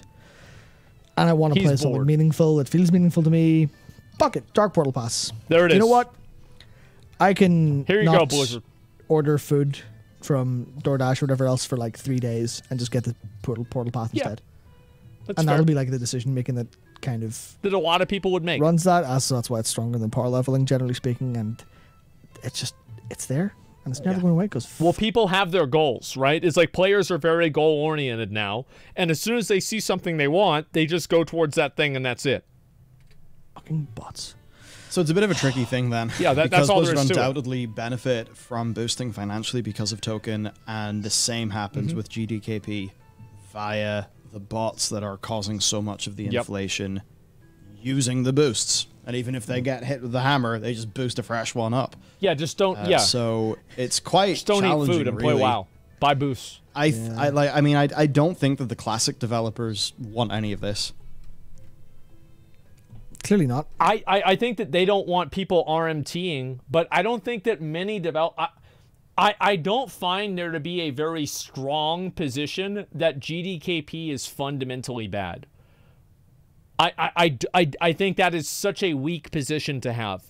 RMT is what's bad, and if Blizzard can't handle RMT, why do you expect them to handle GDKP? It's like what's the logic here? Like, oh, you want them to ban GDKP, but they can't even ban RMT, which is why they have GDKP. So how could they ban GDKP if they can't ban RMT? You see how this is a problem? It's impossible to handle it? No, it's not. Right? Like, no game developers going to want this. That's why I think they're... It's strange in live. I would say it feels like they are completely asleep at the wheel for the actual problem. Yeah. But instead, you know, they're kind of... They are taking, I think, a very short-term position rather than thinking about the long-term integrity of the game. Oh, I've never had that. And I think there's just no way to get around how a ahead of the curve jailer, like, that should mean ahead of the curve jailer. That you did it. Yeah. It doesn't mean that. No. Yeah. And a lot of people are like, yeah, but I can't get a group if I don't have the achievement. That's too bad. It's like, okay, that's well, that would not have happened. Like, the thing is, if you can't, the reason why these people can't get a group if they don't have the achievement is, number one, because you're expected to have it because everybody can buy it. RMT, sorry, a lot of acronyms. RMT is buying gold with real money that is outside of the TOS. And GDKP is whenever you do a raid and everybody bids on the items with gold instead of rolling on them, and then the raid's distributed amongst everybody in the raid afterwards. So, like, that's what the two acronyms are. I don't think that that's a big, like, look, initialisms, not acronyms. Streamer techs on WoW are so disconnected from its average players. What do you think here, SD? What do you think my opinion? What about my take is disconnected? Yeah, what about my take is disconnected? Let's find out here, because I'm actually kind of curious about this, because I think this is something I've thought for a long time. Now, I've thought this before I was even a streamer. It's just common sense. So, like, yeah, I was going to tell you basic. I think that I'm totally right about this. The barrier to entry, honestly, it's such an uphill battle. So you think that as a streamer, I don't know what it's like to get into a group. But I've played the game for 17 years, and I've streamed for 6 years. So what's the math on that? Do you see what I'm saying? Do you see how stupid it is? Yeah, it's just stupid. These days, it's different. Here's the reason why people have hard times getting into groups. Number one, it's because everybody's expected to have bought it already. The other thing is because people want to get into a group of other players that are more progressed than them. They want to join a group of other people that have killed the jailer whenever they haven't killed the jailer. Well, the people don't want to invite you. Like, this is a clear, it's not a progress raid. They just want to clear the raid. And this is what happens, is that you have a lot of people that are so entitled to get invited into a group that they're complaining that it's the game's fault that nobody wants to invite them because they don't have any fucking experience whenever they're trying to join groups that are going to be clear raids. It's their fault. So it's not, it is the player. Yeah, it's players that feel this way. Absolutely. The content's too fucking hard, man. That, you're right. But that doesn't mean that fucking the people that have done it want to play with. That's the whole reason why they don't want to play with you. It's because they know it's hard. And so they don't want to play with you because you're going to fuck it up. It's common sense. Nobody wants to well, go ahead. This is bullshit. Go ahead. All right. Why? Listen, why? For the same reason, for the same reason that people need regulations in real life on corporations and shit like that, is the same reason that GDKP needs to be against the rules, okay? Okay. People are never going to behave in the way that is beneficial for everyone. They're only going to look out for themselves, okay? And GDKP is bad for the game. Why? Okay? If GDKP is in Wrath, Wrath is dead. Wrath is over. It's going to ruin Wrath, and I mean that. That's it? It's done? Yes. No. It's just, it is crazy, man. It is so, he's so fucking cool. I think this is just nuts, man. Like, I think this is just so fucking nuts. This is not something you can just forehead away, okay? It's not going to happen. Just not something, it's not going to work. 400k Deathbringers, I don't, like, why is this such a problem that if there are so many people that, I don't understand why, if you don't like GDKP, you can't just make a guild full of other like-minded people and do raids without GDKP. I don't understand why this is impossible. Like, it doesn't make any sense. Because there's only 20 people playing the game. Yeah, I guess that's it. Yeah, it's not like every raid is GDKP. It literally takes forever. So your logic is that it takes forever, so I'm not going to actually do it legitimately. I want to join a GDKP raid full of people with a bunch of gear that know what they're doing and have them carry me through the raid. And the fact that they won't carry me through the raid is not a problem with me. It's a problem with the system that causes them to not want to carry me. Get the fuck out of here. Like, the people that are so fucking delusional, they never want to actually progress through something. They want to join a group of other people that have already progressed through it and then just get carried along. I do it all the time, but I admit it. That's what it is. Stop fucking lying to yourself and saying it's the problem with GDKP. It's a problem that you're fucking lazy. You don't want to have to do it. It's common sense. GDKP don't carry in Classic. I have no idea if they do or not. Heavy grind, hard content. Makes people RMT, yes, casuals. You know what makes people RMT? Is them not enforcing the TOS. It's got nothing to do with that. If you don't enforce the TOS, people are going to RMT.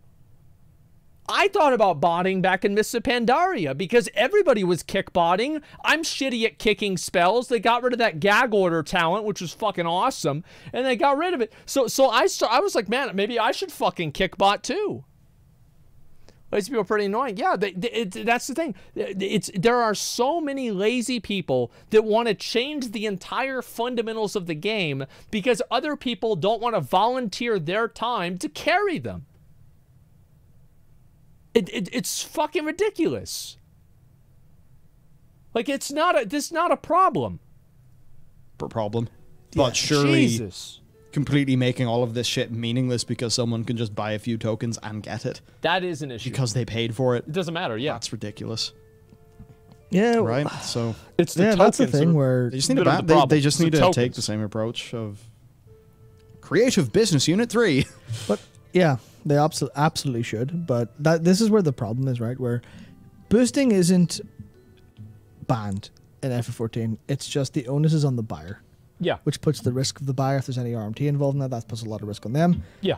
And I think it's like... And that's also another big thing, is that I've seen a lot of times the people that are buying the gold, or sorry, buying carries for RMT, a lot of the people that buy the carries don't get suspended. It's only the people that are doing the carries.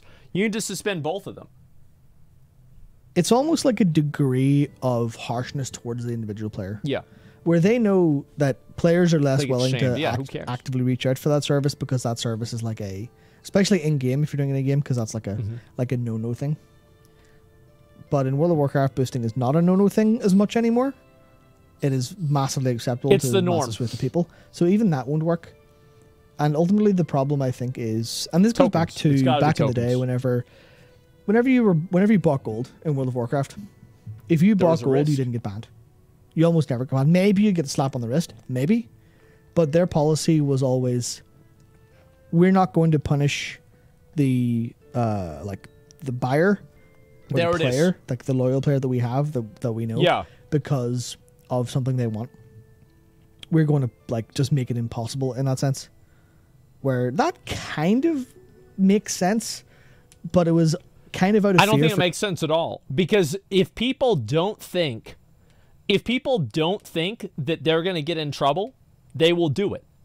It's the same reason why people will break any law or break any rule. It's because they don't think they're going to get in trouble for it.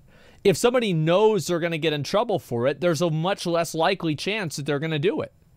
Yeah, if you know that the chance of getting caught is like 1%, 5%, who gives a fuck? Do it anyway. And the people that are selling the gold already calculate in the risk of getting in trouble into how they're making their money. You see what I'm saying? So it doesn't make any sense. That's why it doesn't solve the problem. You have to ban the buyers. Not wanting to offend the player and kind of punish the player. Like, no, these are our precious players. If any of the dark side of MMOs, the RMT, like makes its way into their bubble, we'll try to cut that off and say, no, don't do that. You're fine. Don't worry. Slap on the wrist. You're fine. Don't worry. Don't do it again. Almost like the kid glove kind of approach of, you don't throw a child in jail for acting a little bit out, Yeah. And I think that just... The best part about it is, I don't know if you guys know this or not, but there's going to be WoW tokens in TBC. Did you guys know this? Yeah, there are already going to be WoW tokens in TBC. Yeah, there are. And here's how there's going to be WoW tokens. It's because people are going to trade retail gold for Wrath gold. And they're going to buy retail gold and then trade it for Wrath gold. It already happens in TBC. Yeah, I know. Think about that. The same approach now, where it's like, but it's on a wider scale. And it's, well, we can't punish people for wanting to do something in our game. We'll punish the bad elements. But they're not, because like it's almost like this parasitic thing where it's so deeply entwined that they can't lop it off without, you know, basically taking the arm off their game. And they're not willing to take the arm off their game. No. They're trying to go for, oh, can we surgically remove like whatever parasitic elements are in there? And the answer is quite profoundly, no, it's gangrenous. You need to go in there with a bone saw. That's the only thing that will actually solve the entire problem of your entire game's gameplay has been completely and utterly fucking destroyed by the entire by the virtue of you now just buy your progress.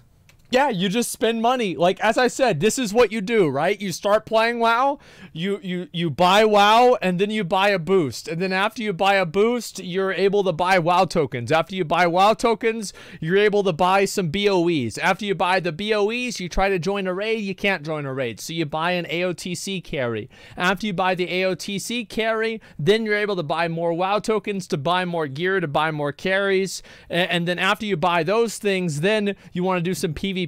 So you buy a carry in PvP for a certain amount of wins, and then finally you're able to buy all of your gear, and then you can finally play the game.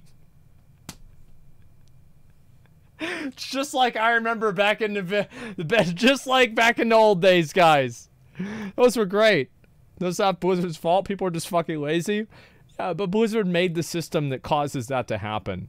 Like, the fact is that without the WoW token, the amount of boosting an RMT would be like 5% of what it is. I used to boost people all the time back in Cataclysm. All the fucking time. Even in Mists of Pandaria, there were not even nearly as many boosty boys as there are now.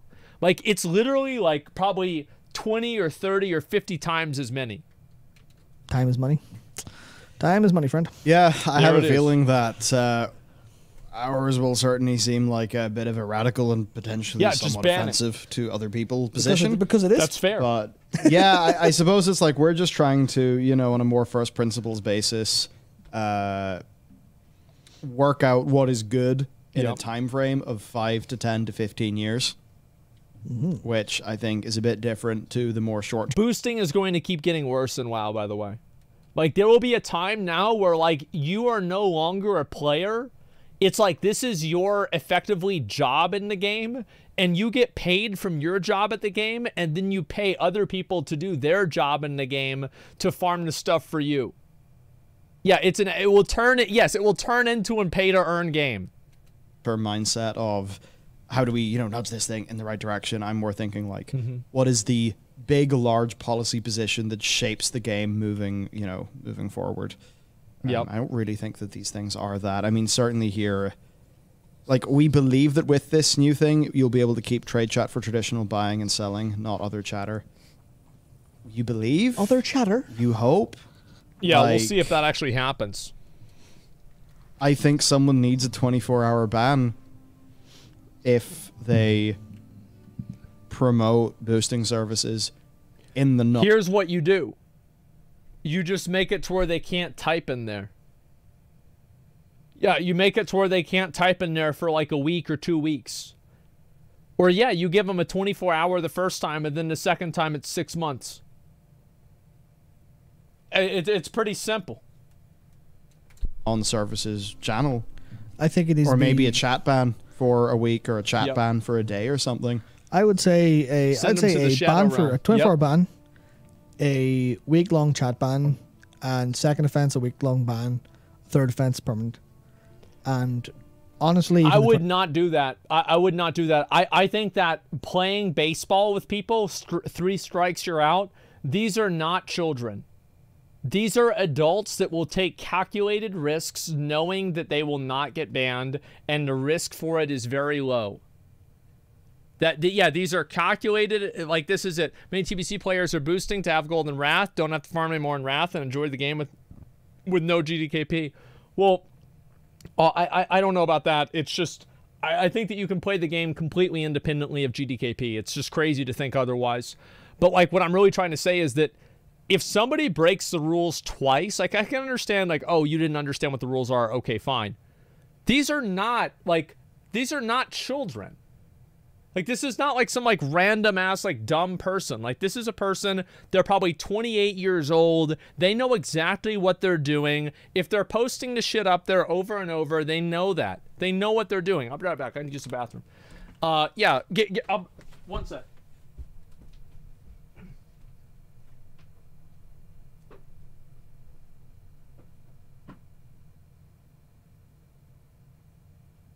What? What?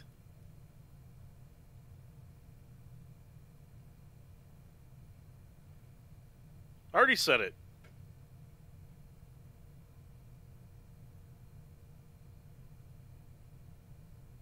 I don't want to say it again. You gonna pay me? You gonna pay me to say it? I didn't think so.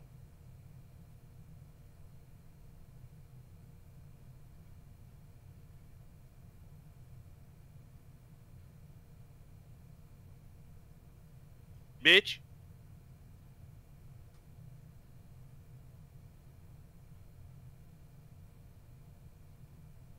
I want to fuck you up the ass.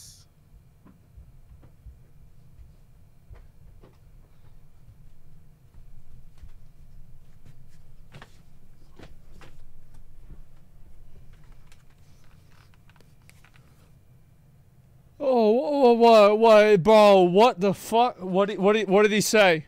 He said this. Oh my god, bro! I'm gonna get banned again. Fuck.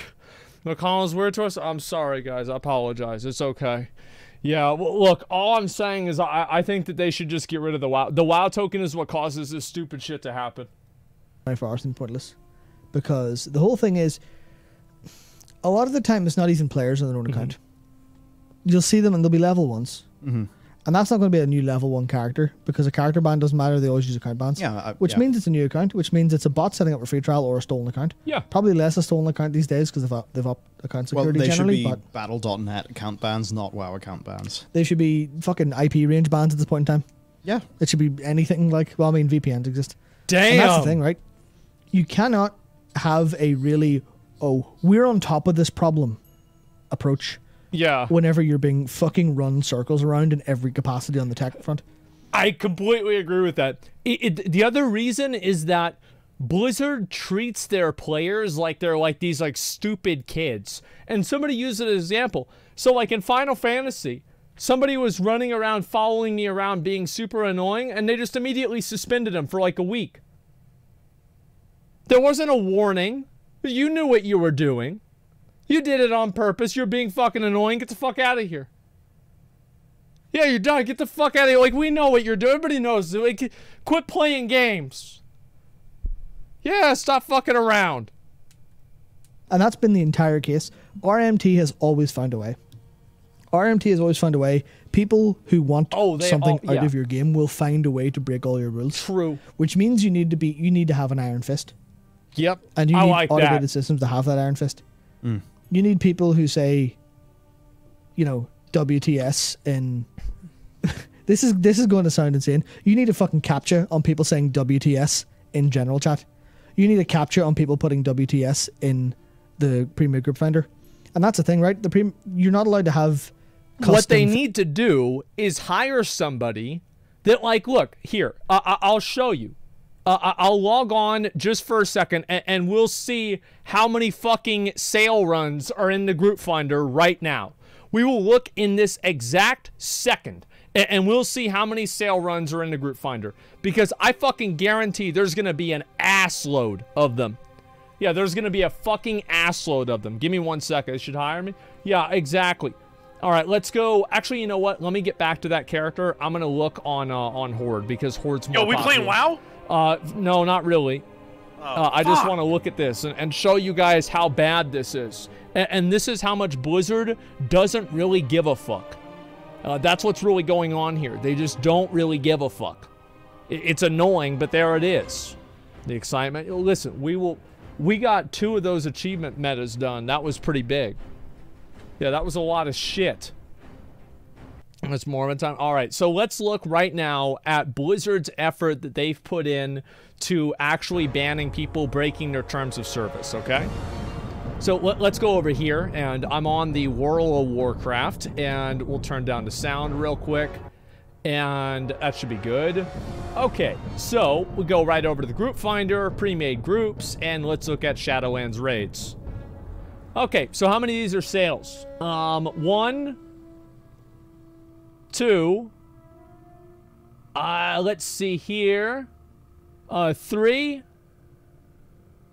and want to sell Asmongold's Dignity. Okay, very funny. 4, and where's the rest of these? All right, so we have 4 of these right here. This is actually, to be fair, I'm going to be honest, guys, I think this is a tremendous improvement. This is the lowest I've ever seen it. Let's look at dungeons. So plus 20, and all you need to really look at here is... God damn. Oh, there's 2 of them right there, okay. And so we'll scroll all the way down here. Oh, there's another one right there, 3. And we'll check on Alliance, okay. We'll look at PvP as well. Pre-made groups for, let's say, arenas. Let's see if arenas want to sell arena rating right there. So, like, you see how fast 3 isn't terrible. No, to be honest, this is much better than what I had expected. This is tremendously better. And let's look at Alliance, okay? You guys see that? Check 7 and count them again. Yeah, there's a decent amount, sure. But let's go back over and look at there. Search want to sell? No, because there's other ways that they get around it as well. That's why. You're in now? Might as well run some Mythic raids? Yeah, I don't think so. I mean, we might as well. I mean, might as well just do like a quick, like fucking, like a Mythic Sepulchre, or so, you know, just quick. Listen, a real quick Gahoon Mythic. Real quick, though. Bro, it'll only be 4 hours. Yeah, guys, it'll only take 4 hours, guys. Yeah, give me one second. No one's playing. Well, let's look at Alliance and we'll see what it's really like, okay? I think this will be very eye-opening for many people that haven't seen like what this is really like, because it's just insane. So here we go, and I'll see if it's any better on Alliance. Pre-made groups, Shadowlands. Let's see here. There's like 1 sale run, 2 sale runs, 3, 4. I mean, I don't know, guys. I think that's actually pretty good. Do you guys think Blizzard has tried harder to make this better? Because I actually think this is pretty fucking... This is the best that I have ever seen it. Straight up, this is the best I have ever seen it before. It's non-prime time on a weekday. You think maybe that's it? I don't know. Check on Friday night. I feel like those posts are just up all the time, though. That's the difference. But yeah, there are still them up there. They need to just hire people to just suspend people like as soon as they post it in chat. That's all there is to it. They spam trade chat. I didn't really look on that. Things without a authenticator attached anymore, right? Yeah. That means they have authenticators attached to those things that they don't mind getting banned, like the people who are boosting and botting and communities and stuff. That means they're already past your system, which means you need to level up extremely quickly. And you get to the stage of ban the phone number. Yep. Yeah. Ban the phone number that it goes to, but like shit like that. I don't know. I'm actually just pro going super fucking hardcore in all of this. I just think that's the way.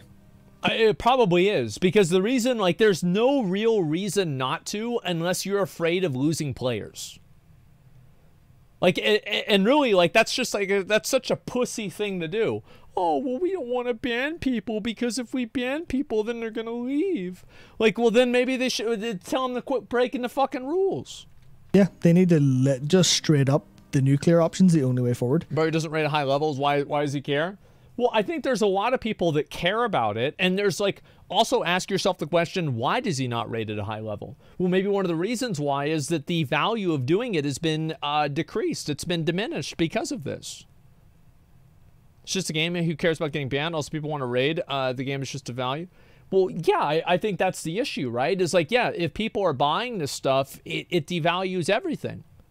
Yeah, I don't rate high level because of this. Yeah, if somebody can just buy what you have, who cares?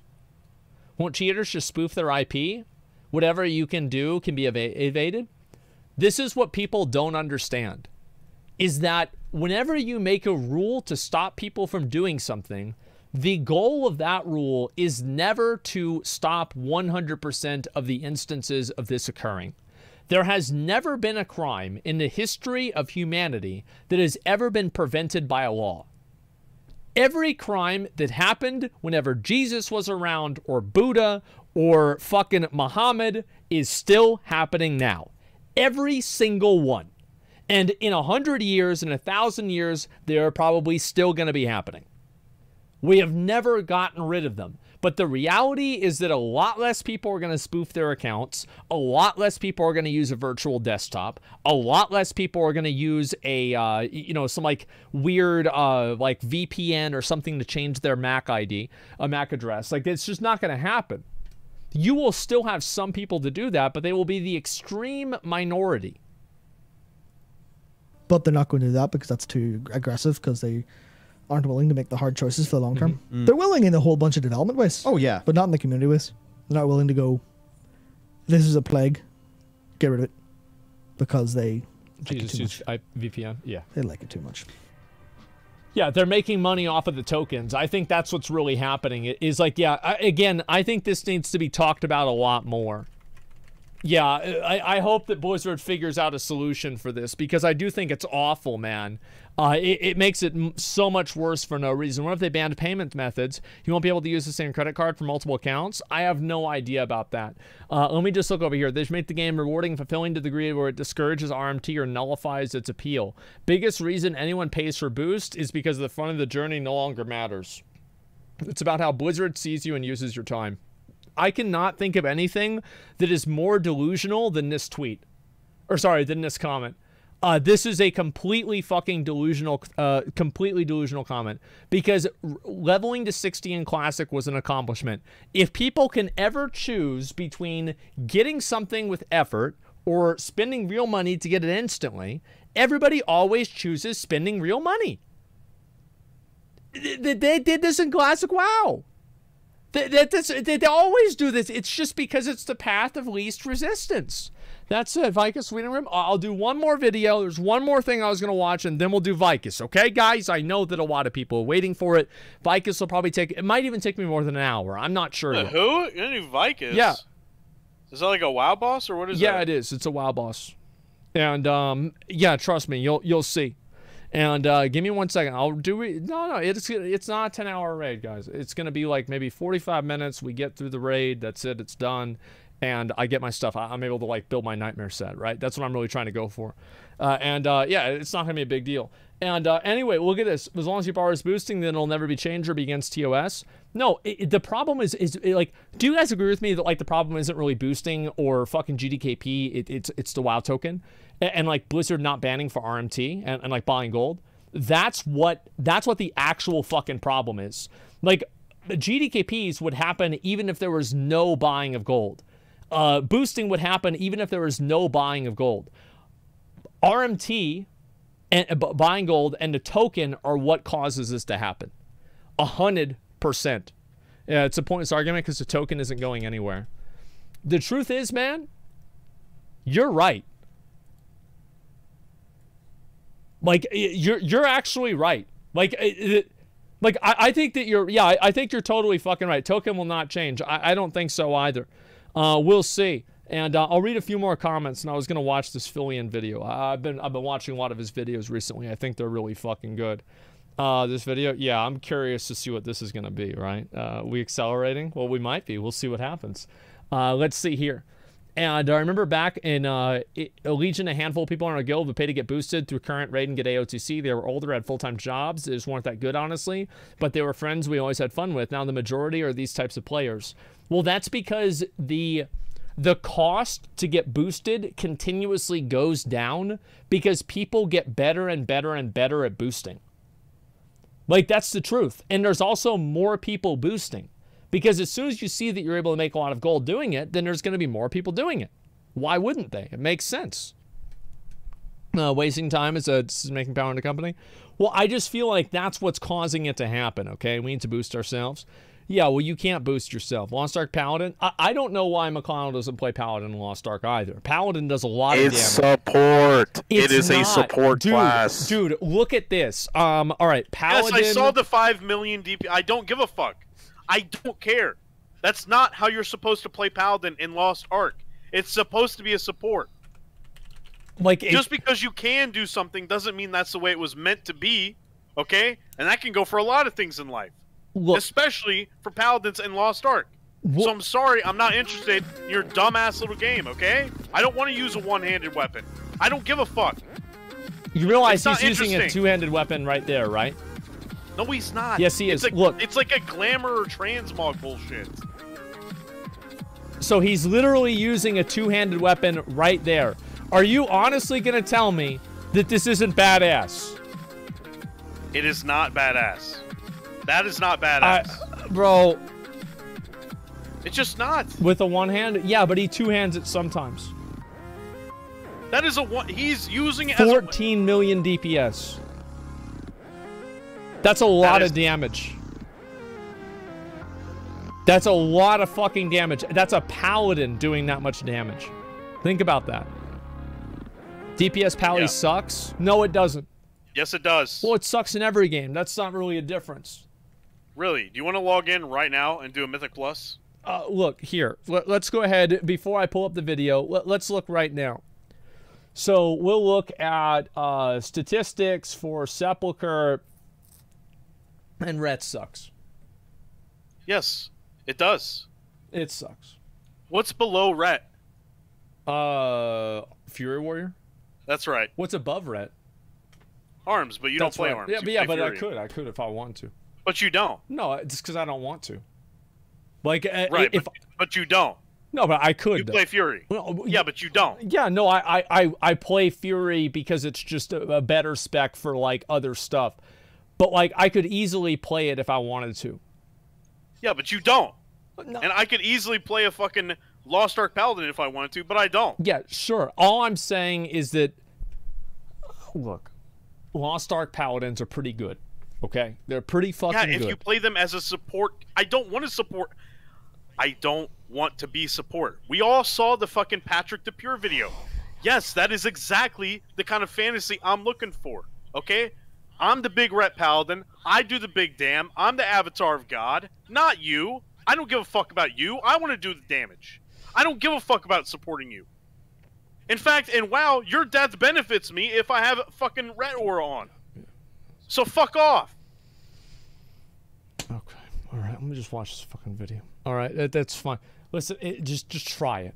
Okay? Just try it. It's good. You'll like it. If you play it for 200 hours, you'll like it. Would you believe me if I told you that there is a dystopian political ideology that treats the apocalypse as a gift? This philosophy exists both on the right and left and is based off a sci-fi novel. And currently, we are seeing the real-world effects of technocrats and extremists who adopt these principles. Accelerationism is stepping on the gas of a technocratic capitalistic society. Technocratic meaning a society driven by technology, dominated by powerful oligarchs. It's no secret our modern society adopts some of these principles. Of course. An example of this is global warming is happening, let's make it happen faster. Accelerationists believe in taking on any consequence as a result of pushing through to the next phase. This is through production, industrialization, and constantly advancing no matter the cost. In other words, fully unleashing capitalism to create a utopia. This the seems earliest good. ideas of accelerationism in philosophy and politics this seems good. were due to French Marxists in the 1970s. The speed running. In 1972, philosopher Deleuze and psychoanalyst Guattari published Anti-Oedipus and explored the idea of capitalism and how it has the ability to liberate and oppress, but wanted to go still further. In 1974, Lyotard in his book The Libidinal Economy states that capitalism was also enjoyed by those whose lives have been accelerated. To him, the system of capital is, when all said and done, natural. Right. From 1987 to to 1998, a Warwick professor named Nick Land created accelerationism based on a sci-fi novel called Lord of Light. Nick Land was and still is an absolute mad lad. Nick Land was known for giving fantastical lectures, spewing out buzzwords, climbing... Lying on the ground, croaking into a mic? This guy's nuts! Over what chairs, the fuck? laying on the ground, making guttural noises from his throat, anything to get a strange reaction from his students. In 1995, it sounds like he founded stream. what is called the CCRU, or the Cybernetic Culture Research Unit. This can be described as an experimental cultural theorist collective, or a really weird academic think tank. Nick Land created the CCRU with Sadie Plant, a fellow professor at Warwick. Mark Fisher, student of Sadie Plant, was also a founding member. The CCRU covered topics ranging from futurism, technoscience, philosophy, mysticism, numerology, complexity theory, and science fiction. This would begin his descent into madness. He became a satanic cultist, fled to China, and coined the term the Dark Enlightenment. Mark Fisher would ultimately distance himself from Nick Land and would become a left accelerationist, focusing less on capitalism because he thought of it as more of a hamster wheel of production than any actual progress. To him, capitalism was a disappointment to accelerationism. Central to accelerationism is the idea of hyperstition. According to an interview between Delphi Karstens and Nick Land, hyperstition is best described as a positive feedback circuit including culture as a component. It can be defined as the experimental technoscience of self-fulfilling prophecies. Superstitions are merely false beliefs, but hyperstitions, by their very existence as ideas, function casually to bring about their own reality. Capitalist economics is extremely sensitive to hyperstition, where confidence acts as an effective tonic, and inversely. The fictional idea of cyberspace contributed to the influx of investment that rapidly converted it into a techno-social reality. That's like fucking, dude, that's like NFTs. Dude, this is awesome. Yeah, it's like NFTs and crypto. Like, holy shit. Oh, I hear you. I'm just as confused. No, it's like in fucking Final Fantasy. Whenever enough people believe in something, it manifests a primal.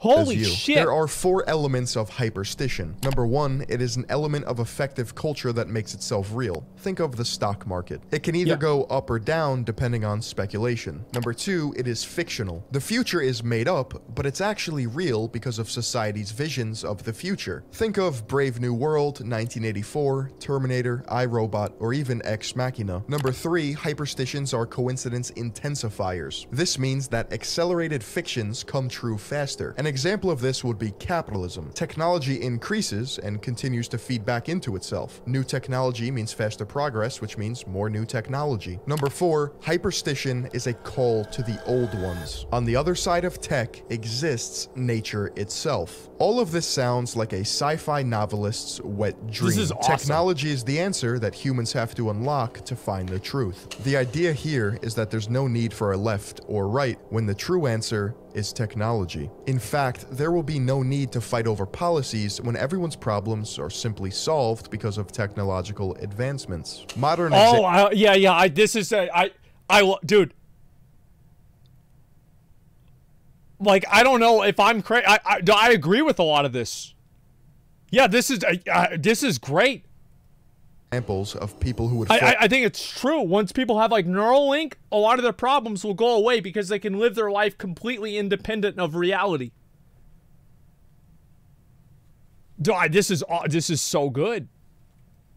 Under the accelerationist umbrella would include Steve Bannon, chief strategist of the White House under Trump, Peter Thiel, co-founder of PayPal and Palantir, Mark Andreessen, the man who literally invented the internet in the form of Netscape, and Curtis Yarvin, aka Mencius Moldbug. Have you ever heard of taking the red pill? It's literally tossed around every single day on every corner of the internet. Curtis Yarvin, under the Harry Potter-esque pseudonym Mencius Moldbug, an alt-right technocrat blogger, coined the term in 2009, taking the metaphor from The Matrix. Man, going down all these deep dives just makes me so uncomfortable. But you know what does make me feel safe? Browsing the internet with the help of today's video sponsor, ExpressVPN. If you guys are anything like me, spending a large majority of your time or day inside connected to the internet, then you're giving your internet service providers and advertisers more opportunities to collect your data and legally sell it.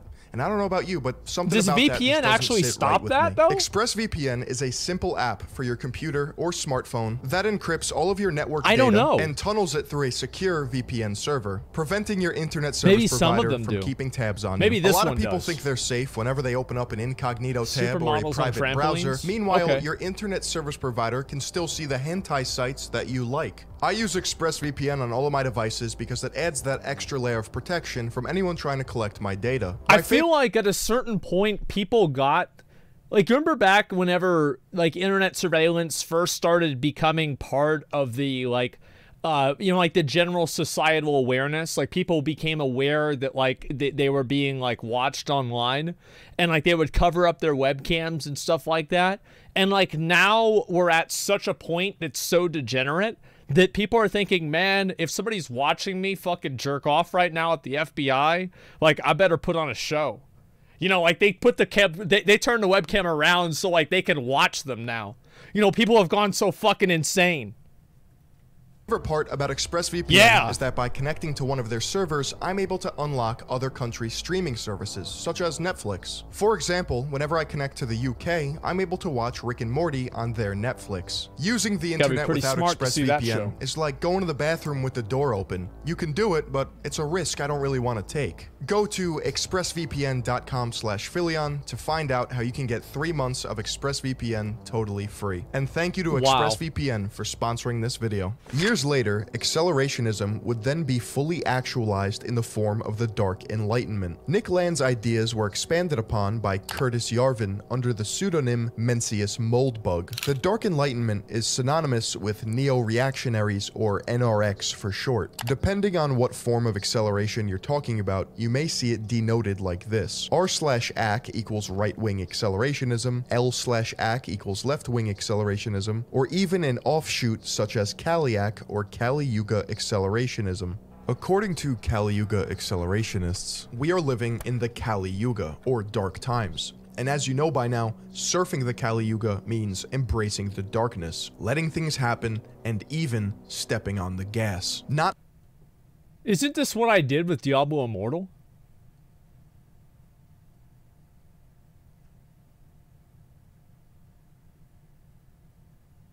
Oh my god. All right. Yeah, holy shit. Finally. Surfing the Kali Yuga refers to traditionalism, but this is an escapist answer to modern problems. On the spectrum, you have traditionalism and modernity. Traditionalism is an escape from modern times. Yes. Traditionalists want to live like civilizations in the past, and they define tradition as truth. It's simply hating the modern world and yearning for a return of the good days. I put good days in quotations because I think we've all read a... Yeah, good days, back when our people died from polio, and nobody knew if the earth was flat or not. And the church would come and put you in jail because somebody said that you were you worship Satan. Yeah, those are the good days. Remember those guys? Yeah. Whenever there was no internet, there was no internet porn. History book or two. Modernity is the reality that we live in now, and capitalism is the vehicle that drives modernity. Accelerationism is one of the alt-right answers to getting out of the Kali Yuga, or the Dark Age. It is playing devil's advocate for a living and basking in it. These are small, vocal, insulated groups of people, which can be pretty powerful. Two individuals in particular, Sunny and Sonia, whose home is 4chan, create... I love how he puts both of their fucking things up. They're both fucking banned. Yep, there we go. Both fucking banned. What is known as the Kaliak cult. This podcast describing Kali Yuga accelerationism was scrubbed from the internet and re-uploaded with 260 views. It is quite possibly the best example that this stuff does exist. And yes, I listened to the whole thing. If you were to ask me how deep this rabbit hole goes, I would say the 9th circle of hell, and I was in it. A Kaliak is someone who believes in everything regarding the Kali Yuga. If it sounds apocalyptic, it's because it is. To these people, modern times are so bad and estranged from tradition that we are living in an apocalypse or the Kali Yuga. This podcast is hard to get through, considering both the subject matter and cadence of the subjects, but they describe getting off on post-meta-ironic humor. In other words, never, ever, ever admitting that they're joking. And that is the joke. Your ability to do that is precisely the current... Never break... Wait, that's what I always have said. Never break character. Character? Yeah, you never... That's what I always said. Like, yeah, if people don't like you, and people complain about... Yeah, they never break character. People that break character are hated. Oh my god. See on 4chan. Over the course of an hour and a half, they describe their vision of an ideal society and characteristics of the Kaliak cult. They believe in a strict caste system, a characteristic of ancient societies, which consists of separating people based on gender, class, alpha or beta-ness, race, sex, ethnicity, culture, IQ. This can go on forever. Depending on where you sit in the caste system dictates your worth as a human. According to them, Aryans are at the top, and at the very base of the pyramid are the untouchables. I would never summarize their beliefs, members of the Kaliak cult believe in purebred humans, Darwinism, survival of the fittest, tradition in the sense of a metaphorical truth, intercaste marriages, genetic determinism, and accelerationism. At 29 minutes, they describe how they don't have a specific timeline in spreading their ideology across 4chan. This is because you can get into an argument with someone one day and then change their mind the next. Meanwhile, it's the same two people arguing, just changing their approach in how they manipulate their language. To summarize the different types of accelerationism, Inventing the Future from Shrinchek and Williams and the CCRU are examples of left accelerationism or contemporary accelerationism. Left accelerationists believe in full automation and universal basic income.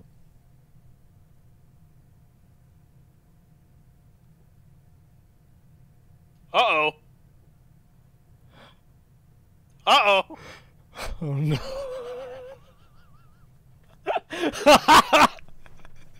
Oh my god. This is crazy. What the fuck?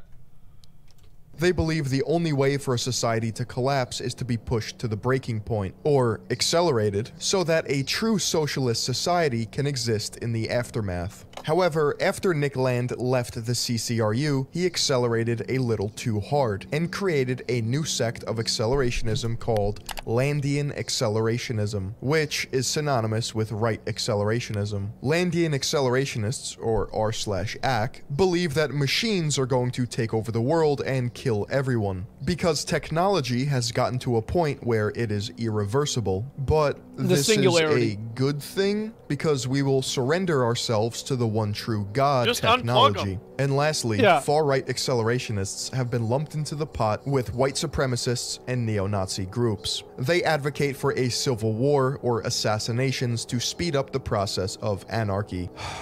Man, I really just need to go outside and touch some grass. Wait, that was the video. That was the whole video. Would you believe me if I told you that there's... Holy shit!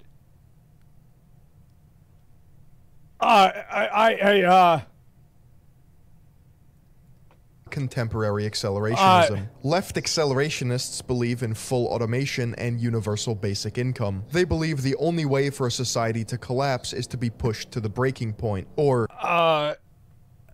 Man, that really is, that's something, isn't it? Wow. That is just crazy. Can you believe that? Wow, some people think the craziest things, huh? Yeah, yeah, I mean, really, that's some crazy weird stuff people believe in. Yeah, I don't know. I'll link the video. This is a... Oh my god. Like, wow. What's the conspiracy theories? I have no idea. Like, link it? Yeah, as I said, I love Fillian's videos. We're going to be watching more of these. These are so fucking good. Make sure to give him some support. We had him on the show maybe like a week ago or so, whenever he did the Bored Apes video. This was crazy, man. Eye-opening? Yeah, I know. Like, what the fuck? Like, I just... F-Chat didn't even understand the video? I feel like most of the people understood the video. It wasn't that complicated, right? It makes sense. Holy shit. What do you consider now? The AI is now sentient? That was clickbait. I read into it. It was not true. It was an assumption. It was, you know, like a game of telephone through like 3 different levels of people. And yeah, it was just not really true. It was complicated. Yeah. That's it. Easy to understand, also easy to critique. Yeah, I think so. AI has no morals. That's true. Actually, that's been a big problem with AI. Go ahead. Bro, people that... If you actually think that technology is going to, like...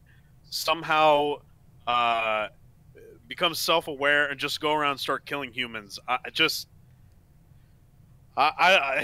You are out of touch with anything even remotely resembling reality. I don't even know what to say to you. You're clueless. I am not an like, I don't know the scope of I don't know the scope of reality that an AI can exist in that is truly independent.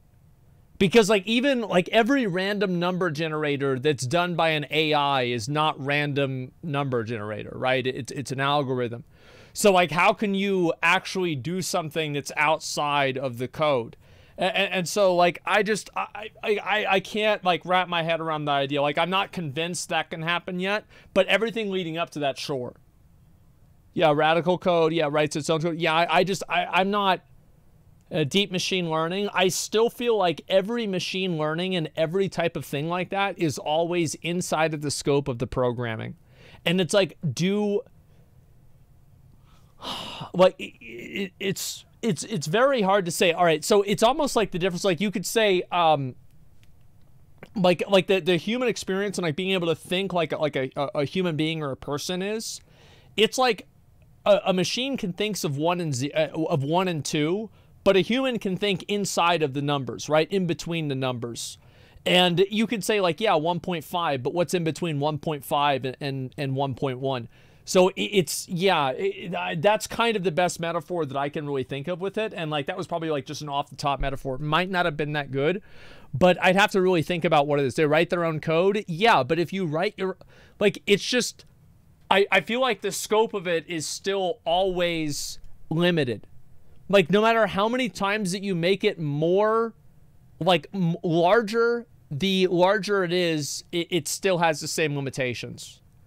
So, I don't know. Like, and also, like, I'm not definitive about this. It's just that I'm not convinced. That's what it comes down to. Yeah, what's this here? You can't contain all information about a system within that same system. Yeah, I forgot what fucking, what that is, but I've heard that before. Why? Because of everything that I understand about coding. Like that's why. I need to read and watch on machine learning. I mean, like, if people want to show me something, I will look at it. I just don't really know. You can't think about how AI can do something like escape the computer it's in because you're limited to human knowledge. That's a good point. Yeah, you're right about that. Like, I mean, you know, like, what? AI, dude, AI is limited to fucking human knowledge. What are you talking about?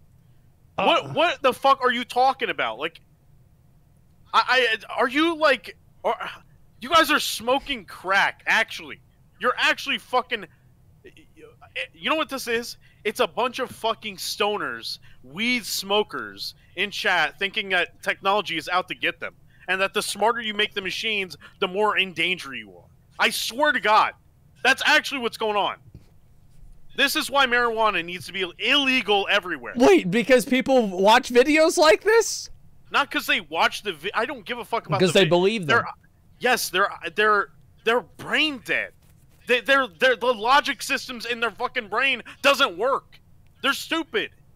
Okay, so there is there's a theory that in the future that there will be a robot that is so powerful and so all-consuming and knowing that it will kill anybody who did not, at the time of hearing about this, help that robot come into existence.